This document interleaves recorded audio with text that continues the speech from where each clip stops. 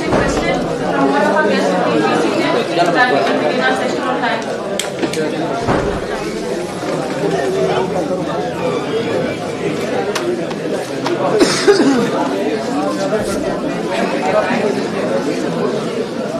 I warmly welcome you all at the one-day SVI-BZU joint seminar titled South Asian Security Situation, Emerging Trends and Challenges. Ladies and gentlemen, I am grateful that you all have graced this occasion with your presence.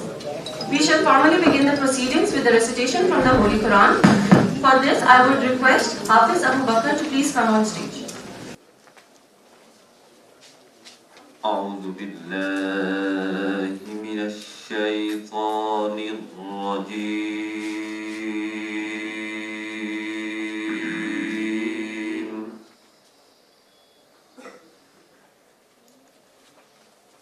بسم الله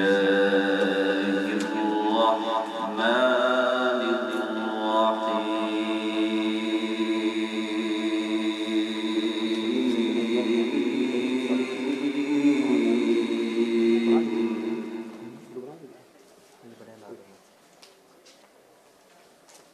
رب المشرقين ورب المغربين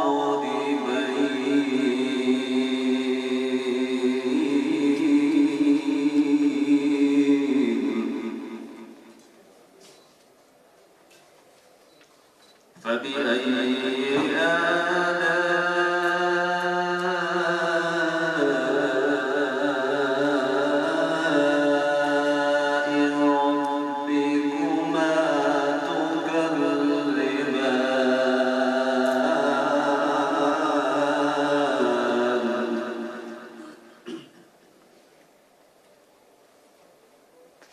مرج البحرين يلتقيان بينهما برزخ لا يبغيان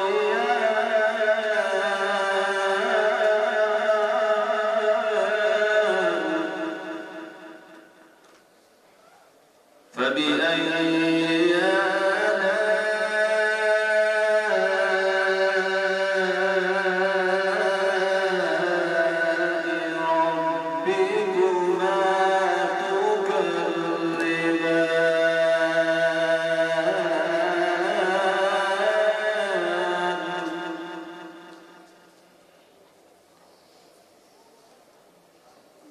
يخرج منهما اللؤلؤ والمرجان فبأي آلاء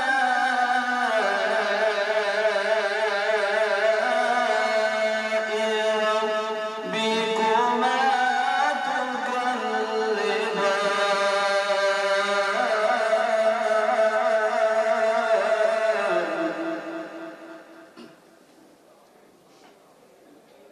وله الجوار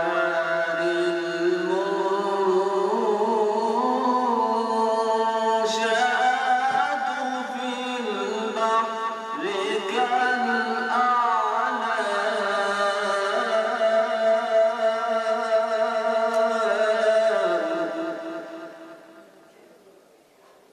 فبأي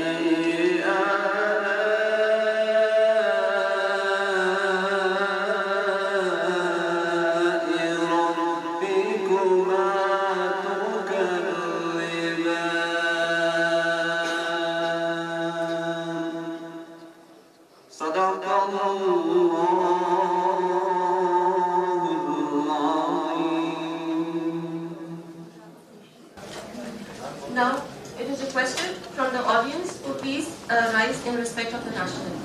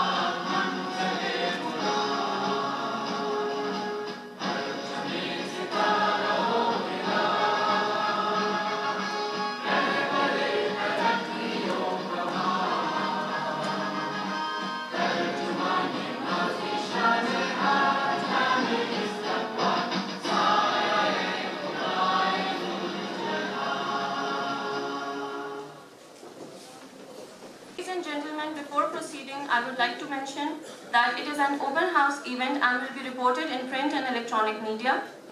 The complete recording of the event will be available on the SVI YouTube channel. It is also requested that if any participant posts the pictures of SVI event on their website or any social media platform, then kindly mention in credit that the event is organized by SVI in collaboration with Department of Political Science, Bahauddin, Zakaria University, Multan. The views and opinions expressed in this event are those of the speakers and do not reflect the views of the SVI or the Department of the Political Science, Bahauddin, Zakaria University, Multan. It is also requested that please switch off your mobile phones or put them on mute. Today we are here for this joint seminar on South Asian security situation, emerging trends and challenges, organized by SVI in collaboration with Department of Political Science, Bahauddin, Zakaria University, Multan. Due to the regional political and strategic importance, great power competition and inter-regional linkages are important dimensions of South Asia's security paradigm. US-China competition, India-US strategic partnership, Sino-Indian dispute, and US's reassurance drive in the region cast the longest shadow on the security environment of South Asia. Hence, the SVI, keeping in view the significance of the subject, organized this seminar to have a thoughtful discussion on the subject. We are grateful to Professor Dr. Mansoor Akbar Kundi, Vice Chancellor Bahauddin Zakaria University, and Political Science Department for collaboration and facilitating us for this seminar. Today, for our inaugural session, we are grateful that Professor Dr. Mansoor Akbar Kundi has graced us with his presence as the worthy chief guest and will deliver the welcoming remarks. We also have Dr. Mukarrab Akbar, Chairman of Department of Political Science. Besides him, we have Dr. Shahid Hussain Bukhari, Professor of Political Science. Moreover, we have Dr. Nasir Hafiz, who is Director Research, SVI, and will deliver the introductory remarks. Sir, I would like to request you to please take your seats on the stage.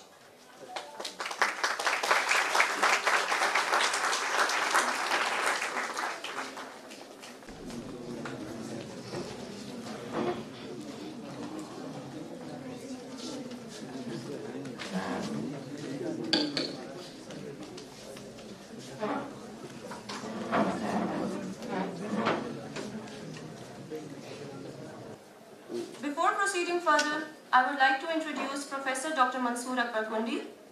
He is the Vice Chancellor of Bahauddin Zakaria University, Multan. Dr. Kundi holds PhD in Political Science. Having taught in the University of Balochistan, Quetta from 1979, Dr. Kundi served as Dean of 3 different faculties. He has also served as Vice Chancellor Gomal University, D.I. Khan from 2009 to 2013. Dr. Kundi is a renowned academician and writer. He has penned 10 books, more than 35 research articles, and around 550 columns in English dailies of national and international repute. He was also a scholar on Pakistan chair in Istanbul University from 1998 to 2001. Sir, I would request you to please address the audience.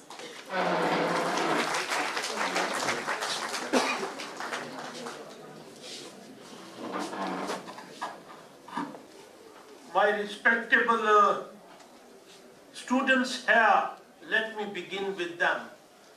And then faculty members, HOD, Professor Dr. Mukhtar Saab, and my guest speaker, Dr. Nasir Hafiz, and all sitting here.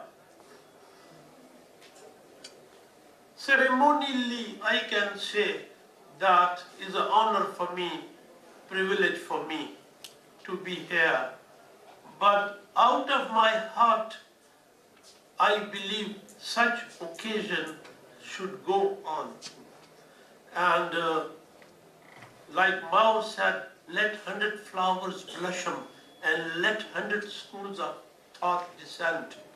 Unfortunately, dissent in this country had been on wane for long. And one thing more which has happened in this country, and I saw it happen, I once wrote one article on that, between being anti-government and state. Over the years, particularly when army was in power, no one could speak against the government. If I spoke against Ziaul Haq, I was branded anti-state. And by that, one thing emerged, that when political setup came into power, they demanded one thing, they demanded the same thing. Since I'm very busy with my day-to-day VC-ship, hectically busy, so I don't much read. I read while going from here to Islamabad, Lahore, and in my hand is this laptop. This laptop has become now a library. I don't need to carry books in my hand. I can carry 2 books in my hand. But if this mobile working, laptop working with the aid of Wi-Fi, I can skip to any book. You name it. Anyhow, South Asian security situation, emerging trends and challenges. I will listen to you, try to sit here all time. But one thing I don't know about the rest of the countries of South Asia, including India. But for us, security syndrome, security paradigm, security situation has become awful. You can see even today, the road is blocked. Why blocked? Because the English cricket team is going to DHA to play golf there and have breakfast. Okay, let them go. The problem is somebody can. No, this is security. For 3 or 4 are all road block. I feel sometimes I have been to Washington DC, and you see America. I had been there from 84 to 89, long time. But American president would go with tinted glass vehicle and with few escorts. The American president, who is the most powerful elected executive of the world. Anyhow, security dimensions have been a big challenge for Pakistan. I don't know about Sri Lanka, Bangladesh. Can be there, but for Pakistan, big challenge. And that challenge has grown. It was less challenging 40 years ago than now here. So with these words, I welcome all of you here.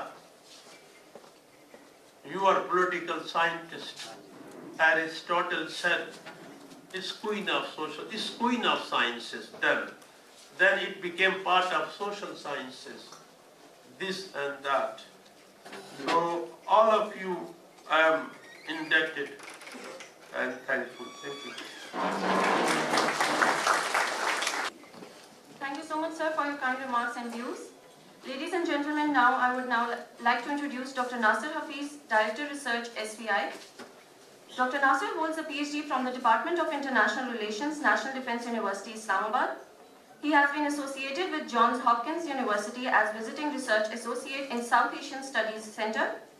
He has published research papers in various journals and participated in several international and national seminars and conferences. His research areas are national and international security, nuclear strategy, nuclear diplomacy, arms control and disarmament, discourse analysis, strategic foresight, and scenario planning. Sir, I would request you to please deliver the introductory remarks.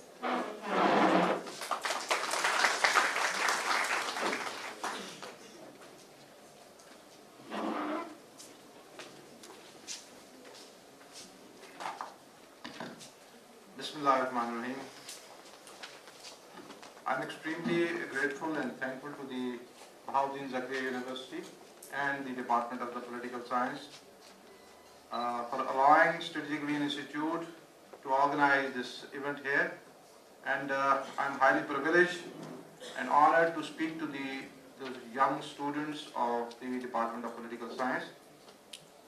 It was a very pleasant surprise for me that yesterday once I entered this hall and I saw the plaque of Dr. Tahir Amin outside, and this hall has been named. He was a wonderful scholar of international relations and I happen to be his student.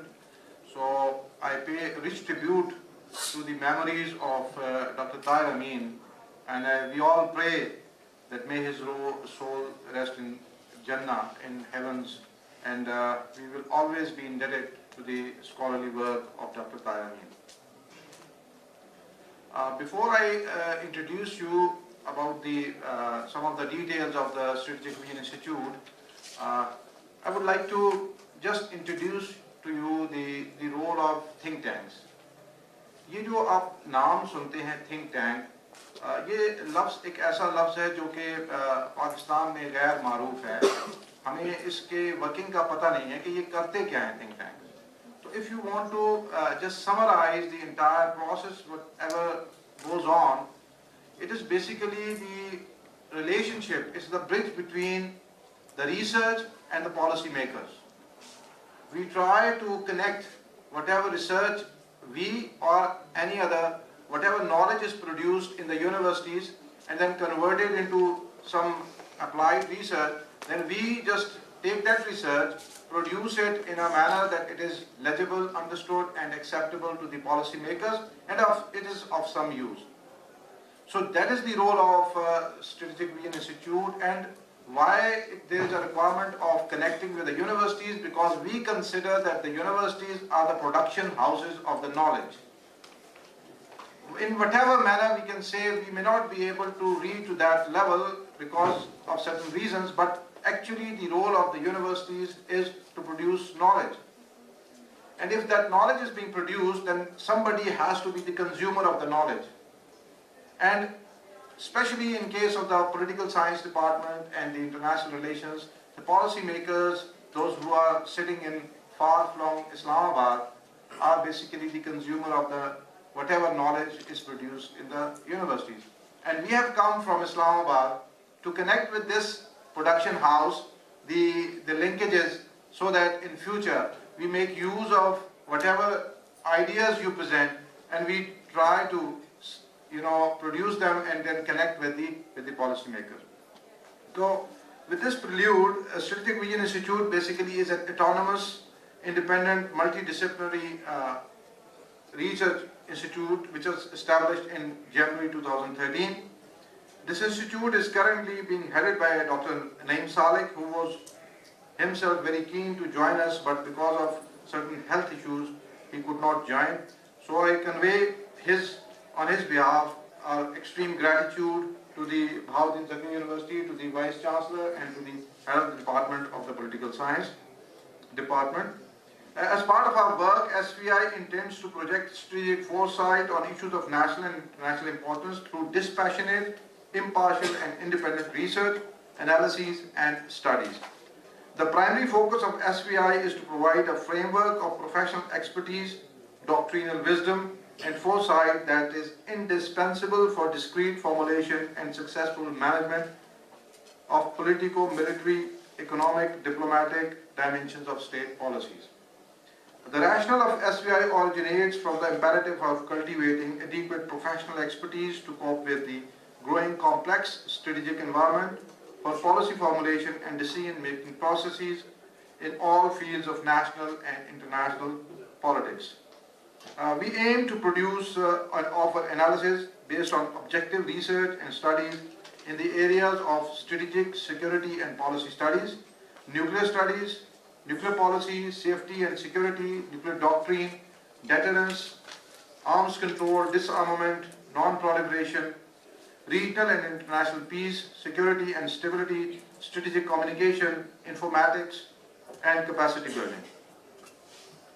As I already highlighted to you the role of think tanks, basically in the morning I was walking through the BZU campus, and I just was thinking that the relationship of knowledge of students and ideas is just like a seed.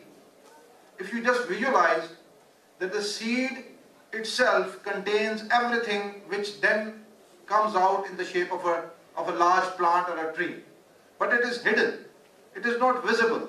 It is not transformed. It is just packed up, the packed up energy which is in the seed. If you provide the seed the right kind of environment, if you sow the seed at the right time, if you put the seed in an incubator in a situation and hold for some time, and then you find that that seed will slowly sprout. That is not the end of the story. It is just the beginning. So I just want to tell you that you all represent, and these all universities, we all represent a simile of a seed. We all have ideas. We all have capacities and potentials. We need to have the right kind of environment. If you do not provide that environment, I can say you with guarantee, even if the Einstein is brought here and if he is not given the right environment, he will not succeed. But I am sure, with the leadership of the Vice Chancellor which is here, and he has put on every effort, and we are here and we are trying also to reach out to this institution to create that environment. And once that environment has been created, then we wish to see that this seed is transformed into a tree, and then once out of this nursery of the ideas, we take these trees and then plant them in the field of the practical life, and then you all succeed in your endeavors, and we will always try to come together and help you all. One thing last before I end this my small talk. I know I have been told it is very difficult to comprehend the language which we are normally having our studies, our day-to-day interaction, the English language. So it should not be a hurdle. हम आपस में बातचीत करते हुए उर्दू ज़ुबान को उसी तरीके से इस्तेमाल कर सकते हैं, लेकिन मजबूरी कुछ ऐसी है कि कुछ अल्फाज ऐसे हैं जो कि उर्दू में ट्रांसलेट करने से उससे ज़्यादा मुश्किल हो जाते हैं. तो बाद दफ़ा उर्दू और अंग्रेज़ी को मिक्स करके, और आपको भी मैं ये आपको दावत दूंगा कि आप जब अपनी बात करें हमारे साथ, जब आप इंगेजमेंट करें, क्वेश्चन आंसर पूछें, तो कोई इसमें शर्माने की ज़रूरत नहीं है. अंग्रेज़ी ज़ुबान एक हर्डल नहीं होनी चाहिए हमारी आपस में बातचीत के लिए. तो आज आपके लिए एक छोटा सा मैं तोहफा भी लाया हूँ. मैं किताब मेरे सामने पड़ी हुई है, ये डॉक्टर नईम सालिक हमारे जो चेयरमैन है उनकी किताब है. अगर कोई स्ट्रेटेजिक न्यूक्लियर स्टडीज़ के बारे में अगर कोई एक किताब ऐसी हो जिसको अगर आप ख़रीदना चाहें तो ये वो किताब हो सकती है. इस किताब को उनके सिग्नेचर के साथ मैं आज एक लाया हूँ यहाँ पे, और ये उस स्टूडेंट को दी जाएगी जो स्टूडेंट या जो पार्टिसिपेंट जो है एक ऐसा सवाल, ऐसा अच्छा सवाल पूछेगा जिसको हम सारे आपस में वैल्यूएट करके ये कहेंगे कि हाँ ये वो शख्स है जिसको ये तोहफा दिया जा सकता है. तो ये ऑथर की साइन शुदा किताब है जो कि एंड में with a mutual discussion we can hand over to any of the students, any of the participants. So I would urge you that each one of you can try with this. So once again, at the end, I pray my gratitude and I express my extreme thanks to the Vice Chancellor, sir. And we are grateful to the Department of Political Science, and especially I must thank Dr. Buhari, who has been instrumental in managing all the affairs of whatever collaboration we have been able to do that. This is not the end of the story. This is just the beginning. So SVI is going to now be in constant communication with BZU and the Department of Political Science. And I invite you all that whenever you visit Islamabad, SVI is going to host you. You can always come to us. You can always contact us through telephone, through our website, and we will be forthcoming to help you in all your research endeavors, whatever capacity we can. Thank you very much, sir.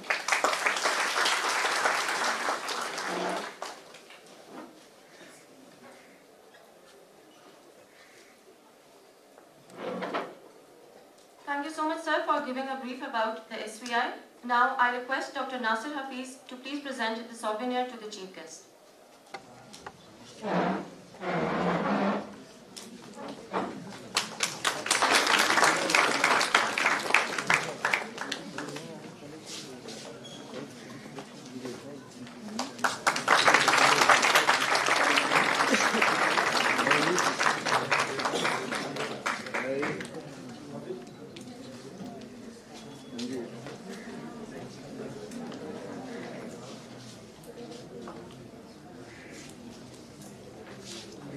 The inaugural session of the seminar has come to an end, but before we proceed further, I would like to thank Professor Dr. Mansoor Akbar Kundi, Vice Chancellor Bahauddin Zakaria University, for taking time out of your busy schedule for participation in our seminar. Now I request the Vice Chancellor, SVI and the Department of Political Science teams to please assemble for a group photo. Meanwhile, all the guests and the participants are requested to be seated, please.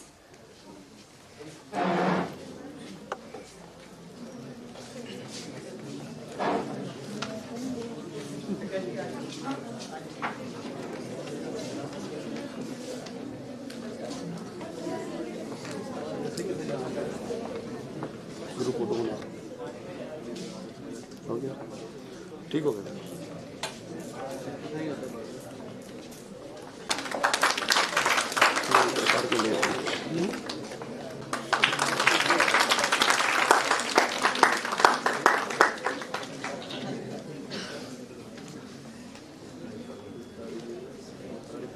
Chaired by Professor Dr. Mansoor Akbar Kundi, we have three speakers in this session.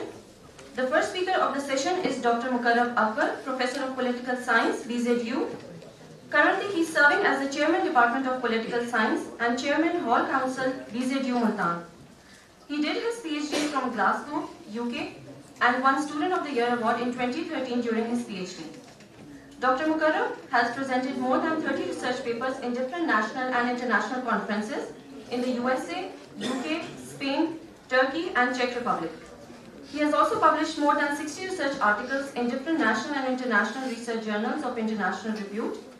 Moreover, Dr. Akbar has also contributed 4 chapters in different books.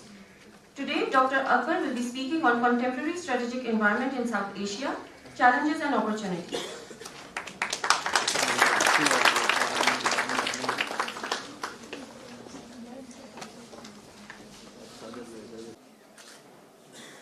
Respectable Vice Chancellor Professor Dr. Mansoor Akbar Kundi Sahab, guests from SVI, dear colleagues and my lovely students, Assalamu alaikum.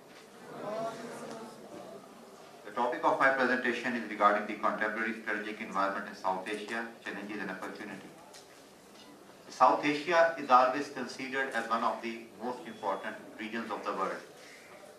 And it is said that South Asia is located on the world map at the place which will not play important role in the world politics in future, but also it will shape the future of world politics. And we can see the developments in the South Asian region. We can see the interest of different global powers, regional powers in the South Asia. And it seems to be true that it is one of the most important geographical locations of the global world. The South Asian region is composed of Afghanistan, Bangladesh, Bhutan, India, Iran, Maldives, Nepal, Pakistan and Sri Lanka. The population is almost 1.94 billion according to the census of 2020. GDP is around $14.83 trillion. And it is known as the world's most complex region in terms of militarized zone, because it is one of the regions in which both neighboring countries, not only the rival countries, but also having the nuclear weapons. And the geographical location of South Asia makes it important in terms of bilateral, regional and global perspective. United States of America has vital interest in the region, and South Asia region is vital theater of competition with China, particularly from the US perspective. The Chinese increasing footprint in the region causing discomfort for United States of America, because this region, before the Iranian Revolution, the Iran was considered as a good partner of the United States of America, and during the last days of the Cold War era and then in post-Cold War era, India and Pakistan both are considered to be close to the United States of America. And the question comes into the mind that the poverty is prevailing in this state. More than 50% of the population is living below poverty line. They have no access to clean drinking water. They have no access to health, education facilities. But it is unfortunate that the both states, particularly rival states in the South Asia, they are spending billions of dollars on their strategic assets. But it is also important to say that the nuclear weapons brought stability, strategic stability in the region. When we talk about South Asian security paradigm, in South Asian security paradigm we can see that these are the different factors which play a very important role. For example, extra-regional intervention that I earlier mentioned, the 1979 Russian invasion over Afghanistan, then war on terror, and then American-Chinese interest in the South Asia region, human insecurity, intrastate insurgency, interstate insurgencies and interstate wars, regional interventions, nuclearization, conventional arms race, conflict management, not resolution. Because the root cause of the problem can never be tried to resolve by the states. Rather, they always try to manage that superficially for the time being. So in every conflict, there are many crises, and those crises are being resolved for the time period, for the time being. But not a permanent solution is offered by any of the state. And these are different factors which are ultimately providing hurdle in making the South Asia, particularly Pakistan and India, peaceful states. Factors affecting South Asian strategic environment. These are the different lists of South Asian strategic environment. They are affecting them. Because of shortage of time, I'll just read one by one. The Indo-Pak rivalry, Kashmir issue, territorial disputes, internal dynamics, terrorism, non-state actors, nuclear proliferation, Sino-US competitive factor, Afghanistan factor, Russian factor, Iranian factor. These are almost those factors which are playing very vital role in the South Asian strategic environment. These factors can play roles in both directions. If they are playing positive role, they can play effective role in maintaining the peace and stability in South Asian strategic environment. But unfortunately, if they are playing negative role in terms of their proxy wars, in terms of their rivalry, then ultimately these factors can negatively affect the South Asian stability, South Asian peace and South Asian strategic environment. This matrix shows that how South Asian security environment is affecting the South Asia and South Asian citizens.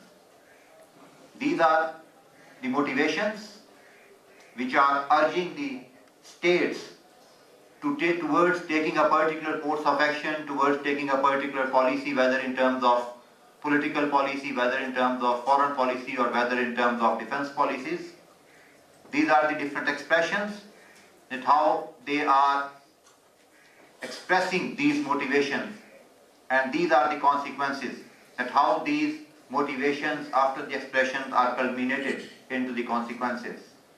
For example, the historical memories, and that historical memories are not good because of the partition, because of the historical rivalry, particularly when we talk about Pakistan, India. And expression is war of words. We can learn, we can see, we can hear a lot of expressions, negative expressions about our neighbors, and similar, it happens across the borders. And ultimately, these are creating the sources of conflict. The colonial legacy, and these colonial legacies ultimately leading toward the interstate disputes. Definitely we have faced, and still we are facing, many disputes, territorial disputes, and these are because of the partition plan, mismanagement of the partition plan, and ultimately these are leading toward the conventional war, whether it was the 1965 war, whether it was the 1971 war, whether it was the Kargil crisis, whether it was the Siachen. So these are the conventional wars.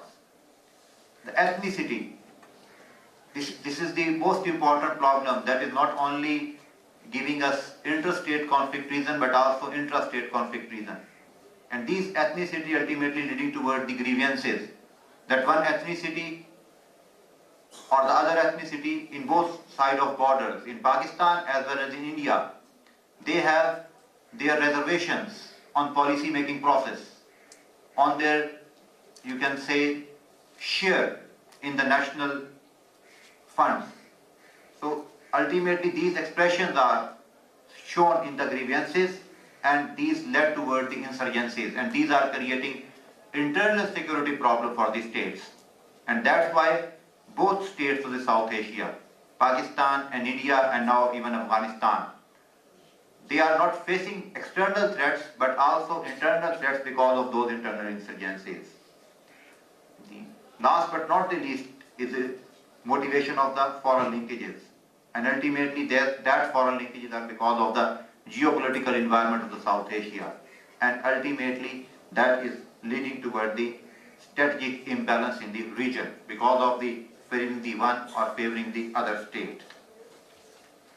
Indian strategic ambitions in the South Asia can be drawn that Indian nuclear posture is due to two neighboring states, China and Pakistan, because the other neighboring states, although India doesn't enjoy good relations with other neighboring states as well, but these are the two important states which are urging the Indian nuclear posture, China and Pakistan.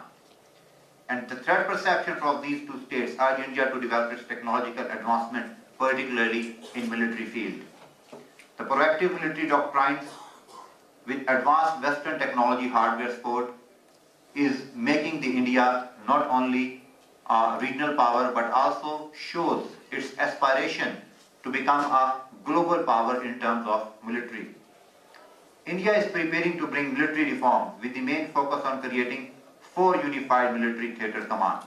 This is particularly very important point, that India is going towards making a command which can be multidimensional. And these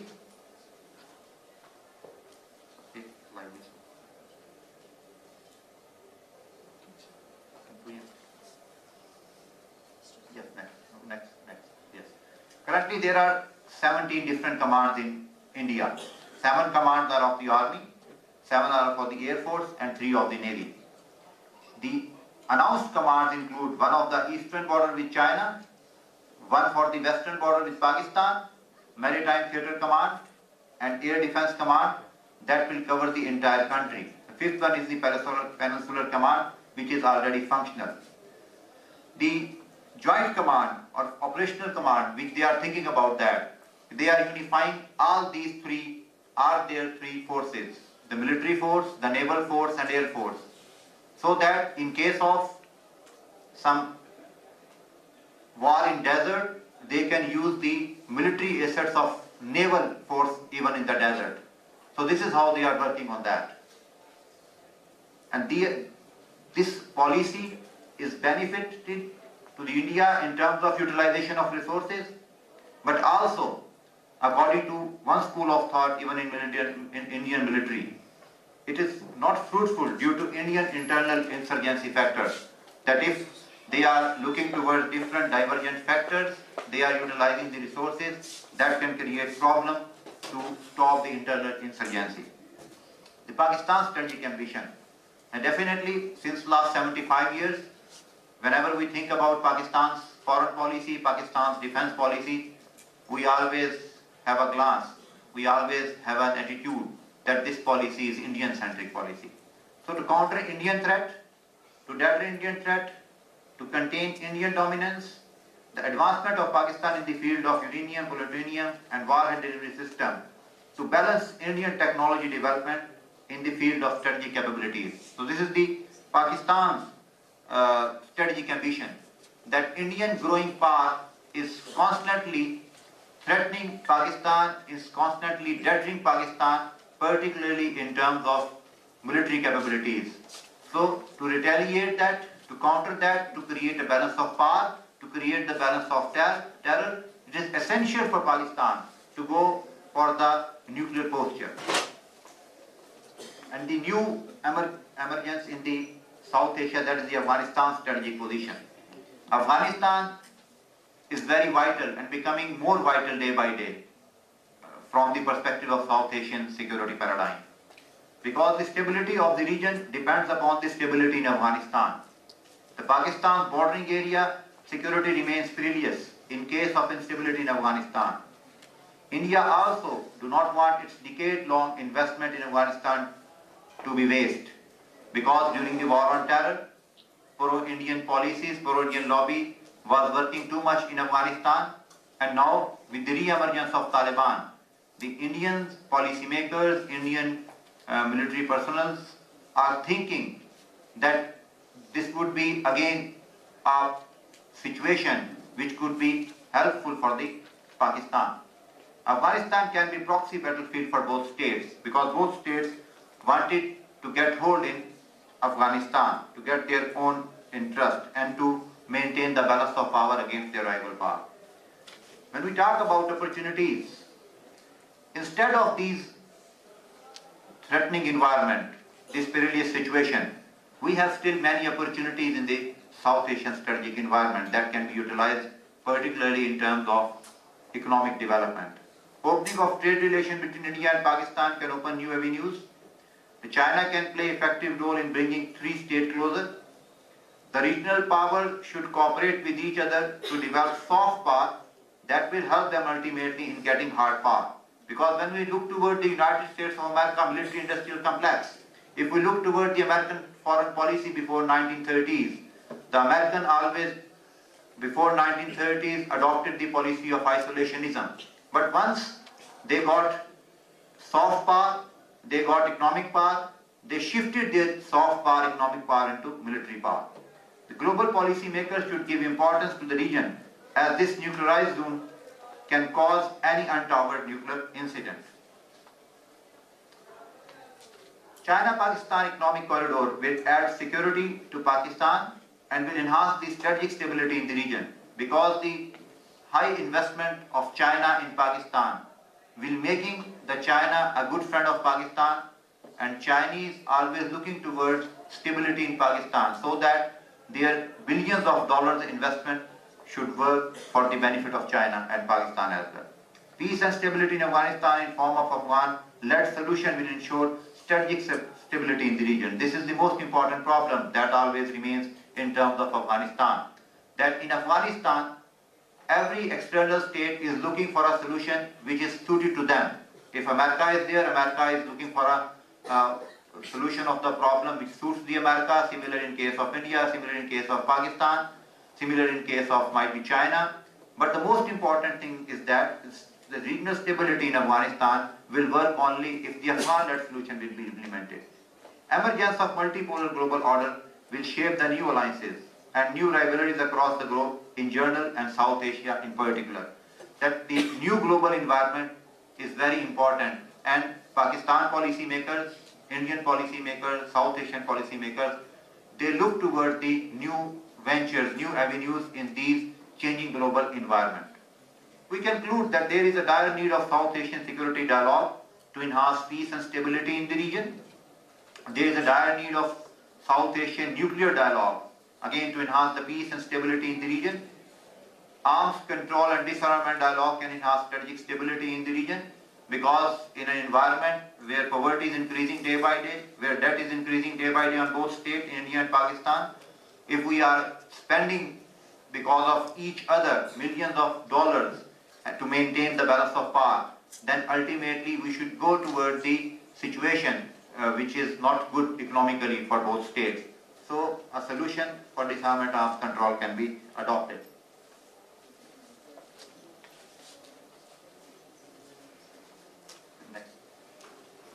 multilateral steps toward confidence building measures should be taken by South Asian states in general and by India, Pakistan and Afghanistan in particular to build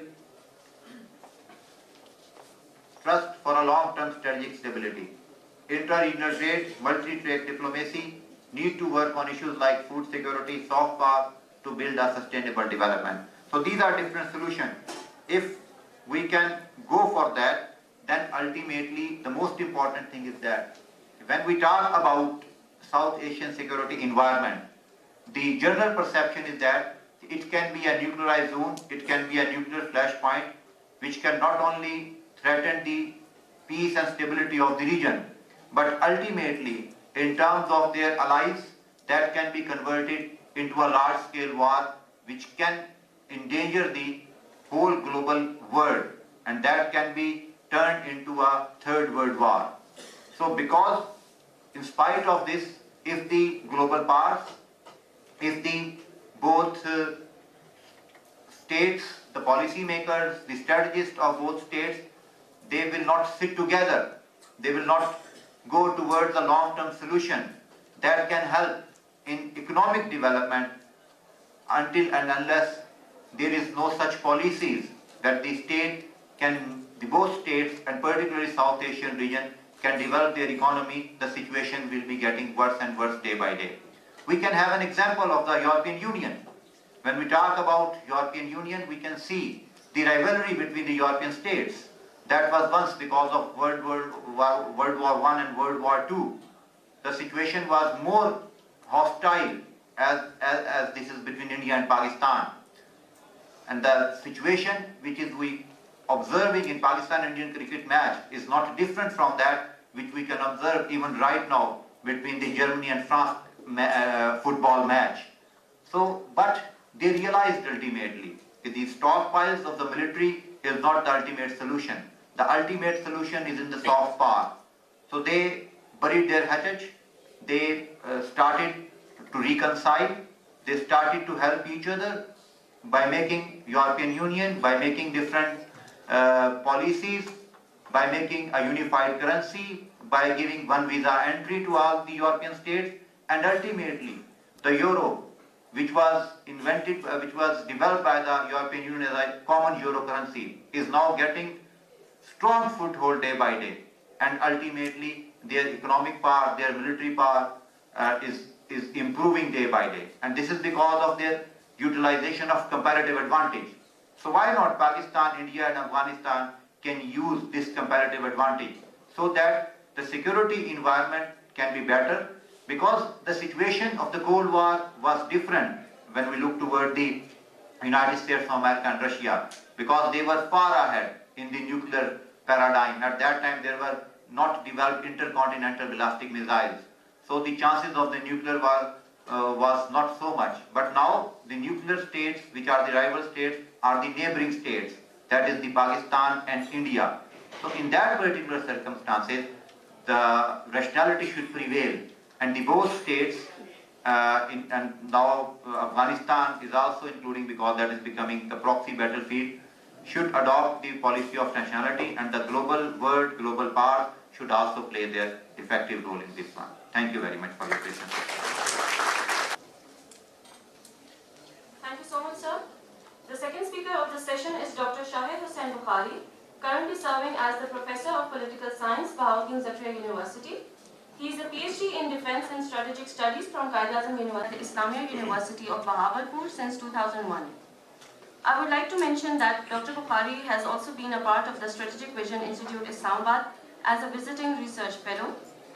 He has also published 27 research articles on his account in various AGC recognized research journals, as well as written opinion articles in various newspapers at the national and international level. The best publication on his account is the publication of his book by the renowned international publisher Routledge, Taylor & Francis, London and New York. Today, Dr. Shahid will be speaking on India-United States strategic partnership, implications for the South Asian security environment. So before I hand over the stage to you, I would like to mention that the time allotted to each speaker is 15 minutes.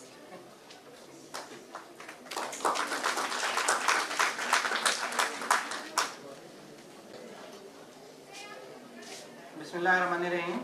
First of all, thank you very much SVI, and thank you very much Professor Dr. Multan who spared his time to listen to us.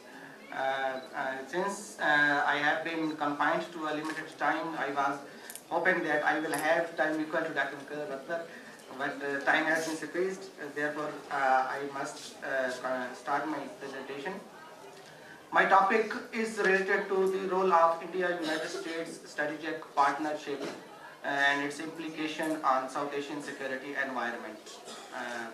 Let me start with the fundamental principle that any subject of international relations or any subject, any topic cannot be understood without an overview of relevant strategic environment at international level, at regional level, at domestic level.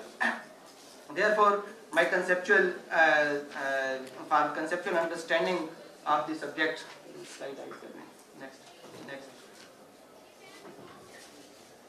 Next.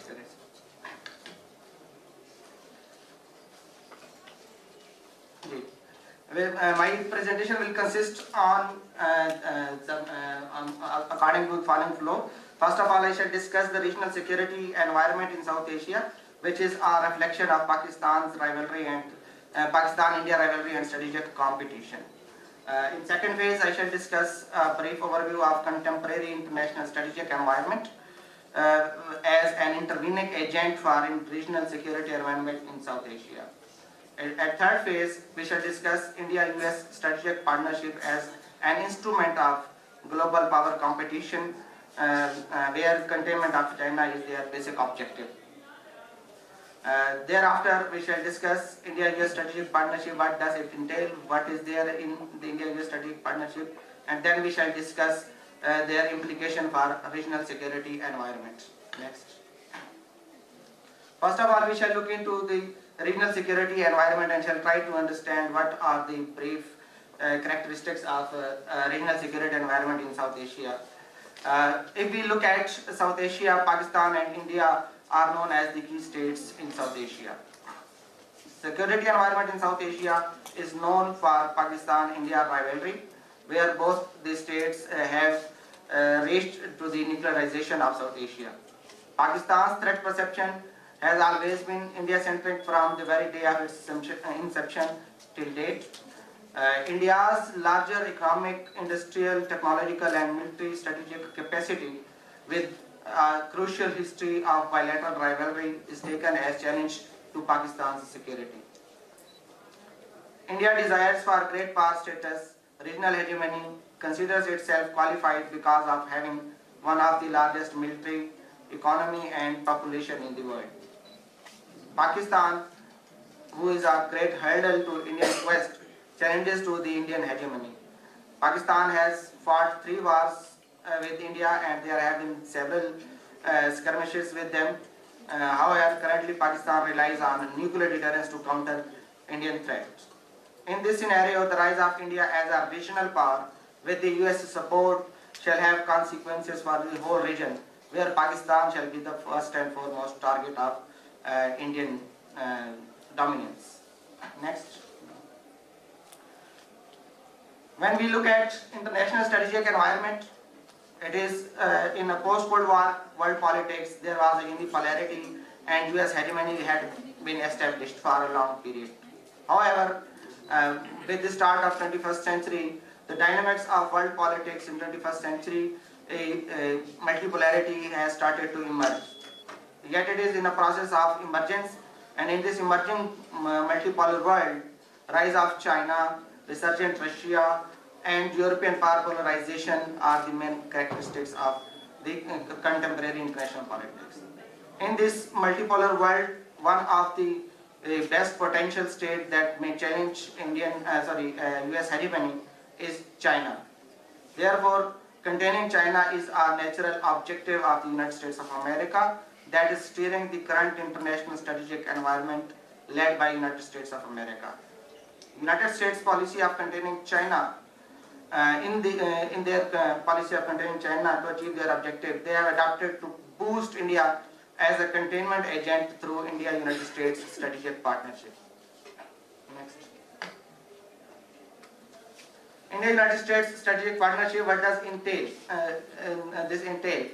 There are a lot of things that have been included in the India-US strategic partnership. First of all, transfer of, through this India-US strategic partnership, there will be a transfer of a high technology defense equipment with dual-use technology. Let me tell you here that what is dual-use technology. Dual-use technology is that technology which can be used for both civilian as well as military purposes. Although India and United States have declared their cooperation to be civilian, but the equipment India will be getting from the United States of America shall have military uses as well. India has a history that they take things, technology on the name of civilian purposes, but they have used their technology, they have diverted their technology towards nuclearization.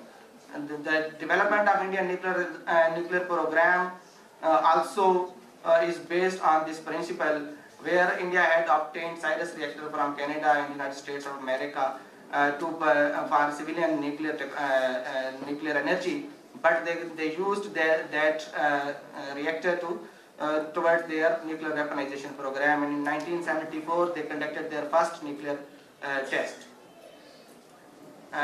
Next is nuclear deal. Under this nuclear deal, a lot of exemptions have been granted to India, and United States has pledged to cooperate India in developing different civilian nuclear projects, where United States will be providing advanced nuclear technology to India, that will ultimately culminate into enhancing India's nuclear arsenal and will be perilous for Pakistan's security. Space cooperation, both India and United States have also pledged to cooperate with each other in space technology. Let me tell you here that space technology is very important with reference to the reconnaissance and surveillance of forces moving around in the states, and especially during the battlefield, during the war.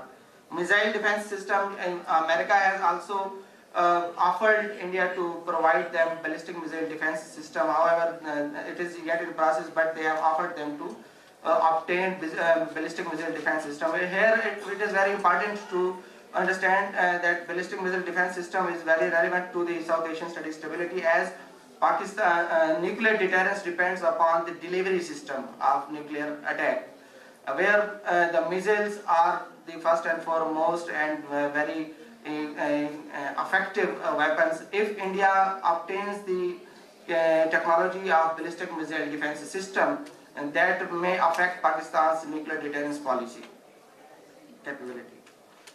Indian Ocean region security cooperation. United States has pledged to cooperate with India in Indian Ocean region for the purpose of navigation and policing in high seas. Thereafter, Defense Technology and Trade Initiative 2012. They have concluded an agreement through which United States will be providing latest defense technologies to India and exempting India from a lot of licensing requirements. And Logistic Exchange and Memorandum of Agreement 2016, LEMOA. Here I want to state that United States has a mechanism for defense cooperation or any kind of cooperation with the world, where they have general principles, they have general treaties which are mandatory to be concluded with the United States of America if you are seeking to have any kind of cooperation with them. For the purpose of defense cooperation, there is an agreement which is known as LSA, Logistic Support Agreement. It is a general agreement which is mandatory for any state who comes to seek defense cooperation with the United States of America. But the main feature of this agreement is that when you enter into agreement with the United States of America, you will have to share bases with the United States of America. And you will have to share the forces placement with the United States of America. India did not want to allow America to have their bases in the United States of America, Therefore, India compelled United States of America to amend their general treaty for to accommodate India, and United States amended their treaty, and logistic export memorandum of agreement was signed between United States of America and India, where India has been allowed to have access to logistic supports around the Indian Ocean, as well as anywhere United States have military placement or military presence. So it is logistic support is very crucial to any kind of military activity or military war activity. Communication Compatibility and Security Agreement 2018. It is an agreement where here I must again let you know that communications are very important during the war activity. The transfer of information, the transfer of orders, transfer of military operations, information to the battlefield is very important. And if your communication is interrupted by your enemy, your plans may be unveiled and your plans may face failure. Therefore, your communication technology is very pivotal to win your wars.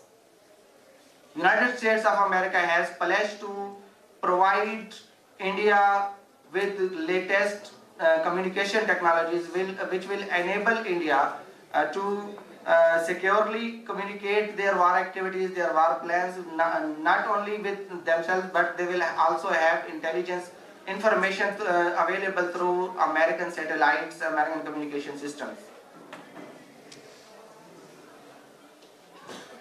Countering America's adversary through Sanctions Act COSTA. It is an act passed by United States of America, where America has pledged to curtail or discourage any country's cooperation with Russia. They want, since they want to contain Russia, they have made an act that will sanction those states who will cooperate or who will trade with India. With Russia. When India starts to buy S-400 missiles from Russia, this became problematic for United States of for India to buy weapons from S-400 missiles from which will help their ballistic missile defense system from India. And they talked to Americans, and Americans gave them special waiver from this act, and Americans were Indians were allowed to take weapons from India as well. There are many other agreements which allow India to have aircraft carrier technology from United States of America. They will have complete information to the American communication equipment, which will allow India to have geospatial information from space, from satellites. If Indian militaries are operating somewhere, they will have access to the American satellites, and they will have the right to obtain information from American satellites as well for military purposes. Next. These were a few things where America is operating with India and will contribute to Indian military strength. Keeping that in view, I have highlighted some implications where first is enhancement of Indian nuclear arsenal due to transfer of dual-use technology, where removal of license requirement for Indian entities was granted. In 1999, 24% of US exports required license.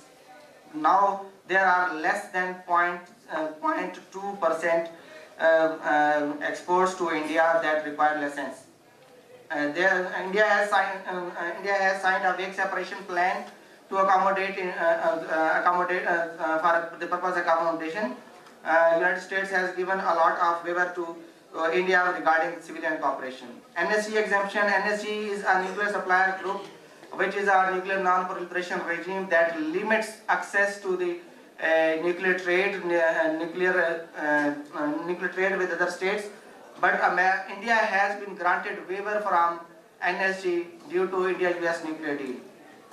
Domestic uranium, if India will be obtaining uranium from United States of America for the purpose of civilian nuclear reactors, the remaining their whole domestic uranium will now will be available to develop their nuclear weapons. Next. Induction of advanced weapon system, defense cooperation entailing possible co-development, co-production and transfer of technology.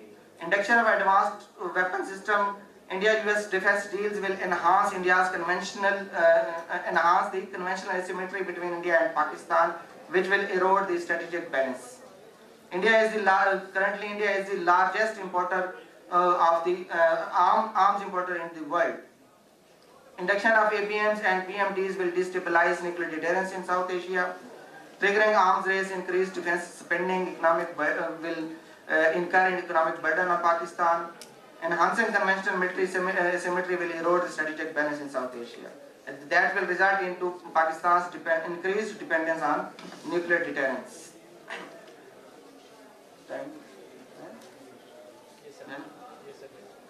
The space cooperation. In space cooperation, will be conducive to India's surveillance, reconnaissance and missile development capability, where PSLVs and space rocket technology can be useful for developing Indian missile accuracy.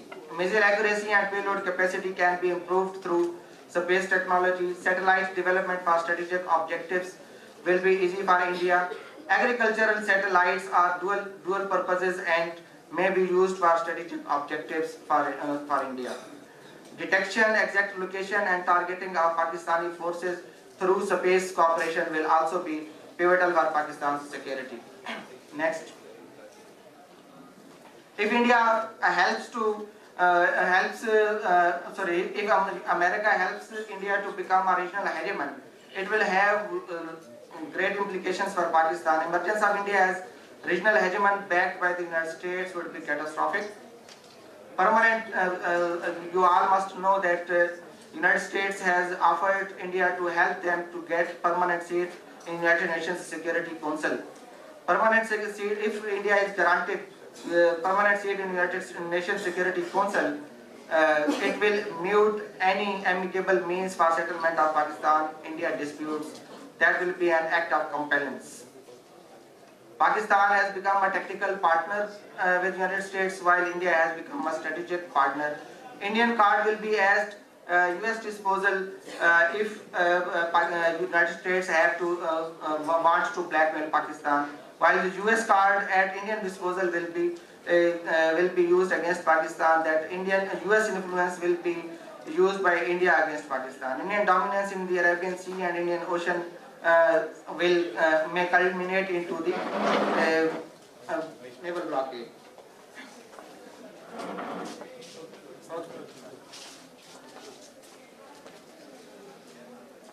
जी, अब मैं इसको conclude करता हूँ, इसकी तरफ आता हूँ कि ये रीजनल इंस्टेबिलिटी पर जो है इसका क्या इफेक्ट होगा, कैसे इफेक्ट करेगा.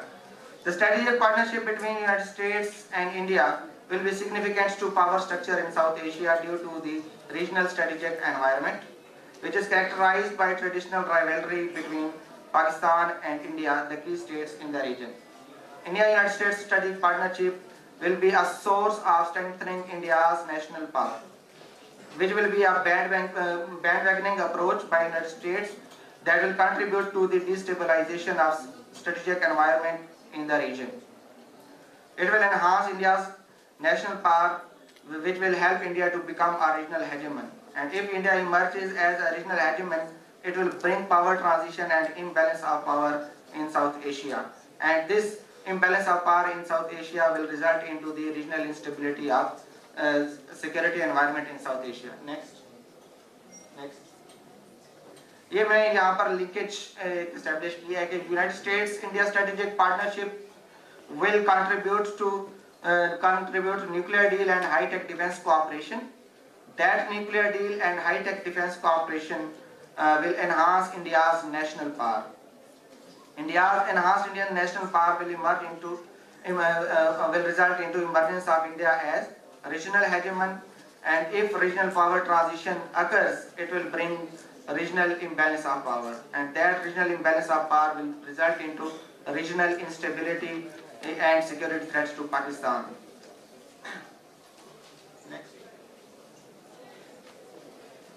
The Indo-US strategic partnership is manifestation of bandwagoning behavior by the United States entailing power transition and imbalance of power in the region, which shall erode strategic balance in South Asia and therefore perilous for South Asian security environment. The partnership will enhance India's strategic power, its influence in regional and global politics, and economic support to declining US economy through defense purchases from US industries. The growing economy, a huge military buildup, and enmity with China are the features that constitute India's prominence in the United States strategic calculations.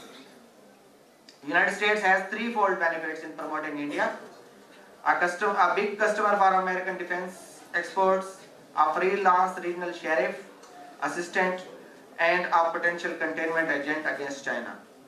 Therefore, India-US collaboration is likely to grow more, where the United States shall provide utmost support to India in her endeavor to achieve great power status.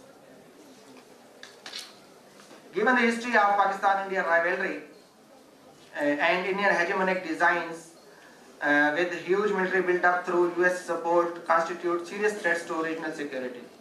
The enhanced bilateral Indo-US collaboration as well as US help to India in enhancing the strategic ties with other nations and international export control regimes will contribute to India's national power, which will subsequently strengthen India's military strength and therefore may turn out to be dangerous for regional security. Recommendations. Strategy is all about assessments and choices, what our enemy intends to do and how we may be able to deter it. Pakistan needs to be cognizant about international geostrategic developments, where national security imperatives cannot be addressed in isolation from international strategic environment. Pakistan needs to develop such policies which should be compatible with international strategic environment as well as serve our national security imperatives.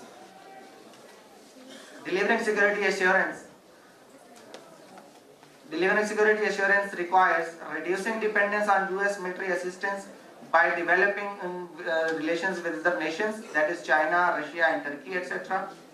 We should accelerate focus on indigenous innovation in the core area of strategic defense capabilities and further consolidating the full spectrum deterrence including maritime security.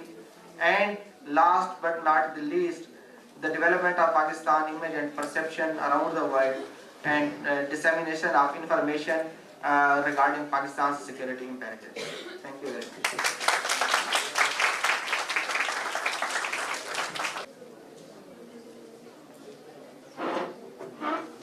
Thank you so much, sir.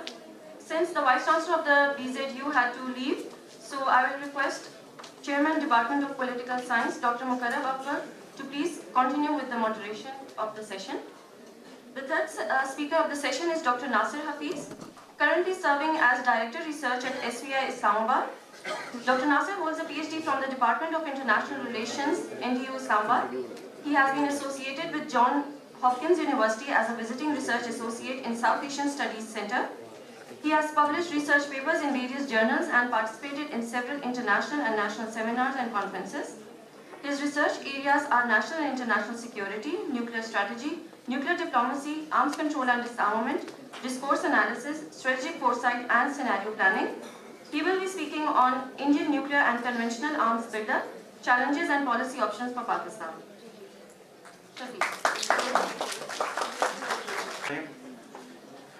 आप में से जितने लोग ये सोच रहे हैं कि आपकी मेरे से जान छूट जाएगी, वो ये समझ लें कि जान नहीं छूटनी, क्योंकि 10 सफ़े मैंने पढ़ने हैं।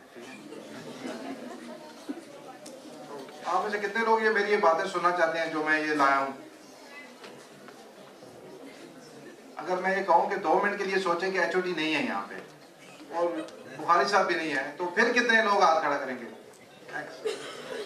آپ لوگ بہت ڈرے ہوئے ہیں. اچھا, میں یہ کہنا چاہ رہا ہوں کہ میں ابھی یہ سوچ رہا ہوں کہ میں یہ لفظ نہیں پڑھتا, میں یہ کاغذ یہاں پہ رکھا. اس کی پرنسپل ریزن ہے, وہ یہ ہے کہ اس کمرے میں سب سے اہم ترین آدمی کون ہے آپ کے خیال سے؟ ہاں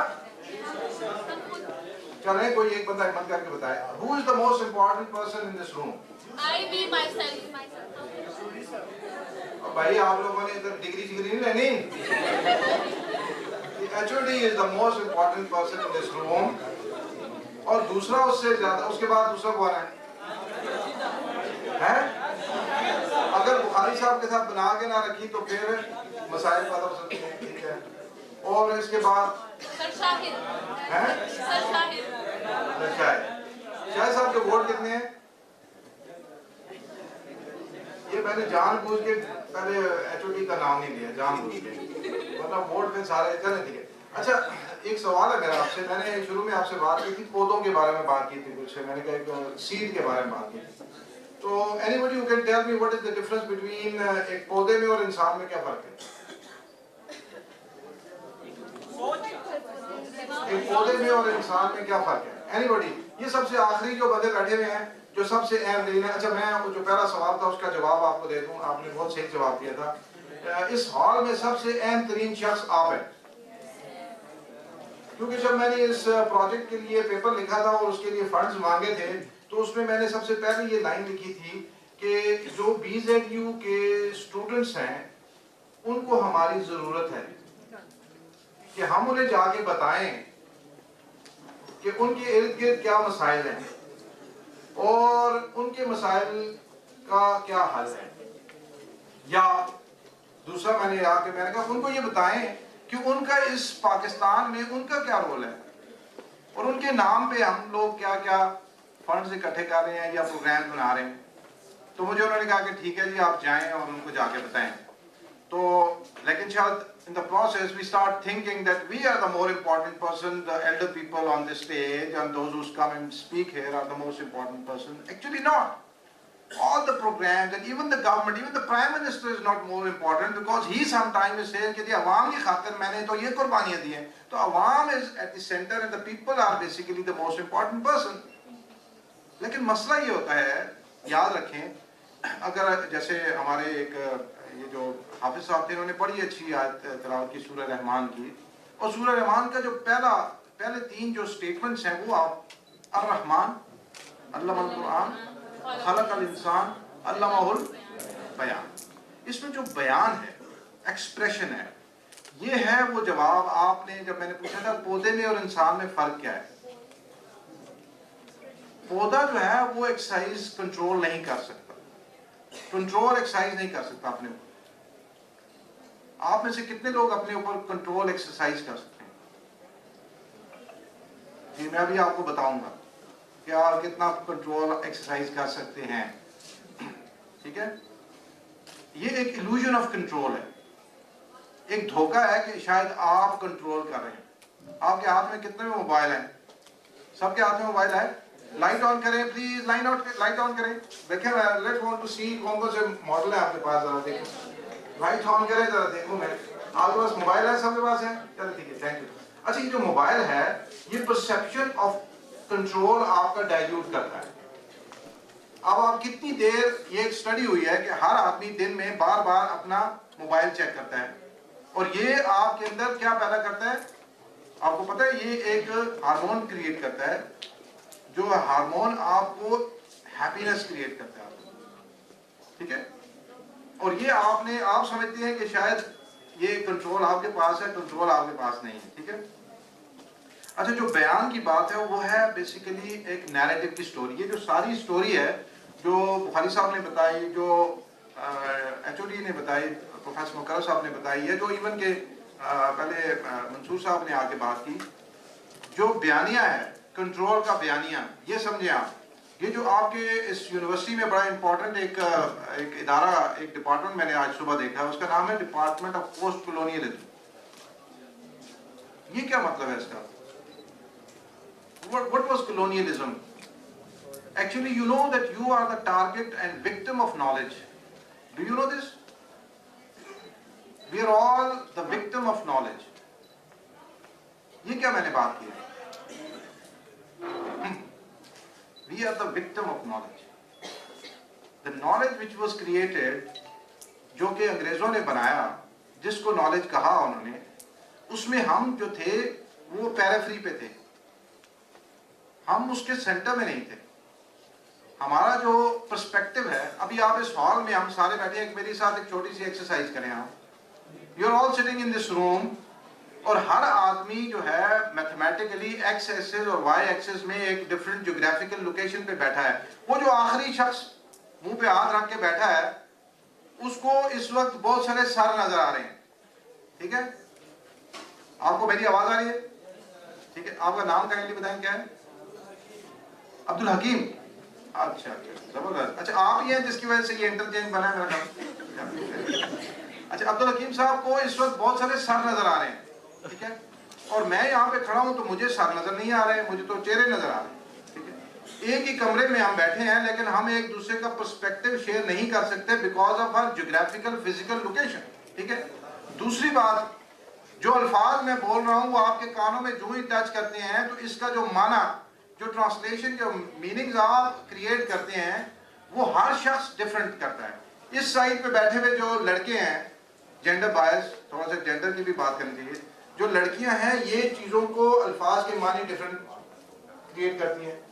جو گاؤں سے ایک لڑکا آیا ہے, جو شہر سے آیا, اس کے ذہن میں ایک اور معنی کریٹ ہوتا ہے. ٹھیک ہے, تو اٹ از بیسیکلی پرسپیکٹو کا ہجوم ہے. ہر آدمی کے ذہن میں کسی میں یہ چل رہا ہے کہ ابھی کھانا کھلنا ہے تو یہ جلدی ختم ہو تو میں کھانا کھانے جاؤں. He is not worried about the strategic stability and the nuclear doctrine and he is not worried about that. So there is a gap of the communication because of the perspective. So I have tried to break that gap. So now because کیونکہ ہم نے جس چیز کے پیسے لیے ہوئے ہیں وہ بھی ہم نے ساتھ سودا بیچنا ہے. ٹھیک ہے, so I will try to bring into your consciousness.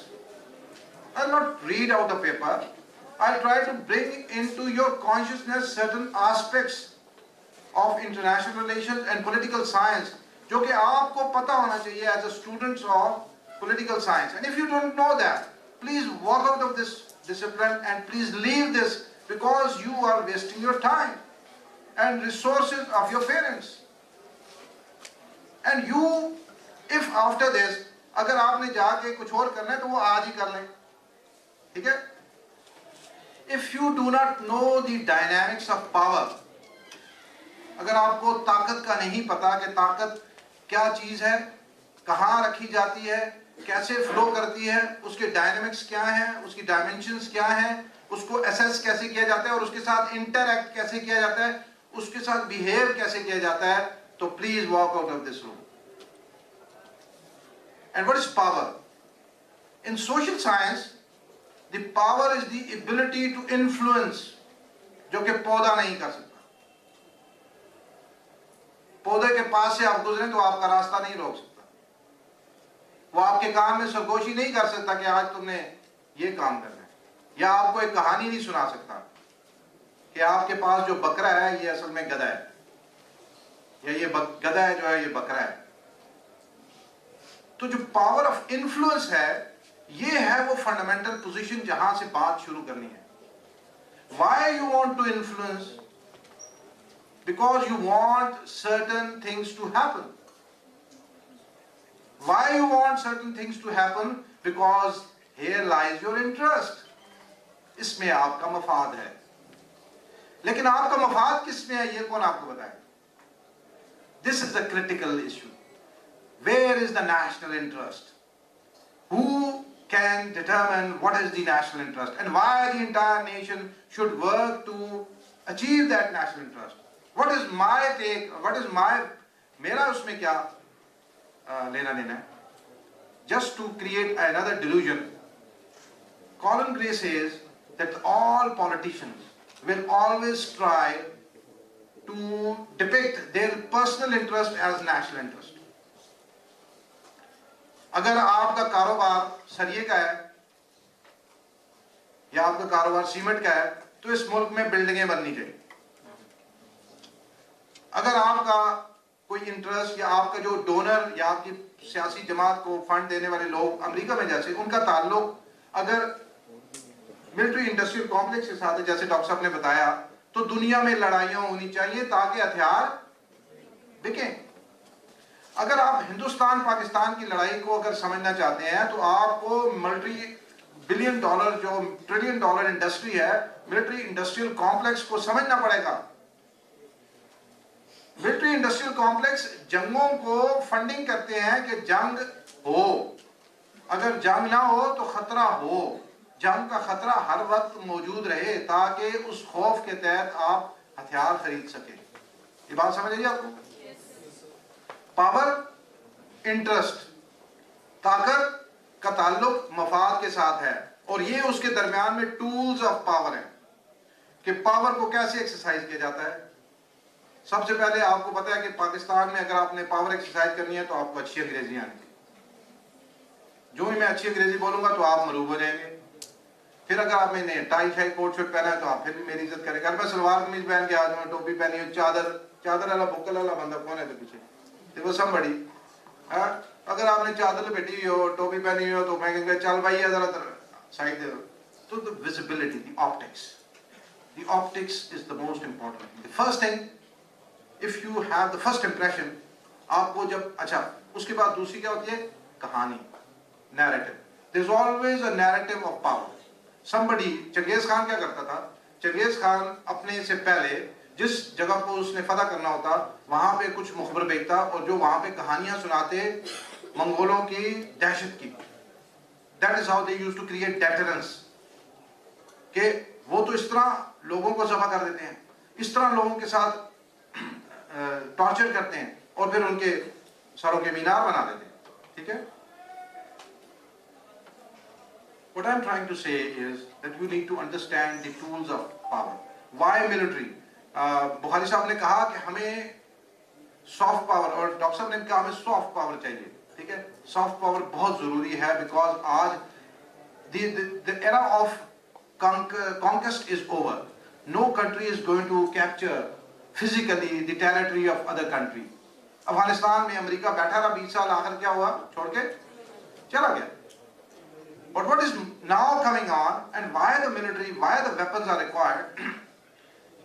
You cannot abandon the total traditional security. The role of traditional security is very important. کیوں؟ مثال کے طور پہ جو ڈیٹرنس ہے, جو خطرہ ہے, اگر ایک پولیس والے کے پاس ویپن ہے, پولیس کے پاس اگر ایک ویپن ہے اور اس کا ویپن جو ہے وہ AK-47 یا کلاشنکوف ہے یا اس کے پاس ایک ڈنڈا ہے, تو میٹر کرتا ہے دوسرا بندہ جو اس سے انگیج کرے گا وہ پہلے دیکھے گا کہ اس کے پاس ہتھیار کون سا ہے. وہ اسیسمنٹ کرے گا کہ کیا مجھے یہ کام کرنا چاہیے کہ نہیں کرنا چاہیے. اگر چوکیدار کہیں کھڑا ہے اور اس کے پاس ہائیلی اکوپڈ قسم کا چوکیدار کھڑا ہے تو 10 دفعہ آپ سوچیں گے, لیکن اگر آپ اس کے پاس ڈنڈا پکڑا ہوا ہے تو آپ اٹیمپٹ کریں گے. تو weakness invites aggression, weakness invites aggression. کمزور ہے جرم ضعیفی کی سزا. تیاری ضرور کرنی ہے, گیو اپ نہیں کرنا. جاپان اکنامک پاور ہے, ٹیکنالوجیکل پاور ہے, سب کچھ ہے, لیکن اگر ملٹری مسل نہیں ہے تو دنیا میں انفلوئنس, دوبارہ سے بات کیا ہے, انفلوئنس نہیں کریٹ کر سکتا. لیکن یہ واحد چیز اکیلی کافی نہیں ہے. You can't have the pillars of missiles and weapons and then have a begging bowl and asking people کہ دی مجھے, میں مانگنے نہیں آیا, مجبوری ہے. ٹھیک ہے. تو what I'm saying is that یہ دونوں چیزیں نہیں جاتی ہیں ساتھ. ٹھیک ہے.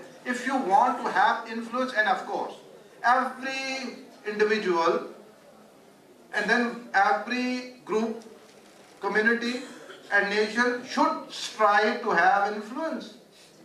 If they do not want to exert influence, تو پھر بھائی زندہ رہنے کا کیا فائدہ ہے؟ آپ میں سے کتنے لوگ جو ہیں وہ ایک ایسی زندگی گزارنا چاہتے ہیں جہاں پہ وہ بےمانی اور لایانی کی زندگی. You do not have an impact. کبھی ایسا سجدہ کریں کہ زمین پہ نشان چھوڑ دیں. اقبال تو یہ کہتے تھے نا کہ ماتھے پہ نشان تو ویسے ہی پڑ جانے ہیں رگڑے رگڑے ٹکرے مارنے سے, لیکن کچھ ایسا سجدہ کر جائے کہ جس سے زمین پہ نشان چھوڑ جائے. تو every one of you should strive to have an influence, create an influence. آج آپ ڈگری کرنا چاہتے ہیں, پروفائل بنانا چاہتے ہیں, کیوں؟ To have an influence. آپ کے جانے سے پہلے آپ کی یہ جو ہمارا سی وی پڑھا جاتا ہے ہم سے پہلے, کہ تاکہ آپ میری بات غور سے سنیں. یہ دیکھیں جی پروفیسر صاحب اتنی پبلیکیشنیں, امریکہ ہے جی فلانی جگہ سے آئے, آپ کے جو سنو یار پتہ نہیں کی گل کریں. آخر بیچ میں سے وہی جو مجھ سے زیادہ آپ کو وہ جو اس صفحہ میں آپ کو دوں, آپ کی اس انگریزی مجھ سے زیادہ اچھی ہو, آپ پڑھ کے بول دیں, ٹھیک ہے. So what I am trying to say, influence and then the tools of influence, they are very important. And what is nuclear weapon? The last thing I would like to add and then finish off. What is a nuclear weapon? The nuclear weapon is the ultimate weapon. Kyun ji? What is the impact of a weapon? A weapon should destroy the target. Kya khayal hai aapka? The weapon should destroy the target. لیکن اگر ایسا weapon بنایا جائے کہ جو interest ہے ہمارا, وہ انٹرسٹ کو ہی لے ڈوبے. یعنی کہ میں اس ہال پہ قبضہ کرنا چاہتا ہوں, تو اس ہال پہ قبضہ کرنے کے لیے مجھے ایک ایسا ویپن چاہیے کہ جو اس پہ گارڈ ہے, جو اس کے اوپر جو اس کو اس وقت آکوپائی کیا وہ لوگ اس سے ہٹ جائیں یا وہ مجھ سے ڈر جائیں یا علیحدہ ہو جائیں, ٹھیک ہے. تو میں آ جاؤں اور میں اس کو کیپچر کر لوں. لیکن اگر میں ایسا ویپن یوز کروں کہ یہ ہال ہی ڈوب جائے, تو پھر اس کو جس چیز کی خاطر لڑائی لڑی جا رہی ہے, وہ لڑائی کے بعد وہ چیز یوزیبل ہی نہ رہے, تو پھر کس مقصد کے لیے لڑائی ہوگی.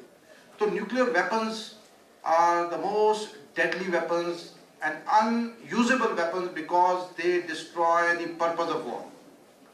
جنگ جس پولیٹیکل مقصد آپ نے کہا نا کہ جنگ جو ہوتی ہے وہ کنٹینیوشن آف پالیسی ہوتی ہے, وہ ایک مقصد کے تحت لڑی جاتی ہے. جنگ کوئی لوگوں کو قتل کرنے کا شوق نہیں ہوتا لوگوں کو. مقصد کیا ہوتا ہے؟ مقصد ہوتا ہے ایک پولیٹیکل اینڈ, چاہے وہ ڈومینیشن ہو, چاہے وہ ریسورسز ہو, یہ پولیٹیکل. تو جس پرپز کے لیے لڑائی لڑی جاتی ہے, نیوکلیئر ویپن اس پرپز کو ہی فنا کر دیتا ہے. وہ اتنا بڑا اس کا destruction. Man has always been in search of power, ٹھیک ہے, لیکن nuclear weapons have provided a power into the hands of man which can destroy itself. ایک ایسی طاقت اس کے ہاتھ میں آ گئی ہے جس سے کہ وہ اپنی ہی سیولائزیشن کو تباہ کر سکتا ہے. تو اس لیے nuclear weapons are not the normal weapon, they are the class of weapons which have to be, they are called political weapons. ٹھیک ہے, تو you have to be very careful about the political weapon. What is deterrence? Deterrence یہ ہے کہ اگر میں یہاں پہ کلاشنکوف لے کے کھڑا ہو جاؤں اور آپ کی طرف پوائنٹ کروں, آپ کو کھڑے جائیں, باہر نکل جائیں, بیٹھ جائیں, تو آپ میرے ہتھیار کو دیکھیں گے اور اس کے بعد میں نے حالانکہ گولی نہیں چلائی, لیکن اس کی جو پاور ہے, اس کا آپ کا پرسیپشن ہے کہ یہ گولی میرے سر سے آر پار ہو جائے گی اور جو کہا جا رہا ہے وہ کیا جائے. Because there is a threat of damage, of a destruction, there is a threat of undesirable act. جو کہ desirable act ہے, اگر آپ نہیں کریں گے تو there is a punishment for that. And that punishment is unacceptable. You don't want to die. So you will submit. So deterrence is basically the capacity to influence the decision-making loop of the enemy of not to undertake کوئی ایسا کام نہ کریں, undertake an undesirable act with a threat of unacceptable damage. کتنی مشکل لفظ ہے, undesirable act and unacceptable damage, بہت complicated لگ رہا ہے. کیا ہے, روزانہ آپ کو deterrence فیس کرنا پڑ جاتا ہے. HOD کے دفتر میں جائیں, اندر جائیں کہ نہ جائیں, ڈر آ رہا ہوتا ہے, کیا پتہ نہیں کوئی مسئلہ نہ ہو جائے, تو آپ کہتے ہیں چلو چھوڑو جی آج نہیں جاتے. Deterrence has worked and you leave the office, you don't enter the office. ایسے ہی ہے نا. تو deterrence plays an important role in your daily life every day. You already are practicing deterrence. آپ بھی کیا کرتے ہیں, کراچی میں ہم جا رہے تھے تو ایک بارات جا رہی تھی, انہوں نے کیا کیا کہ جی ویپن اپنا جو ہے, گاڑی جس میں دلہن تھی, ویپن کو تھوڑا سا کور کیا اور پچھلے شیشے سے باہر نکال دیا, ہلکی سی نالی اس کی نظر آنے لگی. اور میں نے کہا یہ کیا کر رہے ہیں, کہتے ہیں کہ بہت سارے لوگوں کو پتہ چلتا ہے کہ ویپن ہے and they don't attack. So that is the kind of show off to create an impact. So nuclear weapons in Pakistan and India, they have their role. The military has a role. And before I end up, I want to ask you only one thing.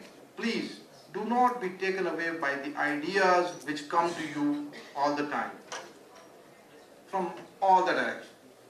Just sit together, ask yourself a single question: who wants to achieve what? Somebody is always trying to achieve something by telling you something. And if you try to understand that, do not get influenced and try to have your own way. So इन पौधों को इंसानों में तब्दील करें पहले, ये पौधे ना रहें आप सारी ज़िंदगी, इंसान बन जाए और इंसानों की सेल्फ रियलाइजेशन को इम्प्रूव करें. और जो मेरा आज का आपके साथ जो इंटरेक्शन है, इसका बुनियादी मकसद ये था कि just to keep you alive, be part of this session. And this paper is otherwise available. I will leave it here with the department. You can read it out. Okay? So SVI is available for each one of you whenever you come to Islamabad for your all academic pursuits. Guest house नहीं है हमारे पास, अलबत्ता बैठने की जगह है.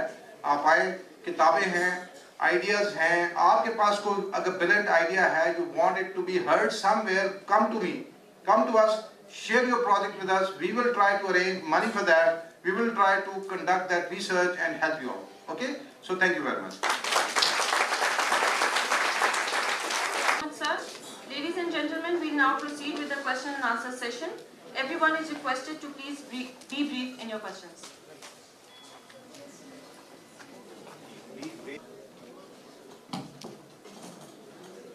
Assalamualaikum.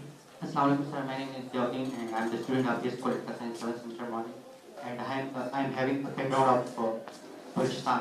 So first of all, thank you to the SBI team, and so thank you to that you cultivate ourselves with a plenty much knowledge. And my question is to our actually, sir, you said that actually the ethno nationalism that is also a threat for regional. Mic थोड़ा दूर करें, आवाज clear नहीं आती है. Sir, you said that ethno nationalism, ethno nationalism is a threat in the regional peace. So, sir, my question is that the rise of communism in Pakistan, that is, I think, so anti-CPEC project in its conduct, and it is also providing fertile ground for Indian influence. So, sir, what is your take on? Can we equate this project with the free fall of Dhaka? Yes, thank you very much. Good question. The one important thing, I am not of the opinion that this ethno-nationalism can always leading towards the threat. But ethno-nationalism, if leading towards the insurgency, then definitely there is an internal threat to a state. So ethnicity is not always a problem, but it is unfortunate that we are facing this problem. Because when we look towards the developed states of the world, there are different ethnicities which are living together peacefully. So you can just recently observe that in Great Britain, an Indian became a prime minister. In the United States of America, a black became a president. So ethnicity is always there, but it gets worse or it creates problems when particularly that ethnicity culminated into the insurgencies. So when we talk about and when we connect it with the China-Pakistan Economic Corridor or CPEC, we cannot at this point of time can measure the importance or the implications of the China-Pakistan Economic Corridor. We can just have an idea that whether it has a positive impact, whether it has a negative impact, how will it impact the people of Balochistan and how the Balochistan insurgency will affect that. So it is not the case. I believe that we should prepare ourselves. We should take fully benefit of any project which is given to us, either by the China or by any other state of the world. And we should understand that when we live like Pakistani, we will, you can say, do not worry about our issues, particularly related to ethnic issues, rather we are going towards one nation. So I think so that will create more opportunities for this state. Dr. Nasir. जो मैंने आपसे बात की अगर मैं इस hall में आप लोगों से सवाल चंद पूछूं और ऐसे सवाल पूछूं कि जो कि इस हॉल के लोगों को तकसीम कर दूं और ये हाथ खड़ा करवा के और आपकी गिनती इस तरीके से करूं कि आप में तकसीम पैदा हो जाए, तो एक ऐसी पॉलिसी جب اڈاپٹ کی جاتی ہے جس سے سوسائٹی کو تقسیم کیا جائے. بعض دفعہ نام لے کر, جس طرح اگر میں کہوں کہ جی جو شیعہ لوگ ہیں وہ اس طرف بیٹھے ہیں, جو سنی ہیں وہ ادھر بیٹھے ہیں, اور کام وہی کرتا رہو, فرق کچھ نہیں پڑے گا. پھر میں سنیوں کو کہوں گا کہ جو بدی تھوڑے سے اگلی لائن میں آ جائیں اور بریلوی ذرا آپ ذرا پیچھے ہو جائیں. پھر بریلویوں کو بلا کے یا سنیوں کو بلا کے چائے پلاؤں اور اس میں ذرا سا تھوڑا سا اچھا مینیو دے دوں, اور شیعہ کو چائے پلاؤں اور اس میں تھوڑا سا مینیو ہلکا کر دوں, یا ان کی کرسیوں کے رنگ اور کر دوں, ان کی کرسیوں کے رنگ اور کر دوں. ایک ایسی پالیسی جس سے کہ آپ میں تقسیم کو پروموٹ کرنا ہو, تو کوئی بھی چیز اٹھائی جا سکتی ہے جس پہ سینسٹیوٹی سوسائٹی میں. ہماری سوسائٹی از اے وکٹم, میں نے کہا آپ کو victim of, we are victim of knowledge. جو knowledge which is coming to us from a source, it has an objective, it is not neutral, it has an objective. ہمیں بہت intelligently اس کو handle کرنا ہے, پڑھنا ہے, سننا ہے, اپنا مفاد دیکھنا ہے. آج بلوچستان میں انسرجنسی یا اگر کہیں پہ بھی ہو رہی ہے تو اس کا فائدہ کس کو ہو رہا ہے؟ بلوچوں کو نہیں ہو رہا, بلوچوں کو بالکل نہیں ہو رہا. اس کا فائدہ جس کو ہو رہا ہے وہ اس پہ فیول کرتا رہے گا اور آپ لڑتے اور مرتے رہیں گے. اور پاکستان کا بھی اس میں کوئی فائدہ نہیں. اگر روڈ بنے گا, ایکسیسیبلٹی ہوگی, انفراسٹرکچر بنے گا, تو سب سے پہلا فائدہ اس روڈ کے ملک کا جس کی زمین ہے اس کو ہوگا. کہ پنجاب میں جہاں سے روڈ گزرتی ہے بڑے بڑے پیسے لگتے ہیں, تب روڈ ادھر سے گزرتی ہے. So believe and think of the narrative intelligently, and دیکھیں تقسیم کے ایجنڈے کو سمجھیں. آپ کے اوپر امریکہ CIA کے جو دنیا میں سب سے زیادہ پیسہ خرچ ہمارے اوپر کرتا ہے, اور سب سے بڑی اس کی جو ڈپلائمنٹ ہے وہ پاکستان کے اوپر, اور اس کی مقصد کیا ہے یہ آپ کو پتا ہوگا.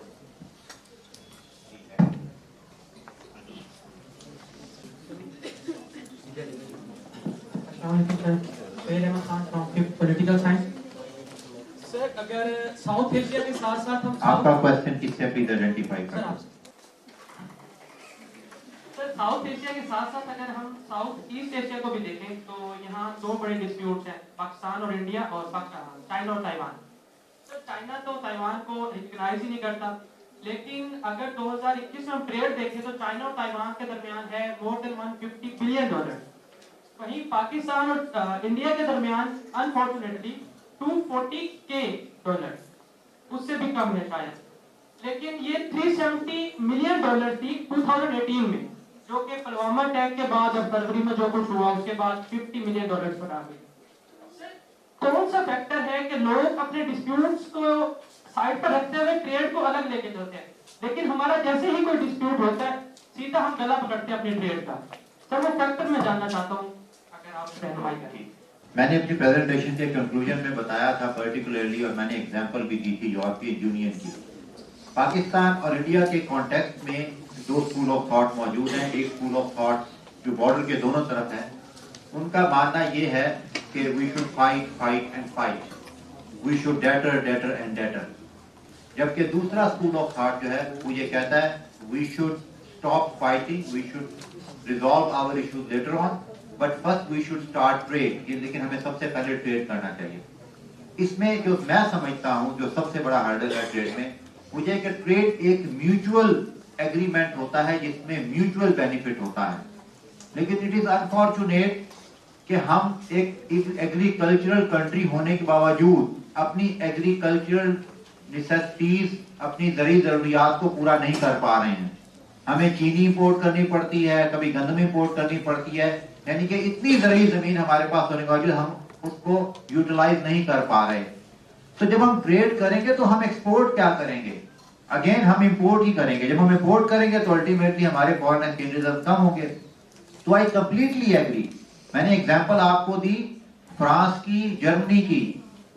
Second world war, first world war میں مخالف تھے ایک دوسرے کے شدید ترین. آج بھی ان کے درمیان جب فٹ بال میچ ہوتا ہے تو پاکستان اور انڈیا کے درمیان شاید اتنی عوام کے درمیان شدت نہیں ہوتی جن کی ان کے درمیان ہوتی ہے, لیکن اس کا جو وہ ٹریڈ کر رہے ہیں اور انہوں نے اپنے آپ کو کمپیریٹو ایڈوانٹیج سے فائدہ اٹھایا.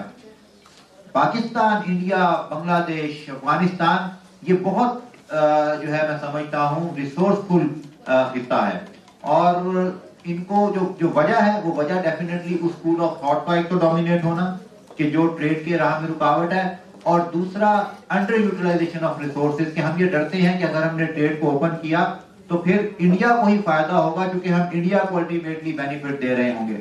میرا ذاتی طور پہ میں سمجھتا ہوں کہ اگر کسی کی اکنامک ڈیپینڈنس آپ کے اوپر ہو جائے, وہ آپ سے بینیفٹ لے رہا ہو, کم سے کم وہ پھر لڑائی کی حد تک نہیں جائے گا, کیونکہ وہ یہ سمجھے گا کہ مجھے اس سے فائدہ ہو رہا ہے. اسی طرح ہی ہے کہ دو شخص, ایک ذرا کمزور ہو اور ایک طاقتور ہو, اور دونوں مل کر کوئی بزنس کریں, تو وہ طاقتور کمزور کو چاہے گا میرے ساتھ ہی, کیونکہ اس کو بزنس میں فائدہ ہو رہا ہوگا. تو ہمیں اپنے ریسورسز کو, دوسرا جو وجہ ہے بڑی وہ یہ ہے کہ ہمارے پاس ہمارے پالیسی میکرز کا فیلئر کہہ لیں اس کو, ہمارے منصوبہ بندی کا فقدان کہہ لیں, وہ نہیں ہے. اگر وہ ہمارے پاس صحیح ہو اور ہم اپنے یوٹیلائزیشن آف ریسورسز کر رہے ہوں تو پھر ہم ایکسپورٹ صحیح کرنا چاہتے ہیں. میں ڈاکٹر صاحب سے ریکویسٹ کروں گا وہ پلیز. جو بات انہوں نے کی پروفیسر صاحب نے, I am totally agree with that. اس میں کوئی دو رائے نہیں ہے کہ ٹریڈ ایک ایسا ایلیمنٹ ہے جس سے کہ پیس کو اپروچ کیا جا سکتا ہے, اور اگر انٹر ڈیپینڈنسی بڑھے گی تو پیس بڑھے گی, پیس ہو جائے گی. لیکن آپ یہ چیز دیکھیں, ایک as a student of political science, جو سب سے امپورٹنٹ فیکٹر ہے, ہینری کسنجر سے کسی نے پوچھا تھا کہ اگر اسٹیٹس جو ہیں وہ دے پرسو سروائیول, تو survival is possible by surrender. سمجھ لیجیے بات کو. اگر آپ کا جو پرابلم ہے وہ صرف سروائیول ہے, تو survival is possible by surrender. Surrender کر دیں, سروائیول ہو جائے گا. یہ اس سے کوئی ڈس ایگری کرتے ہیں بات کو؟ بات تو نارمل سی, لاجیکل سی لگتی ہے نا. If survival is the only interest, اگر یہی سب سے اہم, کیونکہ ہم نے پولیٹیکل سائنس میں پڑھتے ہیں نا کہ کیا ہے یہ اسٹیٹزم ہے اور بیسیکلی سروائیول ہے جس کی خاطر ہم سارا یہ کرتے ہیں. اگر سروائیول ہی سب سے اہم ہے تو اس کے لیے surrender is a very good option. لیکن آپ نے ملین ڈائلاگ جب پڑھا تو آپ کو بتایا گیا کہ جب انہوں نے کہا کہ the weak should surrender to the powerful, تو ویک نے سرنڈر نہیں کیا بلکہ they resorted to fight back. کیوں fight back because of something more than survival, that is the identity, شناخت. that is the identity. India Pakistan context میں باقی ساری چیزوں کو بھی پڑھنے کی بہت سخت ضرورت ہے, لیکن یہ بھی پڑھیں آپ کہ what is the problem of identity. There is a contrasting identity. Each identity is, and the Indian identity and Pakistani identity, اگر آپ اس کو تھوڑا سا گہرے طریقے سے پڑھیں تو ہندو, the word Hindu is not indigenous. India میں کوئی چیز نامی ہندو کی پائی ہی نہیں جاتی. It is something which has been tagged by the Arabs and the Persians to those people who live on the other side of river Indus. Number one, Hindu nationalism جو ہے اس کی برتھ ہوتی ہے in Bengal. Once the British, they start imposing certain taxes by using the Muslim rulers. جب ٹیپو سلطان کو فارغ کیا انہوں نے, تو جو نیکسٹ جو ٹیئر 2 کے لیڈرشپ تھے ان کے کندھے پہ رکھ کے انہوں نے ٹیکسز امپوز کیے, اور جہاں سے شروع ہوا آپ کا جو فیوریٹ, جو ان کا ایک فیمس ناول ہے انندے مت. انندے مت میں جو آپ کا یہ جو وندے ماترم ہے, وندے ماترم اگر آپ نے نہیں پڑھا تو آپ انڈیا پاکستان کے کلیش کو نہیں سمجھتے. وندے ماترم جو تھے یہ ان کا وار سلوگن تھا, جو کہ سنیاسی جو موومنٹ تھی, سنیاسی لوگ جو لوگ دنیا چھوڑ چکے تھے, انہوں نے مل کر ہندوؤں کے انٹرسٹ کے لیے فائٹ شروع کی تھی. تو یہ وندے ماترم اور انندے ماترم, یہ وہ سارے, جہاں سے ساورکر, پھر یہ بعد میں ان کی ساری جو موومنٹ ہے جو ہندوتوا آج بنی ہے, یہ اس آئیڈینٹی کو انہوں نے ڈیولپ کیا ہے. ٹھیک ہے, اب وہ آئیڈینٹی آپ کو ریکگنائز نہیں کرتی. وہ کہتی ہے کہ یا گھر واپسی آ جاؤ, چھوڑ دو اس مذہب کو جس کو آپ نے اڈاپٹ کیا تھا, واپس آئیں آپ. اور یہ انہوں نے سدھی اور بدھی یہ موومنٹ, اور اس کے خلاف ہے تبلیغ کی موومنٹ, یہ ساری ایک ہسٹری ہے پوری. تو پاکستان انڈیا کو ریکگنائز کرتا ہے, لیکن انڈیا پاکستان کو ہمیشہ ایک چھوٹا پلیئر کے طور پہ کہتا ہے. اور وہ کہتے ہیں کہ اگر آپ امریکہ کی سن سکتے ہیں تو ہماری بھی سنیں. تو ہم یہ کہتے ہیں, پاکستان یہ کہتا ہے کہ ہم سب کچھ کریں گے لیکن برابری کے ساتھ. You recognize us and they are not ready to give us an equal status. So that is my take on that. میری آپ دونوں سے ریکویسٹ ہے کہ ہم کو یہیں ہم نے سوال ہم سے آپ کر لیجیے گا. میرا خیال ہے کہ آپ ڈاکٹر ناصر صاحب کے علم سے استفادہ کریں زیادہ کرتے ہیں. جی فرام گرل سائڈ کی طرف. جی first you. Assalamualaikum sir, my name is Isha from BPA. Sir मैं question is from sir Nasir. Sir आपने बात की शो ऑफ की, तो sir I think show off करना हमारी मजबूरी बन गई है शो ऑफ करना, क्योंकि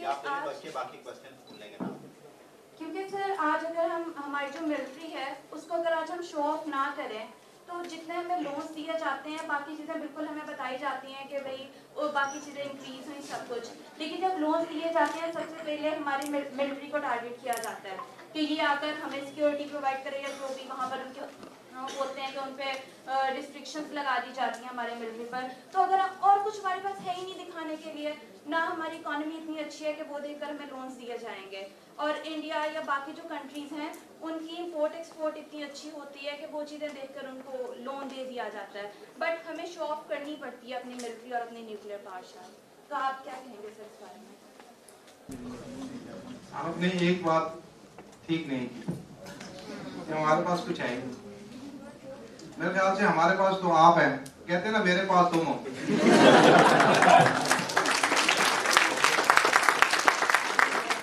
ये भी हमें बताया उन्होंने कि आपके पास कुछ नहीं है. ये भी उसी नैरेटिव का हिस्सा है कि आपके पास कुछ नहीं है, आप है ही कुछ नहीं है. You are nothing, you are nobody. And if you start believing that you are nobody, you will be nobody. Who stops you from saying that I am somebody and I can do anything? मैं आपको ये बात बताऊं, आज सुबह जब मैं आपके कैंपस में घूम रहा था तो मैं लोगों की बातें सुन रहा था. जो स्टूडेंट्स वॉक कर रहे थे सारे उर्दू बोल रहे थे, ये सराइकी बैठ है, सारे उर्दू, बड़े अच्छी उर्दू बोल रहे थे. और दूसरा मैंने ये देखा कि यार बहुत बड़ी बड़ी इमारतें यहाँ बनी हुई, बड़ी जमीन है, बड़ी जमीन है, रिसोर्सेज की कमी नहीं है, नई नई बिल्डिंगें बन रही हैं, पुरानी बोसीदा हो रही है, नए नए बोर्ड अवेजा होते जा रहे हैं, पुराने मिटते जा रहे हैं. जहां से कहीं से आइडिया आया उसके लिए दीवार खरीद करके कुछ दुकान बनाने की कोशिश की जा रही है. सॉरी, तो ये जो मैं आपको बात बताऊं कि यहाँ बहुत कुछ है, रियलाइज करने की जरूरत है. Please realise your potential. I look into your eyes, और मैं अमेरिका में बैठे हुए गूफ और डम एंड डफर्स को देखकर आया हूँ, उनसे ज्यादा आपकी आंखों में स्पार्क है. बिलीव मी, आप में पोटेंशियल है, सिर्फ आपको बताया गया है कि आप कुछ नहीं, ऐसा कुछ आप में सब कुछ है, सारा पोटेंशियल है. Put together your resources. If एक पॉलिटिकल साइंस डिपार्टमेंट के अगर 100 स्टूडेंट्स इकट्ठे बैठ जाएं और किसी एक नुक्ते के ऊपर एक महीना काम करें, मैं आपको बता सकता हूँ कि पूरी दुनिया में आप उस सारी बैरियर्स को क्रॉस करके वो कैसी चीज प्रोड्यूस कर सकते हैं जिसका कोई साल ही नहीं होगा. But this is the perception of illusion of weakness, illusion of being nothing. इससे निकले पड़े. Thank you very much.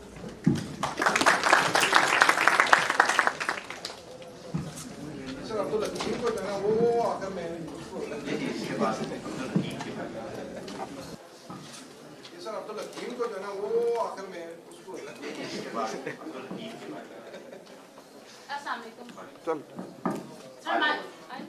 Sir, my name is Laiba Khan. I'm student of BS Political Science 5th semester.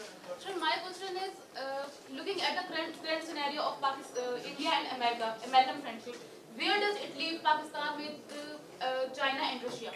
To whom you are referring this question? Sir, Nasir. वो डर गई ऐसा कुछ नहीं, आप बैठ गए. Thank you very much. देखिए हमारा मसला क्या है, हमें किसी एक डिप्लोमेट ने डिफाइन किया, पाकिस्तानी ने, उसने कहा emotionally we are attached with Saudi Arabia. वो नीचे हो गए. इमोशनली जज्बाती तौर पर हमें सऊदी अरब बहुत अच्छा, हरम पाक है वहाँ पे, हमारी इबादत का है, मुसलमान है हम, ideologically we are incline towards Saudi Arabia. अच्छा, और चीन के साथ हमारी दोस्ती बहुत ज्यादा, हिमालय से ऊंची, समुद्रों से गहरी, शहद से मीठी. लेकिन जब हम वीजा अप्लाई करते हैं, तो ना सऊदीया जाना चाहते हैं, ना हम चाइना जाना चाहते हैं. आप में से कितने लोग चाइना जाना चाहते हैं?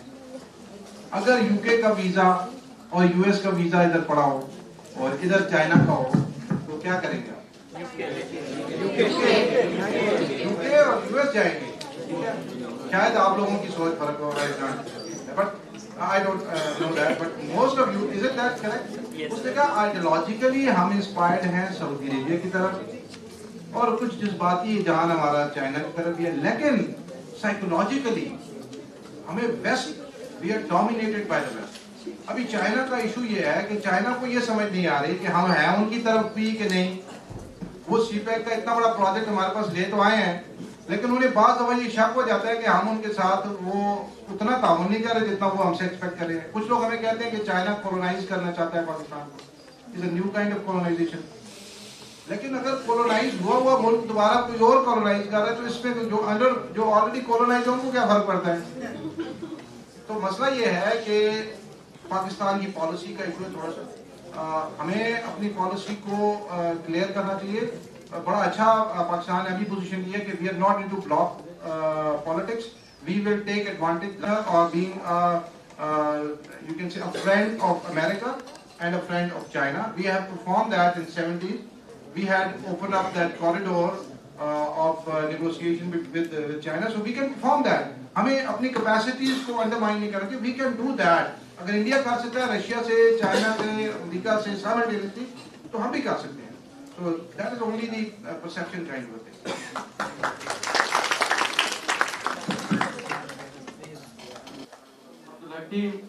Public administration. Sir, maybe a discussion with sir. हम सर जब भी हमारी लड़ाई होती है इंडिया के साथ, चाहे वो sir on land of Afghan हो सर या सर यहाँ पे सर हमारे जितने पावर्ड सर वो सर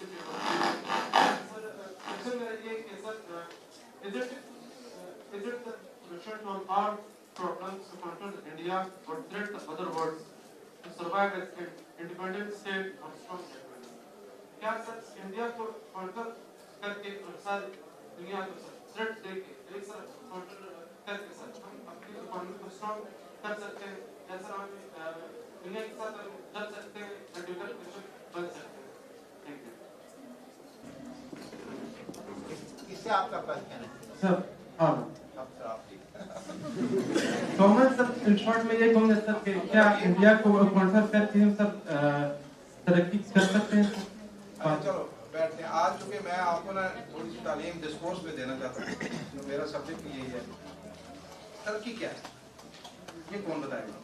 आपको पता है वर्ल्ड बैंक की रिपोर्ट पढ़े हैं, वर्ल्ड बैंक ने कन्फेस किया है कि जो इंडिकेटर्स ऑफ डेवलपमेंट या तरक्की के जो इशारे हमने मुतय्यन किए थे वो गलत।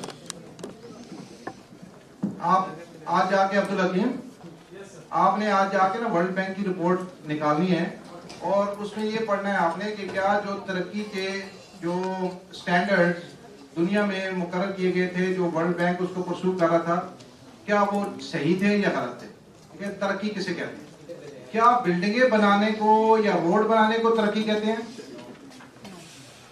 बिल्डिंगें और रोड जो हैं वो अगर सिर्फ बनाए जाए तो क्या वो तरक्की हो जाती है? क्या बहुत ज्यादा इंडस्ट्री लगा दी जाए और बहुत सारा फॉरेन रिजर्व कमा लिया जाए तो क्या उसको तरक्की कहते हैं?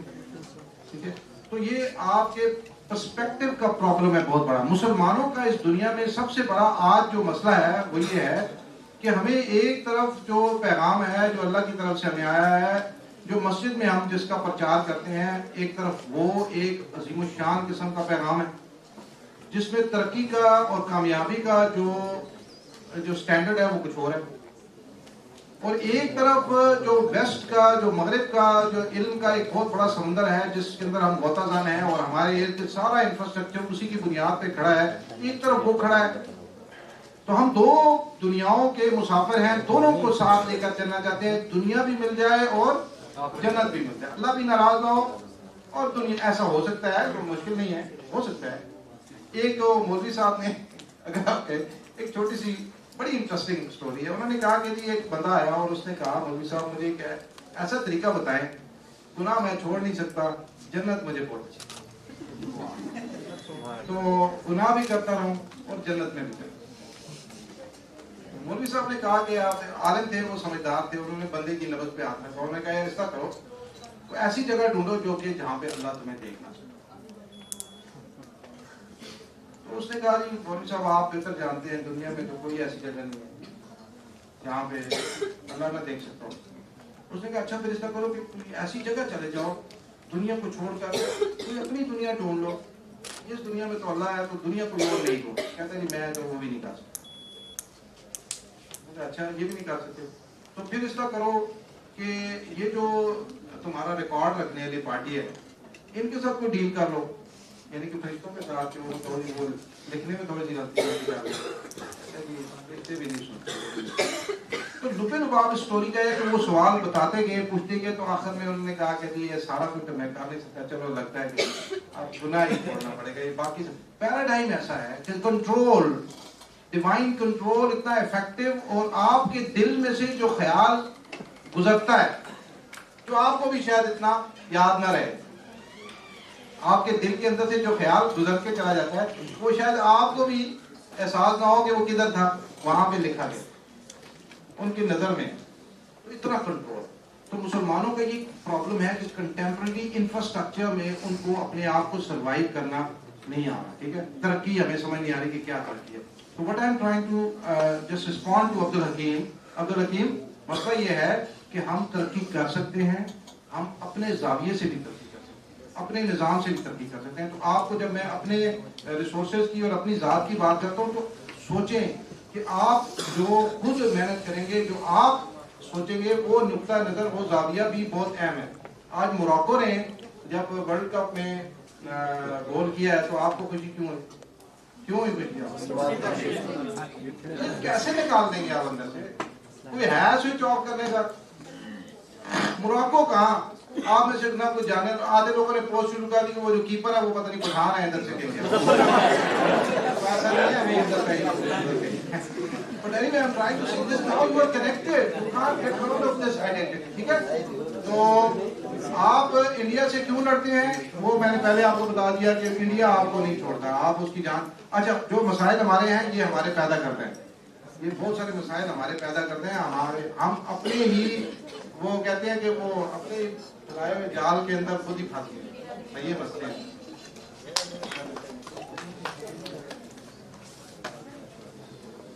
The last question, sorry, we are running short of time. So in next session, the students who have not given opportunity, next session, inshallah, they will get opportunity. Baat hai kare.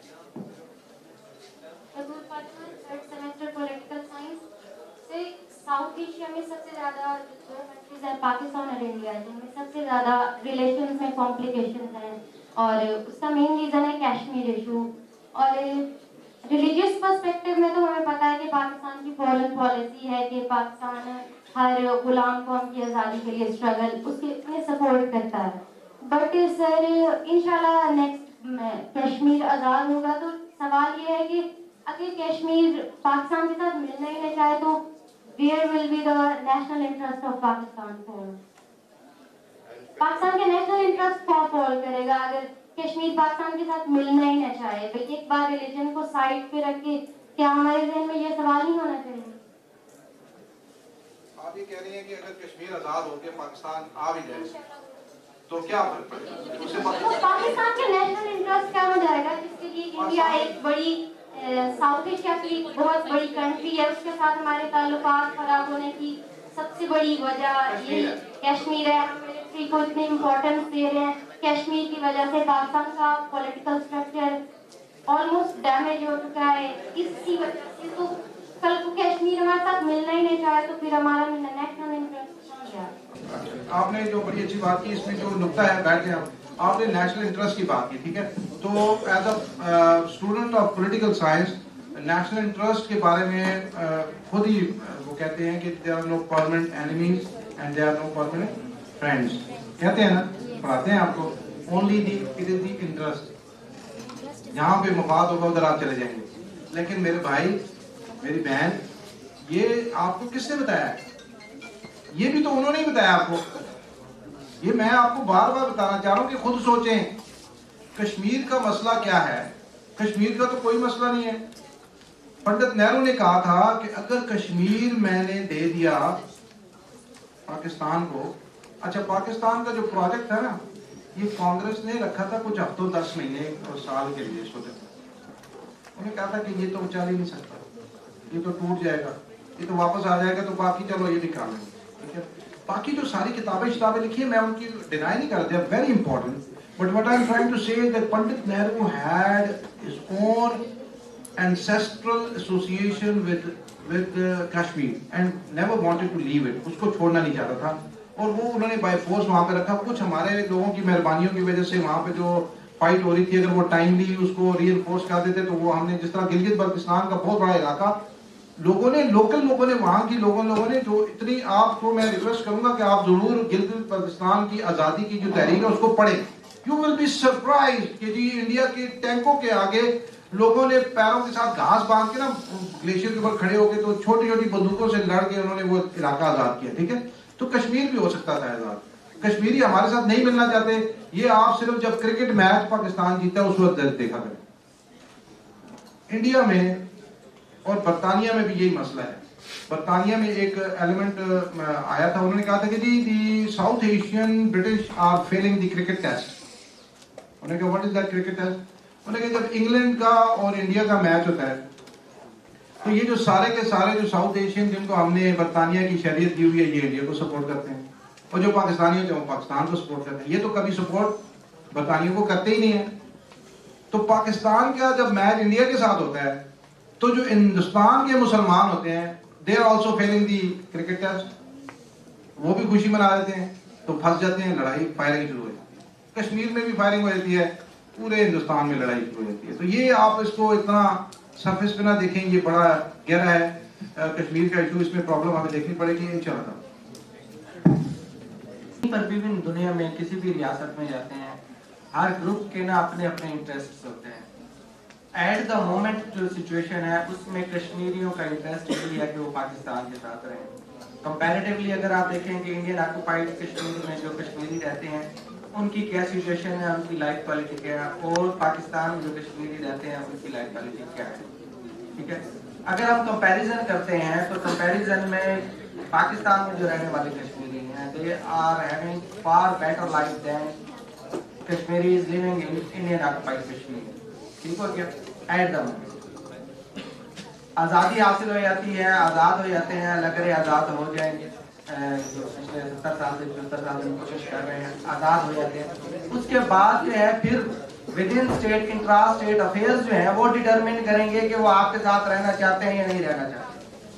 وہ determine کرے گا آپ کا پاکستان کا constitution, وہ determine کرے گی آپ کی گورنمنٹ کی پالیسیز, وہ ڈٹرمن کرے گی آپ کی ریاست کی اسٹرینتھ کہ وہ آپ کے ساتھ رہنا چاہتے ہیں یا نہیں رہنا چاہتے.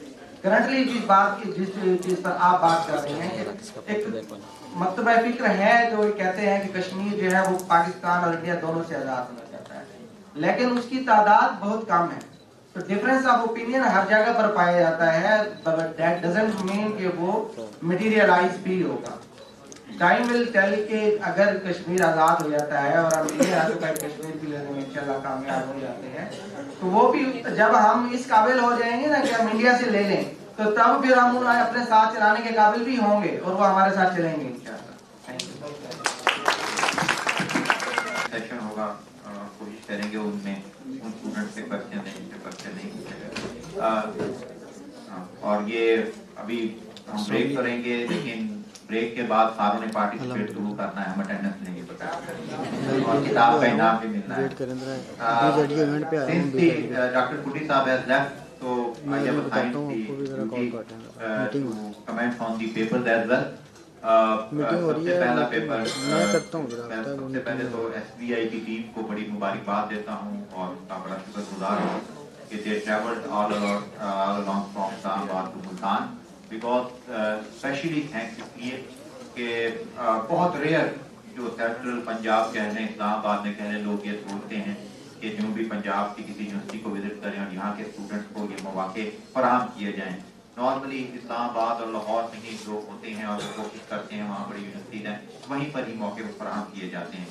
تو میں تہہ دل سے ڈپارٹمنٹ آف پولیٹیکل سائنس کے بہاف پہ اور بہاؤدن یونیورسٹی کے بہاف پہ بڑا شکر گزار ہوں کہ SBI کی ٹیم یہاں تشریف لائی. ڈاکٹر صاحب کی سربراہی میں ڈاکٹر ناصر صاحب کی, اور انہوں نے یہاں پر بڑا اچھا یہ پروگرام آرگنائز کیا. اور شاید بخاری صاحب کا بھی شکر گزار ہوں کہ شاید بخاری صاحب نے اس میں بڑا انسٹرومنٹل رول پلے کیا. پہلا اور بڑا اچھا یہ پروگرام ترتیب کیا گیا تھا جو سیشن تھا ریجنل سیکورٹی ساؤتھ ایشیا کے کانٹیکٹ میں. first paper जो मैंने पढ़ा, that was regarding the foundation stone कि किस तरह security environment और South Asia की security environment की complexity में कौन कौन से element हैं, कौन कौन से factors हैं जो किरदार अदा कर रहे हैं और किस तरह उन factors को positively या negatively जो है वो change किया जा सकता है. Second paper that was read by the Dr. Zakaria sahab, that was very important from the perspective of India-United States strategic partnership implications for the South Asian security environment. Because the most important thing is in contemporary circumstances when we talk about the security environment in South Asia is the Indian-US strategic partnership. And Indian-US strategic partnership because as Dr. Zakaria sahab told, that many concessions were given to the India that were not given by the United States of America to any other state of the world, and that was just because of their economy, that was just because of their manpower, so that contemporary circumstances, as we all three speakers completely agree with that, future is the economy, कि आपकी माशी जो है वो बड़ी अहम है future के लिए और वो बड़ा अहम किरदार अदा करती है. और डॉक्टर साहब ने इस तरह तमाम मुआहदात का जिक्र किया और डिफरेंट उन फैक्टर्स का बताया जो इंडिया यूएस इंगेजमेंट में रोल प्ले कर रहे हैं और अल्टीमेटली पाकिस्तान की जो सिक्योरिटी कंसर्न हैं उनको एड्रेस करना चाहिए और पाकिस्तान के सिक्योरिटी कंसर्न जो है उसको एड्रेस करके ही जो है रिजॉल्व किया जा सकता है, otherwise it will be a dangerous situation. The last paper was presented by the doctor Nasir Hafeez साहब. नासिर साहब ने ब्यूटीफुली ही explain Indian nuclear and conventional arms build-up challenges and policy options for Pakistan.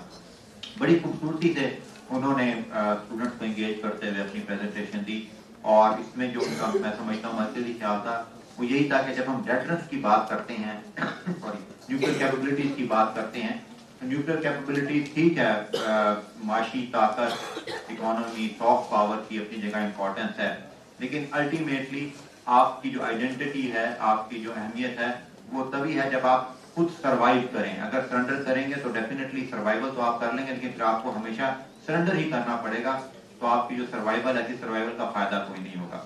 तो जो न्यूक्लियर वेपन्स पाकिस्तान के हैं, particularly वो जो डेटरेंस के हवाले से कहते हैं कि 3 C's, communication, capability and credibility, तो वो पाकिस्तान के पास उन्होंने बताया बड़ी ब्यूटीफुली एक्सप्लेन किया कि मौजूद है और उसकी वजह से ही जो है वो एक बैलेंस ऑफ पावर यहाँ पर कायम है और जो Indian nuclear conventional arm race बढ़ती जा रही है पाकिस्तान के खिलाफ और हम देखते हैं आए दिन एक रोजाना मिसाइल का वहाँ पे तजर्बा किया जाता है, हमने उसको बड़े ब्यूटीफुली जो है वो काउंटर किया हुआ है. अल्टीमेटली जिस दिन ये बैलेंस ऑफ पावर कह लें, इसको बैलेंस ऑफ टेरर कह लें, ये डिस्टर्ब हुआ, definitely the situation will be getting worse. तो इनके साथ मैं फिर आखिर में डॉक्टर ज़कारिया साहब का, डॉक्टर नासिर हफीज साहब का शुक्रिया अदा करना चाहता हूँ. मैंने सबसे अच्छी रिसर्चेज जो है वो प्रेजेंट की यहाँ पर और पेपर स्टूडेंट्स के सामने पढ़े और अपने ख्यालात का इजहार किया और मैंने भी काफ़ी चीज़ें लर्न की. मुझे उम्मीद है मेरे स्टूडेंट्स जो हैं उन्होंने भी काफ़ी चीज़ें जो है वो यहाँ से लर्न की होंगी. तो thank you very much. Speakers of the session.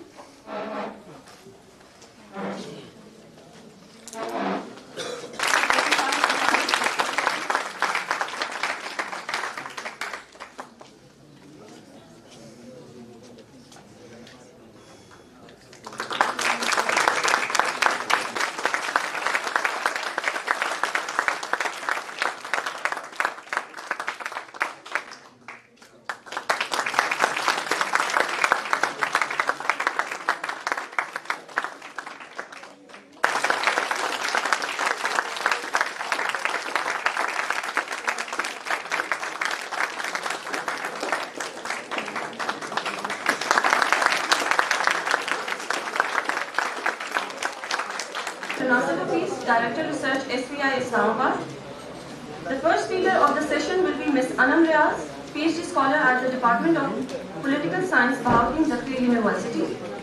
Ms. Anam Riaz holds Master's and MPhil degree from the Department of Defense and Strategic Studies, Qaid-e-Azam University, Islamabad. She is currently enrolled as a PhD scholar at the Department of Political Science, BZU, Multan. Her areas of interest include South Asian strategic issues, international nuclear politics, and traditional security issues. She has also been teaching at the Department of Political Science, BZU, as a visiting lecturer from 2017 to date. During the course of writing her PhD dissertation, she also served at the department as a research scholar. She will be speaking on US-China rivalry and implications for South Asian security architecture. Strategic Studies from Qaid-e-Azam University, Islamabad. Ms. Ayusha has authored a chapter on peaceful uses of nuclear technology and Article 4 of the NPT in the book titled Problems and Prospects of the Non-Proliferation Regime, a Pakistani Perspective. She has also presented on the topic of nuclear doctrines in South Asia at the SVI one-day capacity building workshop on nuclear doctrines, non-proliferation and strategic stability in South Asia. She has also authored a research paper on MIRV and BMDs, nuclear deterrence in South Asia, in Journal of Security and Strategic Analysis. Her areas of interest are nuclear deterrence, non-proliferation, nuclear doctrines, and emerging new technologies. I request all the speakers to please take their seats on the stage.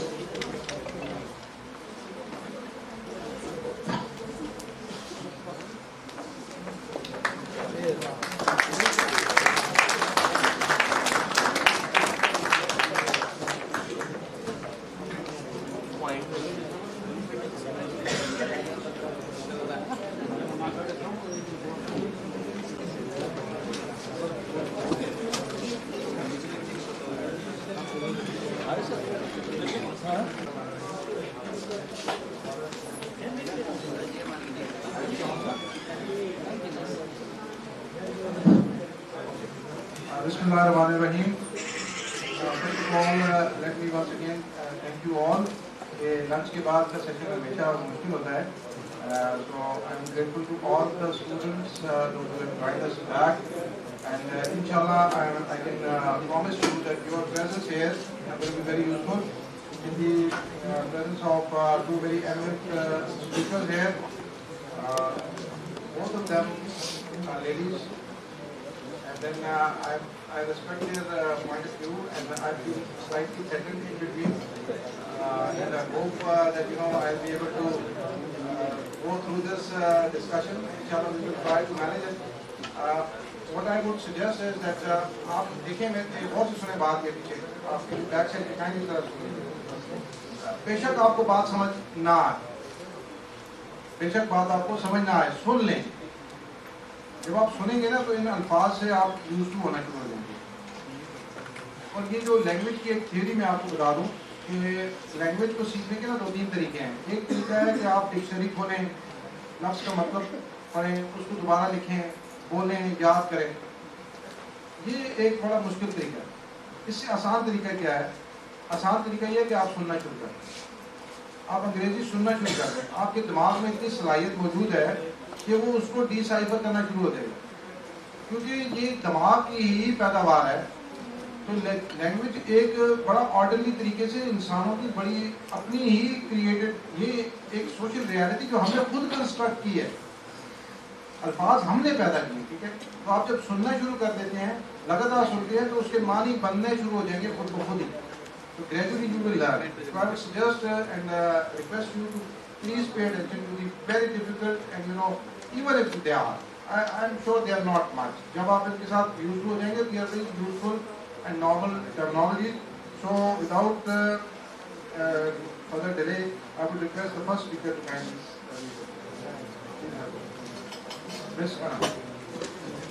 Assalamu alaikum everyone, and welcome back after the lunch. I know that being a speaker soon after lunch is something which is very challenging because you need to wake people up, and actually you should speak something really interesting so that the people who have joined you after lunch are interested in your presentation.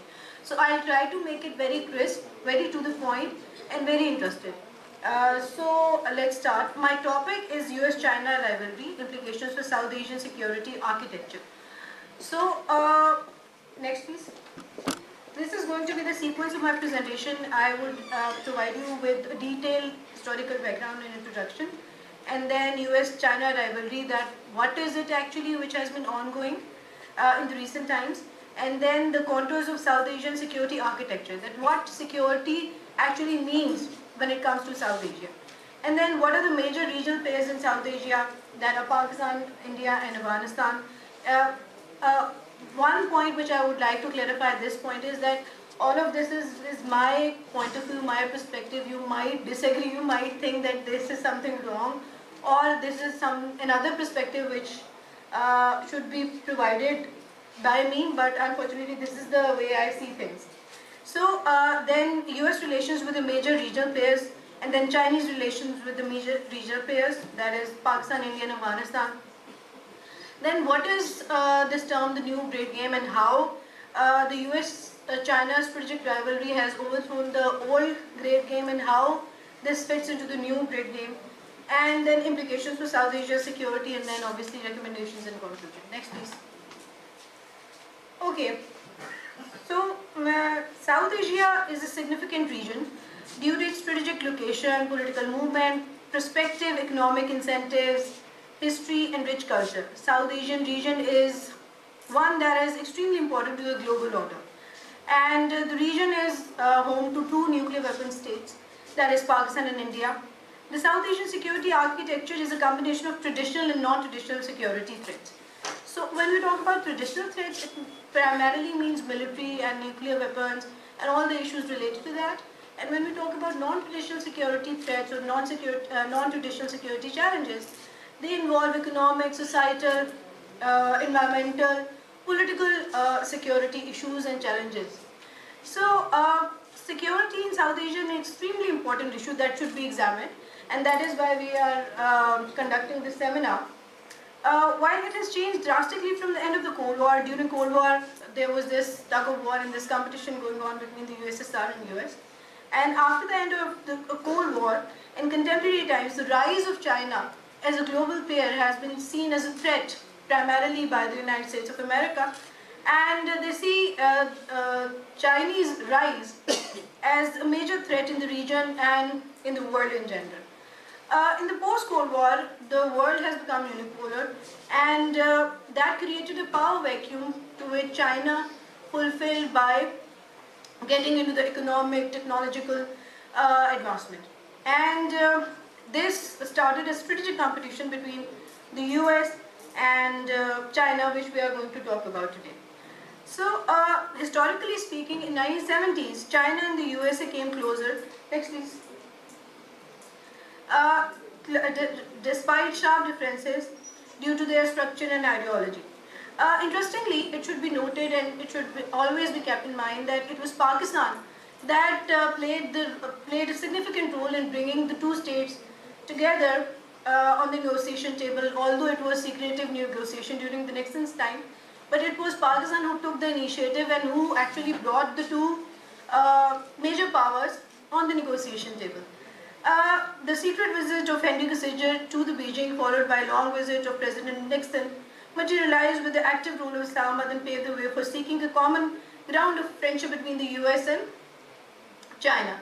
It took another 2 or 3 decades to transform the relationship into competition. Initially it was negotiation and then a short period of friendship, and then it translated into competition, where the US and China began to compare themselves in multiple divisions, the economy in particular. From 1980s, the economic ties grew rapidly, but both of them are suspicious of each other's intentions. None of them trust each other, although they have been collaborating economically and other different affairs, but both of them don't trust each other's intentions because they think that China poses a threat and they think that the US poses a threat. So gradually Americans begin to view China as a threat to their established order and their regional hegemony in the world, and regional hegemony in South Asia and in the world in general. In the beginning, China rejected the notions but never abandoned its policy and continued seeking new alliances with the like-minded states in South Asia and across the globe. It was President Obama who realized the rising potential China held, and he offered China some sort of an arrangement in which China can play a role of its subordinate in South Asia and in the globe, which obviously China rejected, and it kept on advancing economically, technologically, and continued developing trade relations across the world. The strategic competition sharpened when Donald Trump became US President and launched a trade war against China. So that is considered to be a choke point in the relationship, but actually the relationship got tense and it translated into something from cooperation or from indirect confrontation to direct confrontation. With this coming, the US administration labeled China as a strategic competitor in the context of national security strategy, as the US Department of State's Start of Chinese initiative in 2018, which has published a detailed report entailing several steps to contain China at regional and global levels, declaring China a currency manipulator, and there were other accusations which the Trump's administration actually tossed at the Chinese government.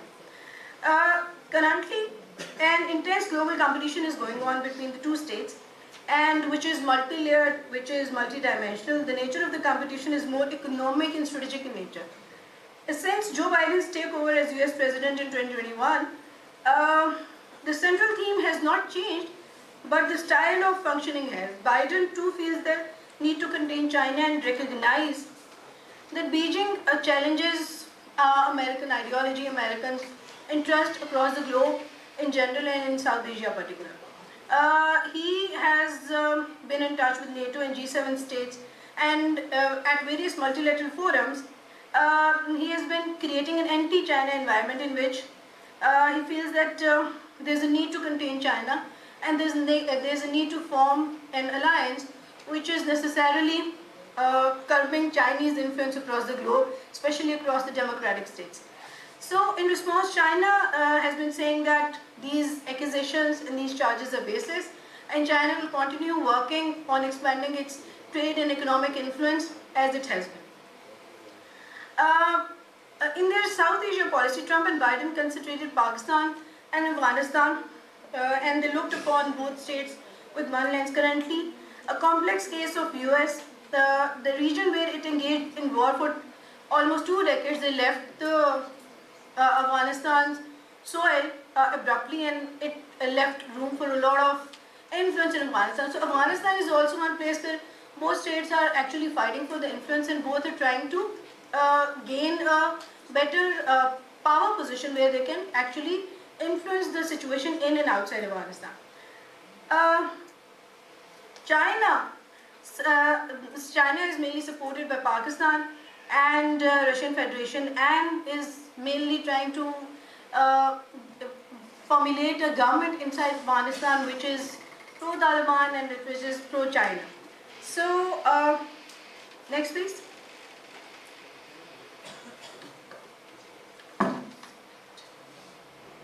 Okay, it was in the last slide. Okay, so there are certain initiatives which were launched by Chinese and the US administration. China has launched Belt and Road Initiative, which is a bigger picture, which belongs to China-Pakistan Economic Corridor, and a lot of investment has been done inside Pakistan and various other states. Then recently, Chinese president has announced Global Security Initiative, in which it says that China does not believe on power politics or creating power blocks or like Cold War competition between the two major powers. Other than that, it believes on cooperation and creating an environment where both states can cooperate, which again US looks at this whole GSI as a thing which is hypocritical and manipulative. Then the US, I've discussed in detail, it launched Free and Open Indo-Pacific initiative, which was initially Japanese initiative, and then it was taken over by the US administration. Then Pivot to Asia was announced by Obama administration. Then China initiative in 2018 was announced by the Trump administration, which I have already discussed. Then China has been announced by the Joe Biden's administration that it should now look at the US from a perspective of a competitor, which is going to give it a very tough time. The contours, back. Okay, talking about the contours of South Asia security architecture. The concept of security studies includes traditional non-traditional security challenges, which I've already mentioned. And when we talk about Pakistan, that what does security means for Pakistan? Pakistan's outlook of security, its geopolitical and regional situation has made Pakistan's quest for security its topmost priority. It has always been threatened by India, and there have always been a arch rivalry between the two states since they have been established. So they have fought 4 wars, and the amount of insecurity and the amount of mistrust is immeasurable. Then the traditional security threats are emerging from India, and during the war on terrorist time, the traditional security threats were also being translated by the Pakistani policymakers from Afghanistan. So having a peaceful and stable Afghanistan is considered to be a blessing in disguise for peaceful Pakistan and Saudi. The non-traditional security threats for Pakistan include climate change, cyber security threats, natural disasters, water scarcity, political instability. The national security policy of Pakistan, which was announced in 2022 and which provides a 5-year plan from 2022 to 2026, identifies economic security achievement for Pakistan at its core. So the whole compass has been navigated towards making Pakistan a stable economic power which can work for the social welfare for its citizens and which can contribute towards a peaceful and stable South Asia. Now talking about what does security means for India. Traditionally, India thinks that the traditional security threats are emerging from China and Pakistan and their alliance. Non-traditional security threats for India can be translated into cyber security threats emerging from China, poverty, intolerance in the aftermath of the Hindutva ideology that has been propagating inside the Indian culture, and on the rise of extremism that is happening inside India. Next please. So the security situation, as I have already mentioned, can be is a combination of 2 things: military issues and non-military issues, that are traditional and non-traditional security challenges.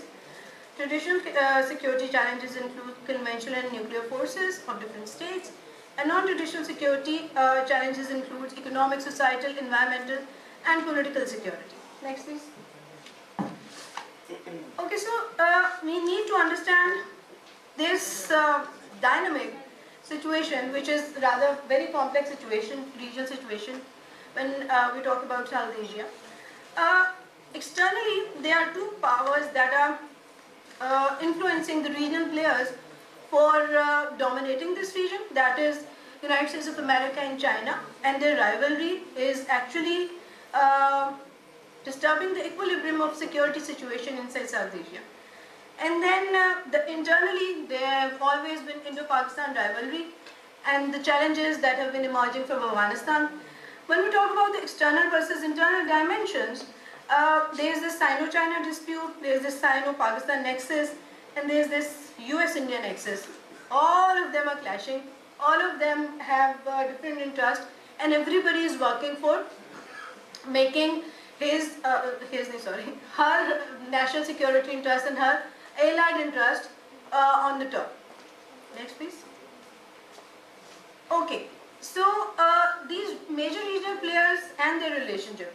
India and United States of America have been collaborating since 2 decades now, and they have been having this strategic cooperation in which they have signed the Indo-US nuclear deal, they have signed a nuclear deal, they have signed a strategic partnership. The United States of America has been going out of its way to facilitate India in the region and across the globe at various international forums, that it be the Nuclear Suppliers Group, Missile Technology Control Regime, Australia Group, or this US-India nexus is against China, and the current military standoff which happened between India and China is also a fallout of this build-up or this partnership or cooperation that has been ongoing between the US and India. Then US relations with Pakistan. Pakistan has been tactical ally of the United States of America in the global war on terror. And you need to understand the difference between what is a tactical ally and what is a strategic partner. A tactical ally is somebody or a state, simplest terms ke andar, is somebody you need for a certain period of time for resolving a certain issue, and when the issue is resolved, you don't need that person or the state anymore. When we talk about a strategic partner or strategic ally, it means that you need that state or that individual for a longer period of time and for different dimensional, multi-layered issues which you want to collaborate on and which you want to resolve with that particular, with the collaboration and cooperation of that state. So that is the difference why the United States of America have, because of India's great size, great economic incentives it can offer to the US, it has looked at India as a strategic partner and Pakistan as a tactical ally. Then they have always adopted a carrot and stick policy. There has been a unstable relationship between the two states, and the United States of America has always been uneasy about how the Sino-Pak ties have translated over the years or have evolved over the years. Then we talk about Afghanistan. US has invaded Afghanistan twice, and it has invested in bringing a pro-US regime, anti-Taliban plus democratic regime. The abrupt withdrawal of forces from Afghanistan has left it into a limbo, and the internal security situation in Afghanistan has been seen as a challenge for the regional players as well as the global players that have got their interest into the region. When we talk about the India and China relations, India-China relationships are the relationship between these two states is very interesting. They are biggest trading partners. They have been conducting their economic cooperation. On the other hand, they have been strategic competitors. So the US has supported or builded India as a counterweight to China in the region, and China has been cooperating with India economically and at different trade forums. There have been competition in the Indian Ocean, and there are certain territorial disputes. Jin-Cooper border skirmishes are very common, and we have seen it time and again. Then we talk about, while talking about the relationship between Pakistan and China, they have been strategic partners. Economic cooperation has been going on. Infrastructure-wise, they have been invested a lot in the China-Pakistan economic corridor, and it was considered by Pakistan to be a game changer in the economic dynamics which was deteriorating. And this China-Pakistan nexus has been developed by China, many say, as a counterweight to US inside the region. So while talking about Afghanistan and China relationship, they have invested heavily in the infrastructure. Still they are investing a lot in building up roads and in connecting Afghanistan to the rest of the world. And they are in support of a pro-Taliban regime which can support their interest in the region. Next please. Okay, so this China-US competition has been going on at two different levels, at land and on sea.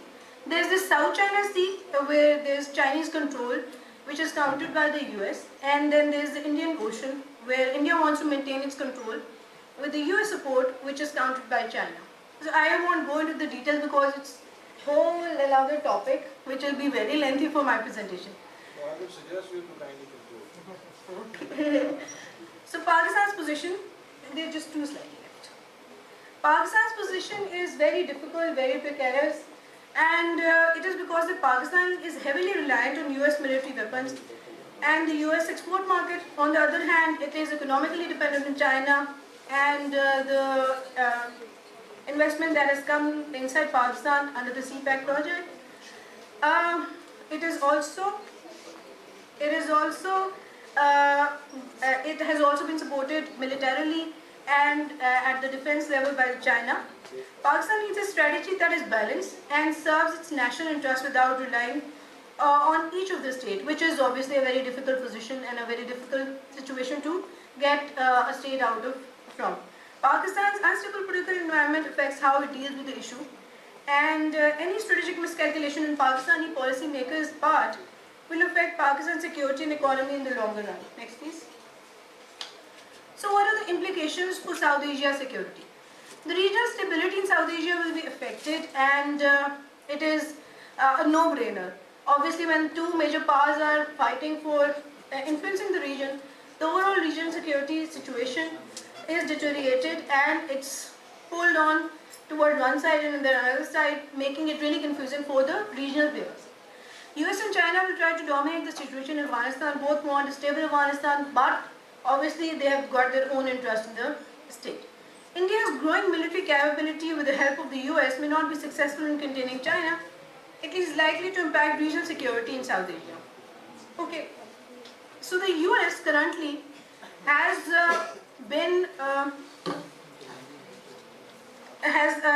revived and formulated Quad group. Quad is a group in which Australia, India, Japan and US are collaborating. It is an unlike NATO alliance, but they are collaborating on different grounds, fundamental values like international order maintenance and the maintenance of the rule of law. But it is considered as a threat to Pakistan, and it is translated as a threat by the Pakistani policymakers. Then there is formation of AU, Australia, UK, US partnership, which mainly deals with nuclear submarines and their give and take. Then there is Indo-US partnership, which Dr. Shahid Bukhari has already discussed in detail in the first session, and India's enhanced military and nuclear capabilities after getting the perks and privileges as a result of this Indo-US nuclear deal directly pose a risk and challenge for Pakistan's security. Other than that, the US Indo-Pacific strategy poses serious implications for Pakistan. There was this US-India 2+2 dialogue which has alarmed Pakistan. Thirdly, there is this Indo-US military deal which was inked during President Trump's time in February 2022, which is also seen as a threat by the Pakistani policymakers. Okay, now there is another perspective to this, that a lot of analysts and academicians think that Beijing may obtain military access of the Gwadar port, which will pose a significant challenge to the US Indo-Pacific strategy and add to Pakistan, India's already tense security calculus. The overall security situation is likely to get more tense in South Asia in the upcoming years. Next, please. So now, while concluding and recommending, I think that the US and China recently have been trying to mend their ways or repair their fried relationship. There have been talks going on between the two states. The US government is willing to send its delegation which can talk about some common grounds, which is also seen as a suspicious move from both sides. Both major powers should play their role in maintaining peace and stability in South Asia. The United States of America need to see China in a different light. Like it used to see the USSR, it shouldn't see China in that same light, and it should have a multi-factored policy towards China. US-China continue to alternate between collecting and colliding on a great many issues that are just not necessarily military related or the ocean related issues. US and China should work together and convert this competition into cooperation. This is the only way which can help this region and which can help make the security situation in the region better. The tensions continue to rise. The security situation is South Asia is likely to get worse if both states decide not to cooperate and decide to continue their strategic rivalry and their competition. The situation in security situation is going to deteriorate. Thank you so much, and this is it. And I think in US-China relationship and its implication for South Asia, whatever she said is very important for us because it affects the foreign policy of Pakistan, it affects the foreign policy of Pakistan towards its regional countries as towards I wish that we had more time, given you more time so that we could have learned a lot from, I think, probably this area of your expertise. So I think I would request Bukhari Sahab for some other sessions for Ms. Anam, because I could see that there is a lot of material which is yet to be shared, but because of the paucity of time, which we overshoot, I think already the time of Ayosha, but no problem. I think we now, with this, I just invite Ayosha for the topic India as potential counterweight to China, implication for South Asia. I think the stage is already set for this.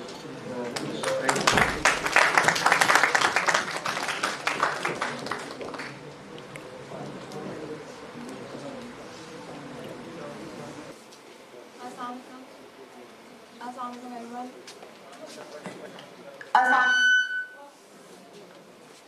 Assalamualaikum everyone. The topic that today I will be giving presentation on is India as a potential counterweight to China. Implications for South Asian security.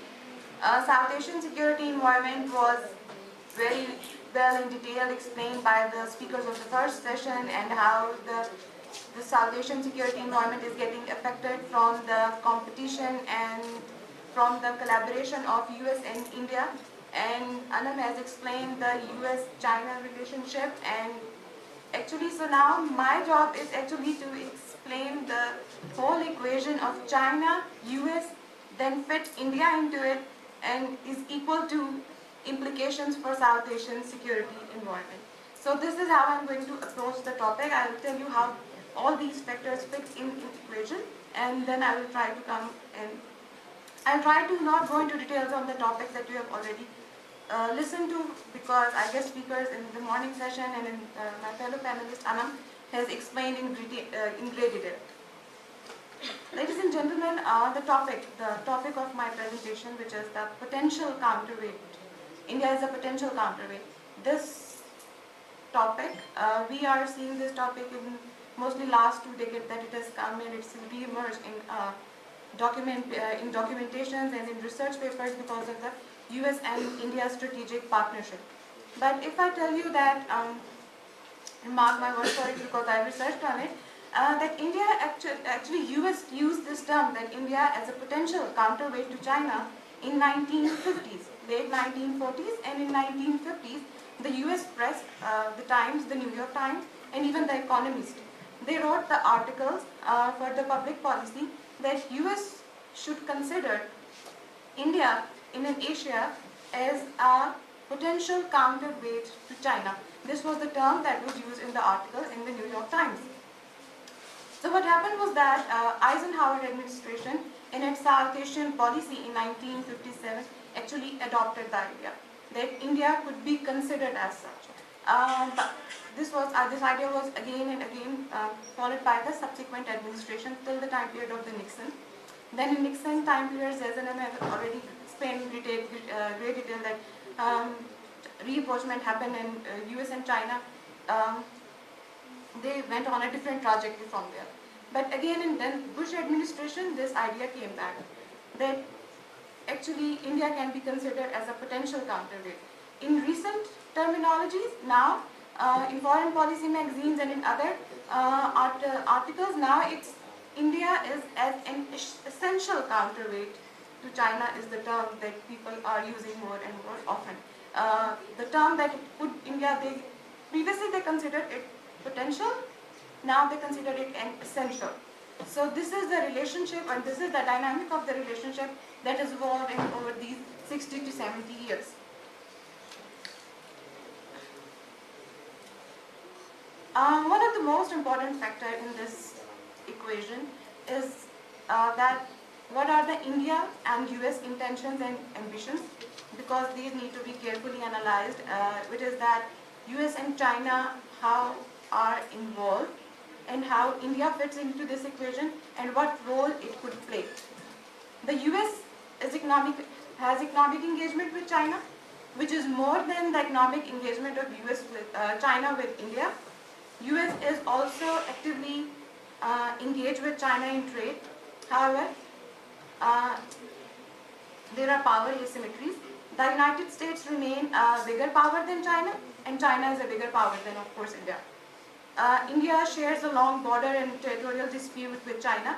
So they have, all these three states have a common peripheries where they want to exert their influence, where they want to exert their power, and their relationship and the factors that come out of this equationship is that cooperation, competition, and of course conflict as well. As far as China relation or threat spectrum is concerned, India and China relations, despite their economic relations, and India is also pursuing things of its strategic non-alignment policy, is also at the same time pursuing a US alliance in a great power competition. So where is actually the history of the US and China, India and China conflict comes from, because why India was earmarked by the US that it could serve its purpose in the region. It comes from the fact that they have a history, they have territorial dispute, and then in the current environment, India sets itself or sold itself as a potential to US that it can be used as a counterweight. If India is to be analyzed in the question for its own interest, it is pursuing the relations with China at a time, but to attain its objective of attaining regional hegemony, India is cashing out US concerns regarding China. So for the US policy circles regarding China includes the threats that US policy circles consider for vis-a-vis China are its growth, economic, trade and in military domains, how it views China trade and economic relations such as CPAC and BRI with other states as a challenge to the prevailing economic and trade order. Lastly, China's effective use of its military power to annex different parts in South China Sea and also its growing influence in the Indian and Pacific Ocean is also seen by the US and its allies in the Indian and Pacific Ocean region. Now in Pacific Ocean region, US has allies that are native in the ocean, but in Indian Ocean region, India is considered as the ally which is the native in the region and also is willing to serve the US purpose. So it became a blunt reality that United States need India as a signal of a democratic capitalism in strategically and militarily crucial part of the world. And India needs the US as an economic and military superpower capable of assisting the quest to achieve far-reaching status, which is of regional and then global hegemony. The US and Indian convergence is actually in the fact that they both see China as a challenge now. India sees China as a challenge not to its security, but as a challenge to attain its diplomatic and its political ambitions of region and political hegemony. US sees China as a threat in the region where it cannot exert its influence. As a result, China remains a major worry for the US and India's dominance in the region. Thus, US is propping India for a counterweight to China. As mentioned by Dr. Shahid and Anam, that both the United States and India are strengthening relationship through strategic partnership. India and the US are sharing their interest of the containment of China from militarily dominating the Asian region. Two states also views that the China's assertive role in Asia Pacific is also needs to be mitigated. For mitigating the China's influence in Indian Pacific Ocean, both states have joined hands in all areas of cooperation, which includes different agreements. Four foundational agreements also serve this purpose, and on the other hand, there is an anti-submarine warfare and submarine safety mechanisms are also being invoked by the both states. The US has also announced to support India's membership in the Asia Pacific Economic Cooperation. The US wants to consolidate its relation with India and wants to enhance the outlook of India as a regional player. Brookings की एक report है जिसमें उसमें ये चीज़ लिखी गई है कि India can take on more responsibility for the low-end operations in Asia, which will allow the US to concentrate its resources on high-end fighting missions. So India is being prepared or being viewed as an essential player in the region, जो कि US के लिए जो छोटे tasks हैं जिसमें US खुद involve या engage नहीं होना चाहता, वो इंडिया उनके लिए कर सके.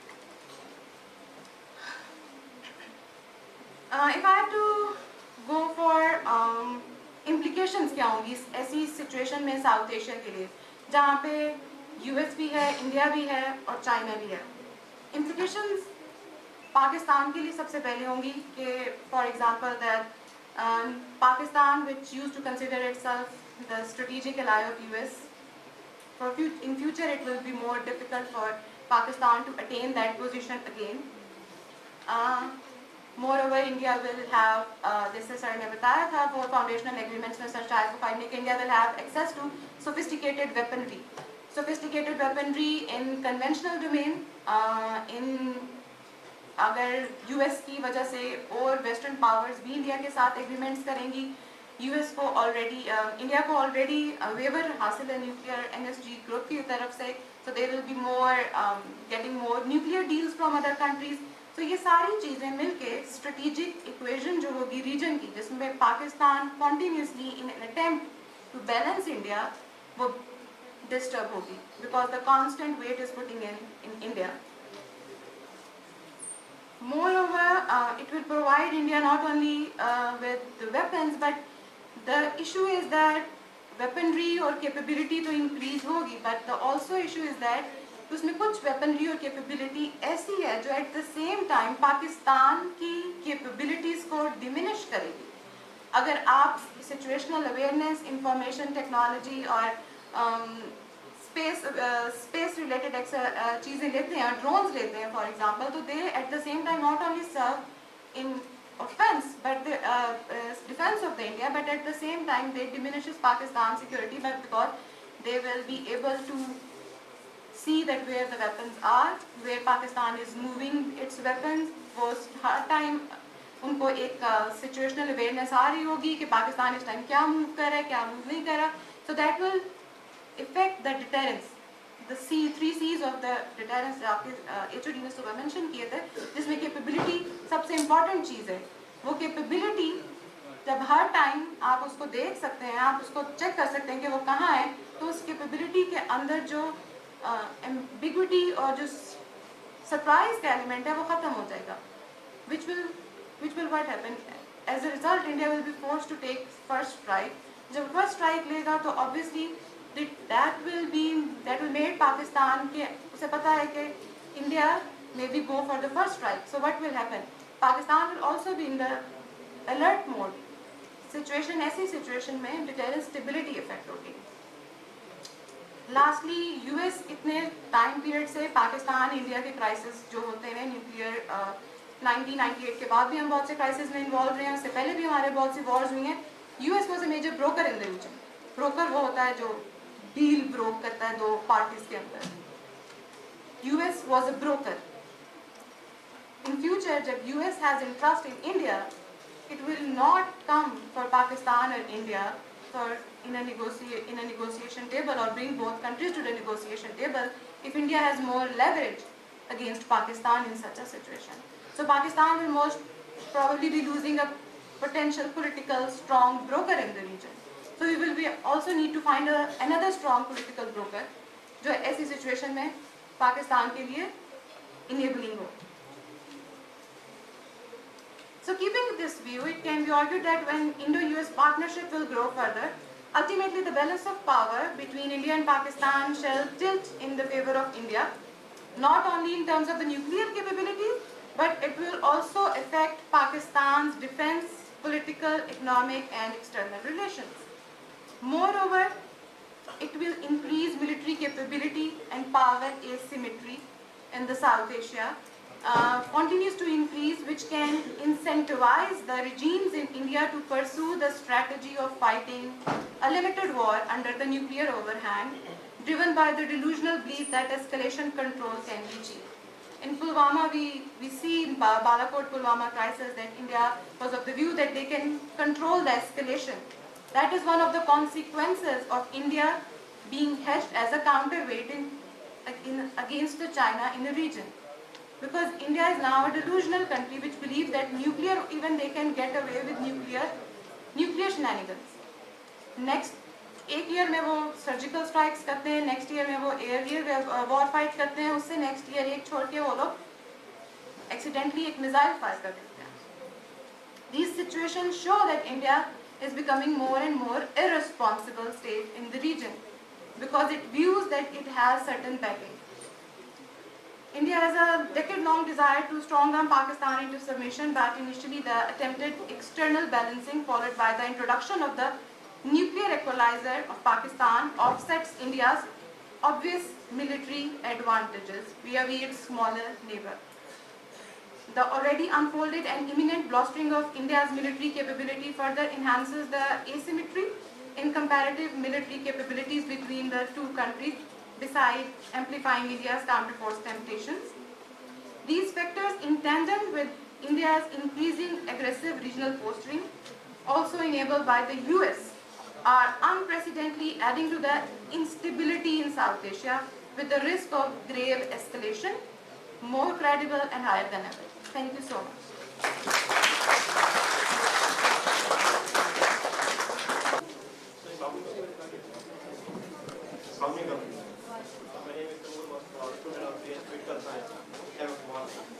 और मेरे दो क्वेश्चन हैं। एक क्वेश्चन ये है कि सर कि हम ने न्यूक्लियर डेटर्स हासिल कर लिया साउथ एशिया के अंदर, इंडिया और मतलब पाकिस्तान में, तो क्या हम नॉन को जो जीरो सम की हमारी पॉलिसी है तो हम क्या हम उसको स्किप कर सकते हैं, मतलब अवॉइड कर सकते हैं? जो हम एक मिसाइल बनाते हैं तो इंडिया के लिए वो थ्रेट हो जाता है, या इंडिया बनाता है तो हमारे लिए वो एक थ्रेट होता है। तो इंडिया की जो मतलब पॉपुलेशन है, हमारी टोटल पॉपुलेशन इंडिया की जो पॉवर्टी से लाइन से नीचे पॉपुलेशन है, मतलब टोटल जो है, तो हम मतलब ये जो हमारी डिफेंस का सारा जो जीरो सम को काउंटर करने के लिए वो सारी चीज़ें कर रहे हैं, तो हम इस डिफेंस बजट को अपना जो अपने पॉवर्टी है उसको एलिवेट करने के लिए मतलब हम उसको इन्वेस्ट कर सकते हैं। बांग्लादेश का हमारा मेरे ख्याल से यही सबसे बड़ा रीज़न था जो सिद्दीक खालिद साहब ने लिखा है, मतलब मैंने ढाका का वो डाउनफॉल देखा, ठीक है, ढाका के टूट देखा सर, तो उसके अंदर उन्होंने यही लिखा है कि जब मैंने बंगाल के अंदर गया थोड़ा अपने मतलब फैमिली को उधर ले गया था, तो बेसिकली जब मेरी बीवी ने उधर मतलब 4 मतलब उसको मुलाजमीन को रख दिया था उधर, तो मैं डर गया था, मैंने कहा इतने को मैं कैसे पे कर सकता हूँ।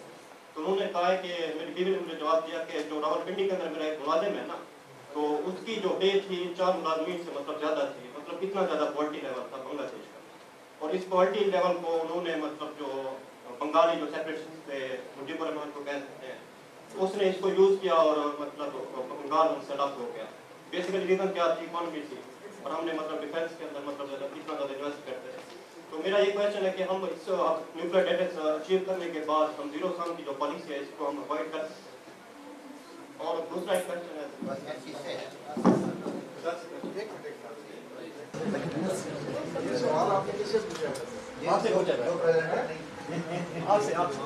से पूछा मुझे प्रेजेंटेशन तो देखिए, इनका क्या काम है सर? पहले से का क्वेश्चन है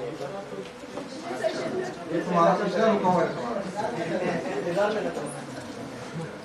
अच्छा, जो आपने बड़ा अच्छा सवाल पूछा है, let me appreciate this question कि आपने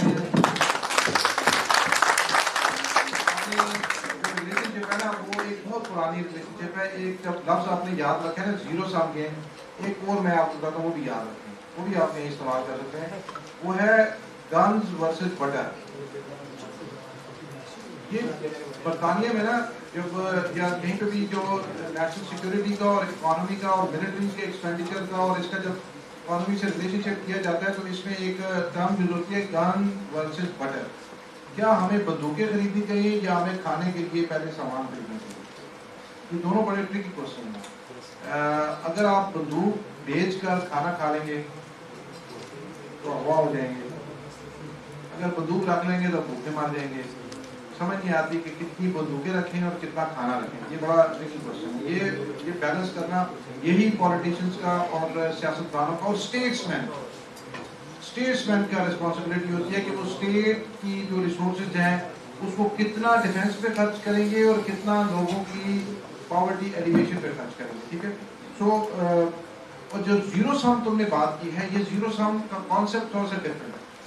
जो जीरो सम कॉन्सेप्ट है वो ये है कि आप जो बंदा, ये रिलेशनशिप आपने सही एस्टैब्लिश किया कि अगर इंडिया कोई कैपेबिलिटी अचीव करता है या victory for one is a defeat for the other, ये हम उसको कुछ अगर मिल गया तो मुझे नुकसान ये नहीं कि मेरे हिस्से से लेके उसको दिया जा रहा है। हर चीज अगर कहीं ऐड हो रही है तो वो किसी से माइनस हो रही है, तब वो ऐड हो रही है। इसलिए कहते हैं कि we should try not to get into a zero sum game, कि जिसका एंड रिजल्ट जीरो। बहन भाइयों में और फैमिली में भी जो डिस्प्यूट होते हैं वो भी इसी वजह से होते हैं कि आप हर चीज को जीरो सम में देखना चाहते हैं। ऐसा होता नहीं है। सोशल रिलेशनशिप में भी और स्टेट रिलेशनशिप में भी there's a possibility of getting out of the zero sum game, and sometime a positive thing happening in, for example, A stable Pakistan is in the benefit of India. A stable Afghanistan is in the benefit of Pakistan. A stable Pakistan is in the benefit of US. اگر پاکستان میں instability ہوگی اور ڈس order ہوگا تو یہ India کے لیے خطرناک ہے. جیسے کہ آپ نے کہا 71 میں اگر حالات خراب ہوئے تھے تو بہت ساری مائگریشن ہوئی تھی تو انڈیا پہ لوگ چلے گئے تھے اور وہ پھر اس کے اوپر اگر فار ایگزامپل گاڈ فوربڈ اگر پاکستان انسٹیبل ہوتا ہے تو اس کا آؤٹ فال جس طرح افغانستان کا پاکستان پہ ہوتا ہے تو پاکستان کا انڈیا پہ ہوگا. So it is not always zero-sum game. So I agree with you that we should avoid getting into the zero-sum game, but we should always remember the guns versus butter, and then the statesmanship should be جو national level کے اوپر جو distribution of resources ہیں یہ نہ ہو کہ جس چیز کو آپ ڈیفینڈ کرنے کے لیے اپنی ڈیفینس کیپیبلٹی ڈیولپ کر رہے ہیں وہی ایگزاسٹ ہو جائے, اندر کچھ ہو ہی نہ جس کو ڈیفینڈ کرنا ہو. تو دونوں کو بیلنس کرنے کی ضرورت ہے. I agree with you. Thank you very مچ.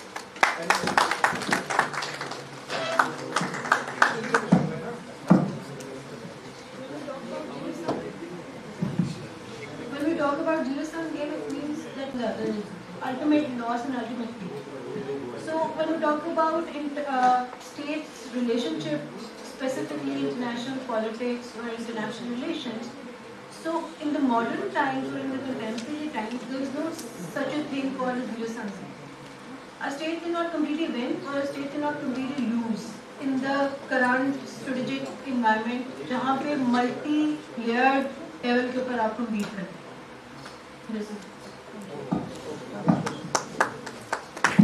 میرا نام تحصیل قاسم ہے. پہلے سے مائک فون کے رکھا ہوا ہے.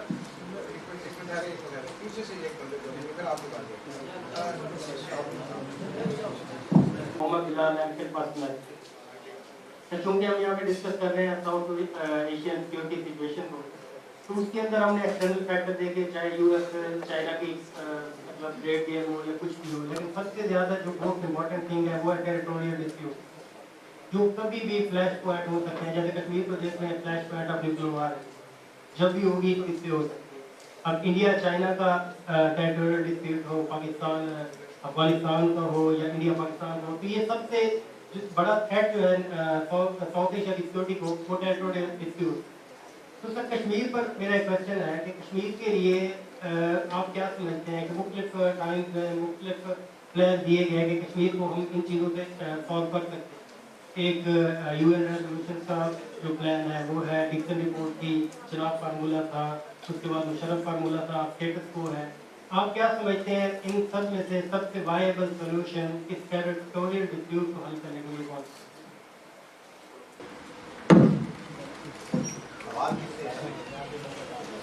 سوال آپ نے پوچھ دیا, حال اگر اتنا آسان ہوتا نا تو کب تو ہوتا. پہلی بات because there are always complex problems will have complexity. There will never be a simple solution to a complex problem. ٹھیک ہے, ایک تو آپ نے ٹھیک کہا ٹیریٹوریل ڈسپیوٹس جو ہوتے ہیں over a period of time they become complex. ٹھیک ہے, اگر آپ اس میں رکھیں کسی اسٹینڈرڈ میں اگر ناپنا تولنا کریں تو ایون کہ انڈیا میں بھی یہ کنسنسس ہے کہ جو مشرف کا فارمولہ تھا یہ بہت زیادہ پریکٹیکل اور اس وقت گیون سچویشن میں پاکستان انڈیا کے انٹرسٹ کو نہیں دیکھتے. ایک ہارڈن پوزیشن انڈیا کی ہے اور ایک ہارڈن پوزیشن پاکستان کی ہے, تو یہ ایک ورکیبل مڈل گراؤنڈ تھی جو کہ انہوں نے اپرچونٹی مس کر دی ہے. This is what the Indians they still regret کہ ہمیں اس کو کیپٹلائز کرنا چاہیے تھا. اس کا سولوشن کیا ہونا چاہیے, کیا ہو سکتا ہے, یہ بڑا کمپلیکیٹڈ اور بڑا ہی کمپلیکس پرابلم بنا دیا گیا ہے over a period of time. اگر اس کو بیٹھ جائیں انڈیا پاکستان, لیکن اب ان کرنٹ سچویشن جیسے آپ کو ابھی ان دونوں اسپیکر نے بتایا ہے کہ انڈیا کا جو ٹیمپرامنٹ ہے, جو انڈیا کی جو اسٹریٹجک تھاٹ ہے جس ڈائریکشن پہ اب جا رہی ہے, اب there is very little ice which can melt on Kashmir because India started thinking that it can handle Pakistan through coercive means, یعنی کہ ڈنڈے کے ذریعے وہ پاکستان کے ساتھ ڈیل کر سکتا ہے, اب اس کو ڈائلاگ کی ضرورت نہیں ہے. This is what a very dangerous thing which is happening in South Asia. So اس کے لیے ہمیں اپنا ان ہاؤس ان آرڈر کرنا پڑے گا, अपनी सलाहियत को बढ़ाना पड़ेगा, अपने ताल्लुकात इंटरनेशनली। हमें अमेरिका का गुलाम बनने की जरूरत नहीं है, लेकिन हमें अमेरिका के साथ ताल्लुकात बनाने की जरूरत है। This is the reality.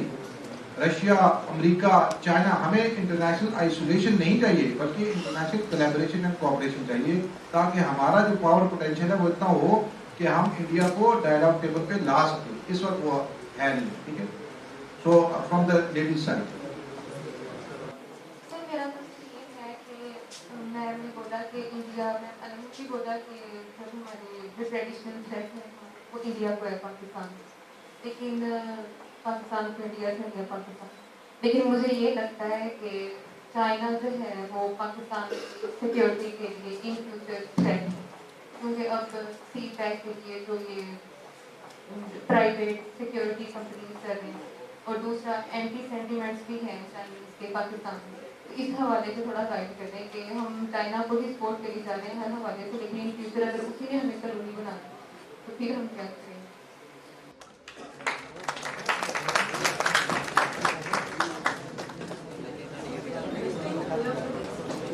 Satisfy बातें थी जो ऑलरेडी कॉलोनाइज्ड है, उनको एक दफा आप दोबारा कॉलोनी बना भी लेंगे तो क्या करते हैं?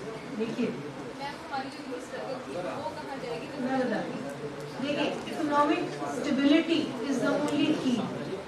If you want to maintain an independent position in IR और international politics, you need to get economically stable. Pakistan का करंटली अभी इशू यही है कि we are not economically stable. हमारे यहाँ पॉलिटिकल इंस्टेबिलिटी है, हमारे यहाँ इकोनॉमिक इंस्टेबिलिटी है, जिसकी वजह से we are dependent on formulating alliances जो कि हमें सपोर्ट के प्रोवाइड कर सके मिलिट्री की टर्म्स में, डिफेंस की टर्म्स में, इकोनॉमी की टर्म्स में। Until unless we don't put our house in order, like sir said, we have to make certain compromises and we have to let go of certain positions at the national and international forums. So, viewing China as a security threat to Pakistan, I don't think so. The Chinese are interested in overthrowing Pakistan, because a stable and peaceful Pakistan, like Afghanistan, is in the interest of Chinese policymakers, and they have been investing a lot of money via CPAC into Pakistan. So they want to have a secure and stable Pakistan, which maintains its sovereignty, independence, and integrity. So I think that that's a very alarmist way of looking at the current situation. There is no such thing as security companies overthrowing Pakistan for their own personal interests. The states' relations don't work that way. There is a broader picture in which China has been investing when it comes to Pakistan, or there is a reason why they have invested a lot of money into this project which we call CPAC. They don't want to see Pakistan as a failing state, or they are not interested in playing any part in making Pakistan a failed state. So that is for sure. Other than that, Pakistan has always been going like an equilibrium between choosing from the US and from China. Other than a lot of support that we have got from Chinese government, we have always looked upon towards the US administration for support and for alliance and for supporting us in India. Thank you. Last question, sir.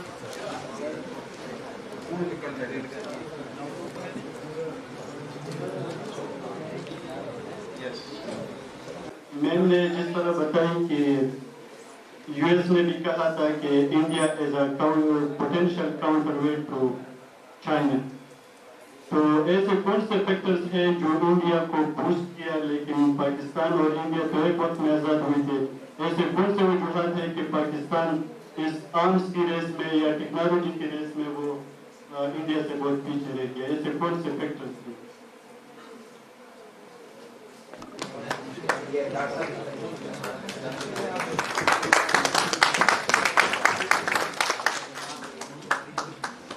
Thank you so much for your question.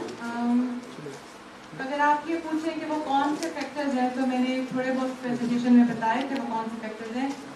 वो factors ये हैं कि history है। सबसे पहले अगर US ने India को किसी वजह से ईयर मार्क किया कि वो उसके लिए पोटेंशियल एलाय बन सकता था, तो उनकी हिस्ट्री थी। उनके अंदर पोटेंशियल किन चीज़ों में था कि वो आपस में कम्पीट कर सकते थे और वो फ्यूचर में कंपटीशन कहाँ जा सकता है। पाकिस्तान की चाइना के साथ हिस्टोरिकली ऐसी कोई भी एफिलिएशन नहीं थी। हमारा हिस्टोरिकल एक टेरिटोरियल डिस्प्यूट अगर हुआ, पाकिस्तान ने वो लैंड चाइना को गिफ्ट कर दिया। पाकिस्तान चाइना के साथ अच्छे इकोनॉमिक रिलेशंस पे रहा। पाकिस्तान चाइना के साथ आज भी स्ट्रेटेजिक पार्टनर है। मिलिट्री पार्टनरशिप आपकी चल रही है उनके साथ। आपका ऐसा कोई पोटेंशियल नहीं था आपकी स्टेटमेंट कि हम पोटेंशियल एग्रेसर बन सकते चाइना के against. On the other hand, India has that ambition कि वो ग्लोबल पावर बनना चाहते हैं, वो रीजनल पावर बनना चाहते हैं। तो दैट वाज द एम। उनके अंदर कैपेसिटी है, they are big state, they are economic power. World trillions की इकोनॉमी है, पाकिस्तान तो मिलियंस में भी है, बिलियंस में हार्डली है, और उसमें भी हम लोग अपना डेप्थ पे कर रहे हैं। तो दीज आर द फैक्टर्स।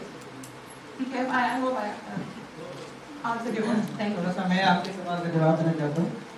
एक तो आम हमने डिटेक्ट करने के कैपेबल, अभी जो हमने जितनी बातें बताई तो मैंने अपनी प्रेजेंटेशन में बताई थी आपको, उन्होंने इस तरह के एग्रीमेंट्स किए हैं जिनसे इन फ्यूचर वो टेक्नोलॉजिकली बहुत ज़्यादा एडवांस हो। पाकिस्तान की और इंडिया की जो मिलिट्री कैपेबिलिटीज हैं उसमें क्वालिटी और क्वांटिटी का फर्क। Qualitatively we are surpassing India, हमारे पास कैपेबिलिटी ज़्यादा है। क्वांटिटेटिवली उनके पास वेपन है, उनके पास आर्मी पर्सोनल्स की तादाद ज़्यादा है, लेकिन फाइटिंग क्वालिटी जो है ना हमारी उन्हें उस क्वांटिटेटिव जो एज है उन्हें उसको काउंटर करता है। क्वालिटेटिवली उनके पास रशियन टेक्नोलॉजी के वेपन थे पहले, जो हमारे पास जो थे अमेरिकन टेक्नोलॉजी के वेपन। तो क्वालिटेटिवली हमारे पास ज़्यादा बेहतर टेक्नोलॉजी थी। अब प्रॉब्लम ये पैदा होने वाला है कि जो एडवांस टेक्नोलॉजी जो हमारे पास थी, जिसका हमें एज हासिल था, अब वो हमसे शिफ्ट होके वो इंडिया के पास जा रही है, और इंडिया जो है उससे मजीद जदीद टेक्नोलॉजी, अच्छा फिर हमें जो टेक्नोलॉजी उन्होंने दी वो बहुत से सख्त कंडीशंस के साथ दी। इंडिया जो हासिल कर रहा है वो अपने टर्म्स पर हासिल कर रहा है, जिसमें वो बहुत ज़्यादा एडवांटेजियस पोजीशन में होगा इन फ्यूचर अगर पाकिस्तान ने उसको कोप करने की कोशिश ना की। तो करेक्टेड के अभी फिलहाल तो हम अगर इकट्ठे आज़ाद हुए तो मुकाबला तो हमने किया है खूब जम के, लेकिन फ्यूचर में खतरात जो है वो मंडला रहे हैं। तो उसके लिए हमें अपने इंडिजिनस इनोवेशन पे फोकस करना होगा, अपने आप को एजुकेटेड करना होगा, खुद साइंस एंड टेक्नोलॉजी में जो आपको तरक्की करनी होगी, और उसके अलावा जो है अपनी इकोनॉमिक कैपेबिलिटी जो है उसको बिल्डअप करना होगा, तो दैट कि हम वो चीज़ें अगर किसी से हासिल करनी भी है तो हमारे पास पैसे हैं। Thank you. हम सारे चूँकि एक एजुकेशन इंस्टीट्यूशन में बैठे हैं, तो अगर एक फैक्टर कोई इंडिया को हमसे जुदा करता है तो वो आपको पता है क्या है? एजुकेशन।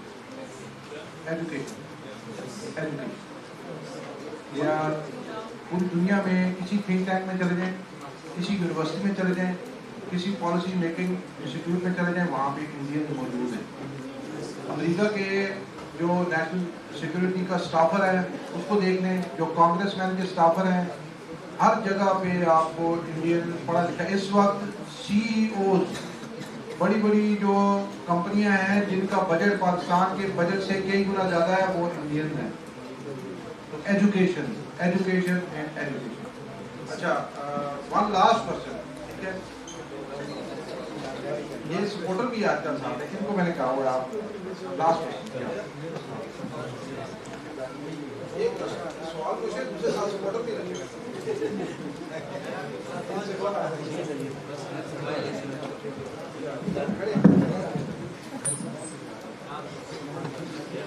हेलो जी, फ्रॉम पॉलिटिकल साइंस। सर, हमारा जो सेमिनार का मेन टॉपिक है वो है चैलेंजेस और जो ट्रेंड्स आजकल बन रहे हैं। सर, आजकल चैलेंजेस ये बन रहे हैं कि अफगानिस्तान में तालिबान आ गए, जिसे हम लोग प्रो पाकिस्तान समझते हैं। अशरफ गनी एडमिनिस्ट्रेशन जो था उसे हम लोग प्रो इंडिया समझते हैं। लेकिन जो अभी रिसेंटली वाक़यात हुए हैं, जो परसों एक एक्सीडेंट हुआ है चमन बॉर्डर, सर, तो हमारे नहीं हुए, ये तो प्रो पाकिस्तान फिर नहीं हुआ, लेकिन TTP भी सर उठा रहा है, तो इसके लिए हम लोगों को क्या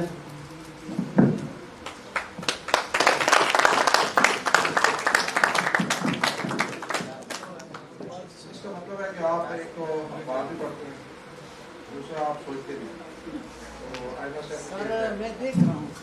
دیکھتے بھی ہیں اور آپ دیکھ سکتے ہیں یہ بات اچھی کی ہے انہوں نے دیکھنے کی صلاحیت بھی آبزرویشن سم تھنگ ایلس اور ایک ہوتی ہے نظر ہونا اور ایک ہوتا ہے بصیرت ہونا تو نظر میں اور بصیرت میں بڑا فرق ہے تو آئی ایم شیور کہ ایم فل لیول کے اسٹوڈنٹ میں بصیرت اب آنی شروع ہوتی ہے بڑی اچھی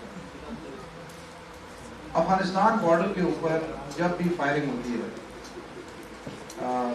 جو بھی فائر کرتا ہے طالبان اگر ہو سکتا ہے ایک آپشن ہے ہو سکتا ہے طالبان نے آتھرائز کی ہے یہ فائرنگ یا یہ ان آتھرائز کسی ایک بندے کی ذاتی اس کی ایک اپنی سوچ ہو سکتی ہے جو وہاں پہ ڈپلائڈ تھا پھر شرارت کرنے والے لوگ بھی موجود ہیں اس لیے جو پہلے ہم نے سیشن میں بات کی تھی نا کہ چیزیں جو نظر آتی ہیں ایسی ہوتی نہیں ہیں یہ اگر ہیں بھی تو ایسی آپ ان کی جو اس کو شیپنگ دی انوائرمنٹ کو کیسے بنایا جاتا ہے تاکہ جو چیز آپ کی اسٹرینتھ تھی وہ ویکنس بن جائے جو آپ کی ویکنس ہے اس کو اسٹرینتھ بنا لیا جائے تو آج اس پاکستان کے اندر اس سیمینار میں ایک پٹھان آدمی یہ کہہ رہا ہے مجھے کہ طالبان جو ہے جو پرو پاکستان تھے تو کل جو چمن میں ہوا ایکسیڈنٹ اس سے وہ اینٹی پاکستان لگنے شروع ہو گئے ہیں نہ تو وہ پرو پاکستان پہلے تھے نہ وہ آج اینٹی پاکستان وہ طالبان افغانستان کا فیکٹر ہے یہ سمجھ لیں پہلی بات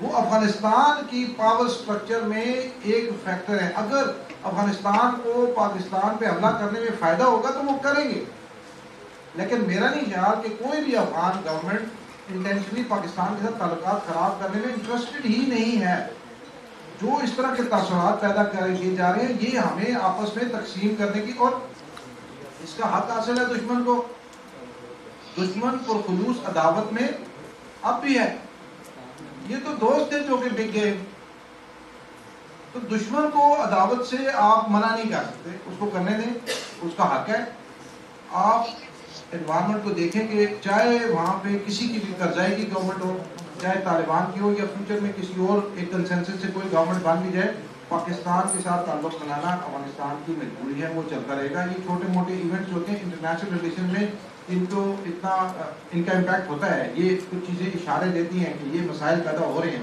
لیکن یہ کوئی ڈیفینیٹ کوئی پالیسی چینجز نہیں ٹھیک ہے تو اس میں پریشان ہونے کی ضرورت ہے so thank you very much let me conclude this session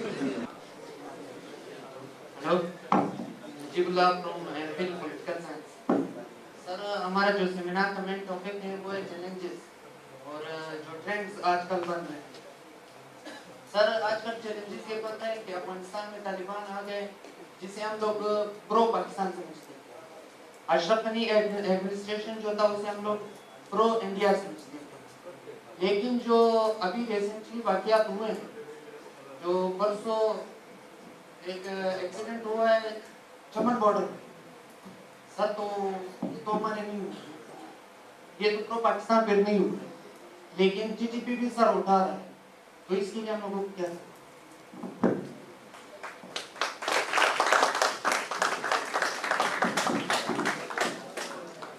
اس کا مطلب ہے کہ آپ ایک تو اخبار بھی پڑھتے ہیں دوسرا آپ سوچتے بھی ہیں تو آئی مسٹ اپریشیٹ دیٹ آپ دیکھتے بھی ہیں اور آپ کا آپ دیکھ سکتے ہیں یہ بات اچھی کی ہے انہوں نے دیکھنے کی صلاحیت بھی آبزرویشن سم تھنگ ایلس اور ایک ہوتی ہے نظر ہونا اور ایک ہوتا ہے بصیرت ہونا تو نظر میں اور بصیرت میں بڑا فرق ہے تو آئی ایم شیور کہ ایم فل لیول کے اسٹوڈنٹ میں بصیرت اب آنی شروع ہوتی ہے بڑی اچھی بات افغانستان بارڈر کے اوپر جب بھی فائرنگ ہوتی ہے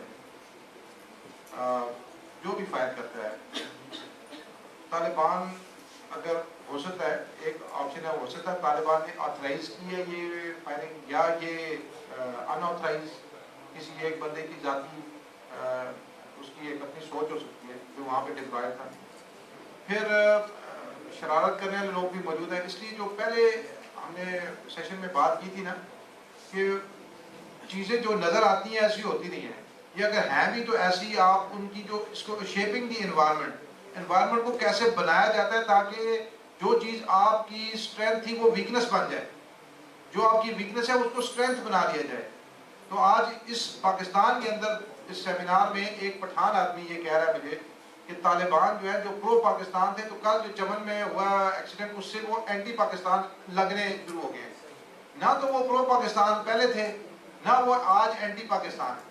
وہ طالبان افغانستان کا فیکٹر ہے، یہ سمجھ لیں پہلی بات. وہ افغانستان کی پاور سٹرکچر میں ایک فیکٹر ہے. اگر افغانستان کو پاکستان پہ حملہ کرنے میں فائدہ ہوگا تو وہ کریں گے، لیکن میرا نہیں خیال کہ کوئی بھی افغان گورنمنٹ انٹینشنلی پاکستان کے ساتھ تعلقات خراب کرنے میں انٹرسٹڈ ہی نہیں ہے.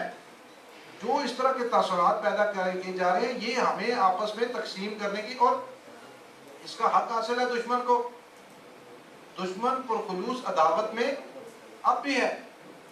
یہ تو دوست ہیں جو کہ بک گئے، تو دشمن کو عداوت سے آپ منع نہیں کر سکتے. اس کو کرنے دیں، اس کا حق ہے. آپ انوائرمنٹ کو دیکھیں کہ چاہے وہاں پہ کسی کی بھی قرضائی کی گورنمنٹ ہو، چاہے طالبان کی ہو، یا فیوچر میں کسی اور ایک کنسنسس سے کوئی گورنمنٹ بن بھی جائے، پاکستان کے ساتھ تعلق بنانا افغانستان کی مجبوری ہے، وہ چلتا رہے گا. یہ چھوٹے موٹے ایونٹس ہوتے ہیں انٹرنیشنل ریلیشن میں، ان کو اتنا ان کا امپیکٹ ہوتا ہے. یہ کچھ چیزیں اشارے دیتی ہیں کہ یہ مسائل پیدا ہو رہے ہیں، لیکن یہ کوئی ڈیفینیٹ کوئی پالیسی چینجز نہیں ہے. ٹھیک ہے، تو اس میں پریشان ہونے کی ضرورت نہیں. سو thank you very much. Let me conclude this session. سفارش پہ سر کو بڑی زور سے سوال آ رہا ہے.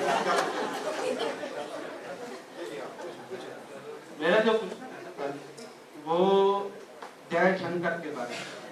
جب سے جے شنکر ہے فارن منسٹر، تو اس کی پالیسی دیکھیں کہ وہ یو ایس اور یورپ کے انگیز زیادہ جاتی ہے.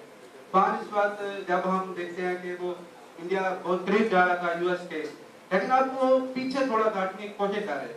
اور میں نے جو اسٹڈی کی ہے اس میں انڈیا جو ہے نا وہ کاؤنٹر کرنے کی کوشش نہیں کر رہا چائنا کو.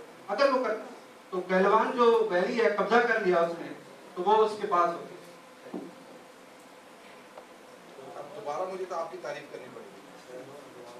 ماشاءاللہ آپ نے بالکل ٹھیک سمجھا. جے شنکر کا جو نام لیا آپ نے، اس کا تعلق بھی اس جواب کے ساتھ ہے جو جواب ہم نے پچھلے سیکنڈ میں دیا کہ کیا ہندوستان نے کیا کہ ان کے پاس ایک جے شنکر پیدا ہو گیا ہے جو یورپ کو یہ کہتا ہے کہ the European problems are the European problems and not the world problems. Don't tell us that the European problems are the world problems. تمہارے مسائل عوامی اور انسانی مسائل بن جاتے ہیں اور ہمارے مسائل آپ کیوں کہتے ہیں آپ کے اپنے. ایسا نہیں ہو سکتا. Don't try to dictate us. تو یہ کیسے پیدا ہوا؟ یہ ایجوکیشن کے ذریعے ہوا ہے. وہاں کے تعلیم یافتہ لوگوں کو انہوں نے سیاسی عہدوں پر لایا ہے اور میرٹ بیسڈ وہ آئی ہے. تو آپ میں سے کتنے لوگ ایسے ہیں جو کل یہاں سے اٹھے اور اس قسم کی اسٹیٹمنٹ دیں اور اس قسم کے عہدوں پر پہنچیں؟ اور آئی ایم شیور کہ آپ لوگ میں صلاحیت ہے. اگر آپ سوچ سکتے ہیں تو آپ یہ کام بھی کر سکتے ہیں. ٹھیک ہے، so it is very important. لیکن آپ یہ دیکھیں کہ انڈیا واقعی اپنے لیے انڈیپینڈنٹ، اٹونومس اور آزاد فارن پالیسی چاہتا ہے. وہ کبھی بھی کسی بھی الائنس کا حصہ نہیں بنا. نان الائن موومنٹ ایک اس کا ایلیمنٹ رہا ہے، اور ابھی بھی کرنٹلی انہوں نے یہ کہا ہے کہ ہم آپ کے ساتھ پارٹنر ہیں، ایلائز نہیں. پارٹنر یہ ہوتا ہے کہ آدھا آپ کے ایکول گراؤنڈ، ناٹ آن. ہم آپ جو کریں گے بینڈ ویگننگ نہیں ہے جو آپ کو آئی آر میں پڑھایا گیا. بینڈ ویگننگ یہ ہوتا ہے کہ آپ الائی کے ساتھ چمڑ جاتے ہیں، جدھر جاتا ہے آپ ساتھ جاتے ہیں. تو اس نے کہا we are partners and you have to discuss with us and we may not agree on all terms. So this is the kind of strategic autonomy they try to exercise and we can learn from that. It is possible. ایسا نہیں ہوتا کہ states اتنی سب سرمین نہیں ہوتی ہیں، ان کے پاس اپنی ایک کیپیسٹی ہوتی ہے. Thank you very much. So I think it has been a wonderful day. I must appreciate that I was not anticipating this kind of participation. I must appreciate that the Bahauddin Zakaria University students of any faculty, if you are sitting from IR or if you are sitting from political science, I'm sure mostly are from the political science department, you have the right kind of people here with you to educate you. Your faculty members are of the standard which are possible in any of the university. And you also have the capability to absorb that kind of knowledge. So, the kind of questions we have received from the audience, it shows the caliber and I think the potential which is there. And once I go back, I will take this information and share with my colleagues that there is a greater requirement and a lot of more interaction with the universities which are slightly away from the capital. It is good for the federation, it is good for the strength of Pakistan. and ideas should travel from bottom up, not always from the top. Since we were discussing the South Asian security trends and implications, just two, three words to wrap up. One, that there is a trend which you should all be careful about that. In international relations, India is trying to drag China into the South Asian equation, calling it as Southern Asia. We are not dictating that something is good or bad, but once you bring China into the South Asian equation, the Indian preparation to counter China is substantially creating a threat for Pakistan. So India has been successful in incorporating the Chinese element into the South Asian security complex, which is problematic for Pakistan. We should be not, once you are writing, do not write Southern Asia, write South Asia. And whenever you are discussing, try to emphasize that the security situation in South Asia is basically a strategic competition between India and Pakistan. The Chinese, as you have, I think very elaborately you have been informed, that there is a lot of cooperation going on between China and India. And India will never ever strategically challenge China and will challenge so as to serve the American interest, will never serve the American interest and create a competition or a strategic challenge for its own self, will not do that. This you must always recognize. It is only a bogey, only a reference to get more technology and to increase its own military potential. What we need to do? We need to be dispassionate. थोड़ा सा emotionalism अपनी foreign policy से और अपनी understanding से निकालें. International relation is a dispassionate study of power politics. Sometimes you have to recognize your own faults, and sometimes you have to give the devil the due. Why? Because if the enemy is doing something better, learn from your enemy. Learn from India how to maneuver with alliance system. Get the things which are in your benefit. Do not surrender your sovereignty on petty telephone calls. And Pakistan has the potential to stand firm on its own principal positions. And unfortunately, transactional nature of our policy of change of government, that has seriously hampered the options for Pakistan. We have ourselves adopted certain options, certain policy options which have curtailed our options. We have to open up. Strategic stability. We need not to, as I think Bahauddin has very rightly said, we need not to compete with India in numbers. India will always beat us in numbers. उनके पास 10 चीजें हैं, हम 10 चीजें नहीं खरीद सकते. हम जो एक भी खरीदें, उसकी क्वालिटी और उसकी मेंटेनेंस लेवल, उसकी रेडीनेस लेवल इतना हाई हो कि उसके 10 पे भारी हो. और ये रिसेंटली आपने देखा है कि इंडिया के अगेंस्ट जो पाकिस्तान ने पुलवामा में रिस्पॉन्स किया था, उसने इंडिया को खामोश करवा दिया. There was not a single policy statement once we targeted a target just next to their strategic target. ठीक है? तो पाकिस्तान की कैपेबिलिटी है, पाकिस्तान के पास जो मैन पावर है वो ज्यादा. इंडिया में चैलेंज क्या है? They can buy weapons, but they cannot buy the pilot. They cannot buy the gunner. वहाँ पे जो यंगस्टर है वो एक प्राइवेट एंटरप्राइज में नौकरी करने को तरजीह देता है rather than joining the army, because despite having higher pay, nobody is ready to sacrifice for the nation in the manner we Pakistanis do for our nation. ऐसी कोई morality वहाँ पे नहीं पाई. They can always buy Boffer guns, the top of the line aircrafts, from where they will bring the pilots for them. They can't import American pilots. They try to get it from Israel sometime. It is not always available. Last thing, we need to explore military doctrines and try to reform our military structure. Our military structure, as I think Dr. Sahab, you were telling us that India is trying to transform into a new kind of structure where the three services are integrating into a one unified integrated battle groups. So this IBG's integrated battle groups is a very interesting कि आपको Air Force की باہر سے ضرورت نہیں ہے, air force اسی command میں ہی وہاں پہ ہی آپ کے پاس موجود ہے. آپ کو خط لکھنے کی ضرورت نہیں ہے کہ مجھے آپ جہاز کی سپورٹ چاہیے, وہ پائلٹ آپ کے ساتھ ہی ٹیبل پہ بیٹھا ہوا ہے. ادھر سے نیوی کی جو گنز ہیں, جو یہ کہہ رہے تھے نا کہ نیوی کی سپورٹ, وہ اس طرح ہے کہ نیوی آپ کو ہمیشہ صحرا میں یا سمندر میں لڑتی نہیں ہے, وہاں سے وہ شور پہ فائرنگ بھی کر سکتی ہے. اس کی ارٹلری جو ہوتی ہے, اس کی جو گنز ہیں, وہ ساحل کے اوپر بھی جو ٹارگیٹس ہیں ان کو انگیج کر سکتی ہے. بلکہ ان کی سب مرین جو ہیں, ان کے پاس جو بیلسٹک میزائلز ہیں, وہ بھی گراؤنڈ کے اوپر ٹارگیٹس کو انگیج کر سکتے ہیں. تو نیوی والے, آرمی والے, ایئر فورس والے اور باقی سروس بھی ایک ہی کمانڈ میں جب آ جائیں گے تو وہ یہ امریکن ماڈل ہے. امریکہ اسی طرح کرتا ہے, تو ہمیں بھی ان چیزوں سے سیکھنے کی ضرورت ہے. And last, that please make this point that if you read these tough articles, if you read these difficult books, you will increase your understanding of the power system in the international system.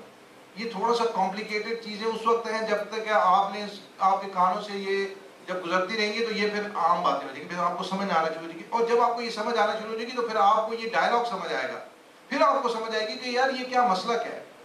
تو مسئلہ جب آپ کو سمجھ آئے گا تو پھر آپ اس میں تھوڑا سا خاموشی بھی ہو جائے گی, تھوڑا سا کہ کچھ نہیں ہے, ایسا ہو جاتا ہے اسٹیٹ کے سسٹم کے اندر, کچھ اور طریقے سے چیزیں چلتی ہیں. تو I would suggest you please concentrate on your studies. These are, try to read as much as possible, because social science میں ہم سارے, اور اسپیشلی پاکستان میں بہت زیادہ کمزوری ہے. ہمیں پالیسی انپٹ کے اندر بہت زیادہ ضرورت ہے. یو ول بی سرپرائز کہ جی جب نیشنل لیول کی ڈیسیژن میکنگ ہوتی ہے تو اس میں جو پالیسی پیپرز پڑھے جاتے ہیں یا وہاں پٹ اپ ہوتے ہیں, ان کی کوالٹی اور ان کے اندر بہت مواد نئے آئیڈیاز کا ہے ہی نہیں ہے. اور دیر از اے ریکوائرمنٹ, لوگ ڈھونڈ رہے ہیں ایسے لوگوں کو جو کہ پولیٹیکل سائنس میں یا آئی آر میں جن کے پاس نئے آئیڈیاز ہوں. آپ لوگ ایسے ہیں جو لتھارجی اور اپنے آپ کو ایک سستی کا شکار مت کریں, رات کو تھوڑا سا اٹھیں اور جاگیں اور پڑھیں. آپ کے لکھے ہوئے آرٹیکلز لوگ پڑھتے ہیں, لیکن انفارچونیٹلی ان میں اگر کچھ ہوگا ہی نہیں تو پھر کدھر جائیں گے. ہم لوگ ڈھونڈ رہے ہیں اسکالرس کو اسلام آباد میں ہائرنگ کے لیے. بے شمار ڈاکٹر صاحب مجھے بتایا تھے, بے شمار پوسٹ ایسی ہوتی ہیں جہاں پہ لوگوں کو چاہیے بندے, لیکن اس کوالٹی کے بندے نہیں ہیں. اس میں سب سے بڑی کمزوری یہ ہے کہ we are lacking the skill of reading and reading. Please read books. So آج کے آخری جو ہمارا مقابلہ تھا سر, اس میں اگر آپ میری کچھ ہیلپ کریں. We have, I think, identified 3-4 important questions. So we can have voting from the audience on those 3 questions. 3-4 سے جو ایک آدھ بک دے دیں. ایک تو سر میرے خیال سے یہ جو انہوں نے ایک کوشچن پوچھا تھا, آپ کھڑی ہو جائیں, آپ کھڑے ہوتے ہیں ساتھ, یہ ان کو پھر ہم ووٹنگ کرا لیں گے. ایک ان کا کوشچن مجھے اچھا لگا تھا, ایک آپ بلوچستان میں ایتھنسٹی آپ سے پوچھے آپ کا کوشچن پوچھا تھا, آپ نے بھی اچھا کوشچن پوچھا, آپ بھی بیٹھتے ہیں, آپ بھی پیچھے, آپ بھی. انہوں نے جو پوچھا, ایک آپ کا کوشچن بھی ٹھیک ہے. ایک جو ٹریڈ کا فرسٹ سیکشن میں کوشچن پوچھا تھا, آپ نے آپ بھی کرتے. سو وی ہیو, آئی تھنک اس میں کوئی ایسا نہیں ہے. کچھ ایک تھوڑی سی بھائی صاحب کچھ ہم اگر ووٹنگ کرا لیں, کیا خیال ہے نا جی. جو ہماری جو بہن ہے, یہ ان کے لیے کون کہتے ہیں کہ ان کا کوشچن تھوڑی سی تالیاں بجا دیں جو جیتو پاکستان کی طرح ہمیں پتہ چل رہے ہیں. Okay, thank you. جی, جو سمجھتے ہیں کہ یہ بلوچستان کے اوپر جو انہوں نے جو ہمارے ٹریڈ کے اوپر انہوں نے سوال پوچھا تھا, اس کے اوپر یہاں پہ ابھی جو آخری سوال انہوں نے پوچھا ہے, ٹھیک ہے, زبردستی ہے. اور جو پیچھے انہوں نے سوال افغانستان کے اوپر آخری سوال انہوں نے پوچھا تھا. اچھا, ابھی ٹائی ہے, آپ دونوں آ گئے, آپ دونوں آ گئے, یہ افغانستان اور افغانستان, آپ دونوں, آپ بھی, یہ ٹائی ہے ان دونوں کے درمیان, ٹھیک ہے. سو آپ دونوں آپس میں کوئی رشتے دار تو نہیں ہے. سو ایک تو سر آپ کی اجازت ہو تو آپ کچھ اس میں کچھ ہیلپ کریں گے. اب ان کے درمیان ٹائی ہے, کتاب ایک ہے میرے پاس.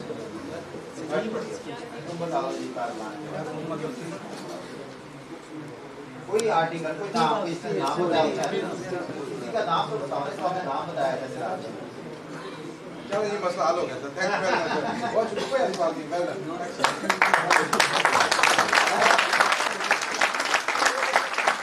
ہوا تھا اس کے لیے میں نے کچھ کتابیں خرید کے آتھر سے سائن کروا کے رکھی تھی، تو اس سیشن کے لیے میں لایا ہوں. اس کے اوپر جو لکھا ہوا ہے آتھر نے ہمارے ڈاکٹر صالح صاحب نے، وہ بڑا زبردست ہے. وہ میں چاہتا ہوں کہ آپ کو پڑھ کے سنیں تاکہ ان کے لیے بھی ہوگا، باقی کے لیے بھی. یہ ہے to the future of Pakistan strategic community, well done and keep it up.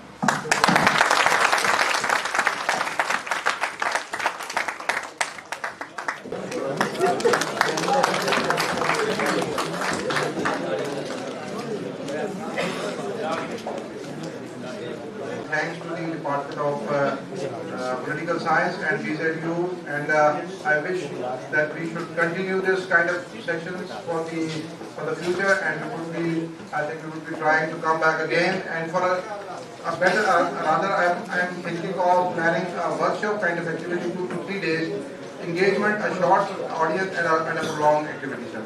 So once again, thank you very much, Bukhari sahab. Thank you very much. It was a wonderful experience, and very, I think, memorable. It has already been recorded. So the kind of questions we have raised, it will help us prepare our next step. Thank you very much. Thank you so much, sir. I would now request Chairman Department of Political Science, Dr. Mukarrab Akbar, to present his vote of thanks. Bismillahirrahmanirrahim. Dr. Nasir Sahab اور SVI کی team, doctor chancellor صاحب، my dear colleague اور lovely students, السلام علیکم. سب سے پہلے بہت بہت شکریہ SVI کا کہ وہ یہاں پر تشریف لائے. میں پہلے بھی یہ عرض کر چکا ہوں کہ ہمارے اسٹوڈنٹس کو انہوں نے یہ موقع فراہم کیا. ڈیفینیٹلی اسٹیج کے اس طرف کھڑے ہونے میں اور اس طرف بیٹھنے میں بڑا فرق ہے. تو میں سب سے پہلے یہ چاہوں گا کہ آپ لوگ اپنے لیے کلیپنگ کریں کہ آپ نے جتنی پیشنس کے ساتھ سے لے کے اور اس کا گراؤنڈ پریپریٹنگ ہو رہے ہیں، اور آپ نے بالکل توجہ سے سنا. کھانا کھانے کے بعد آپ تھوڑا سا ڈگمگائے ضرور، لیکن الٹیمیٹلی پھر آپ جو ہے وہ زور زبردستی کے ذریعے جو ہے واپس آ ہی گئے. تو اس لیے میں آپ کا اپریشیٹ کرتا ہوں کہ آپ بیٹھے رہے. بڑا آپ نے اچھا، سوالات کا جو پریزنٹیشن تھی وہ بہت زبردست تھی، بہت زبردست معلومات تھی. میری انفارمیشن میں اضافہ ہوا، میں نے بہت کچھ لرن کیا. اس کے ساتھ ساتھ جو سوالات تھے میں اپریشیٹ کرتا ہوں اسٹوڈنٹس کی کیپیبلٹیز کو، اسٹوڈنٹس کی اسکل کو، اور یہ شو کرتا ہے کہ ہمارے جو اسٹوڈنٹس ہیں الحمدللہ وہ کسی سے کم نہیں ہیں.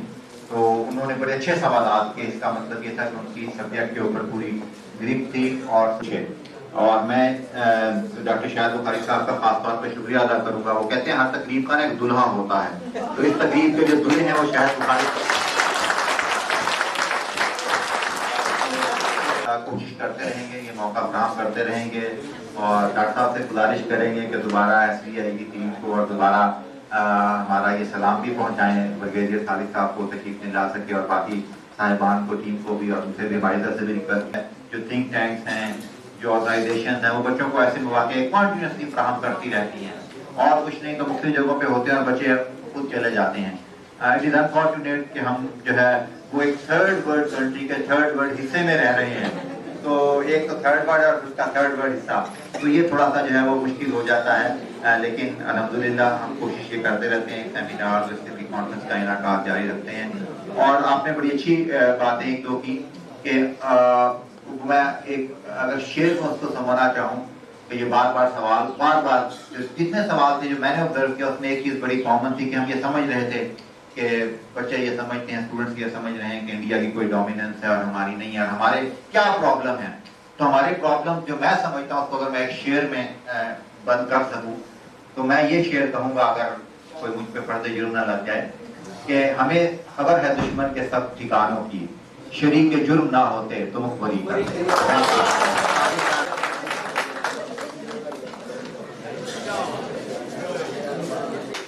Thank you, sir. Ladies and gentlemen, this brings us to the end of one-day SVI-BZU joint seminar. I would like to extend my gratitude to all the faculty members, guest speakers, participants, and the students for joining us today. Thank you so much.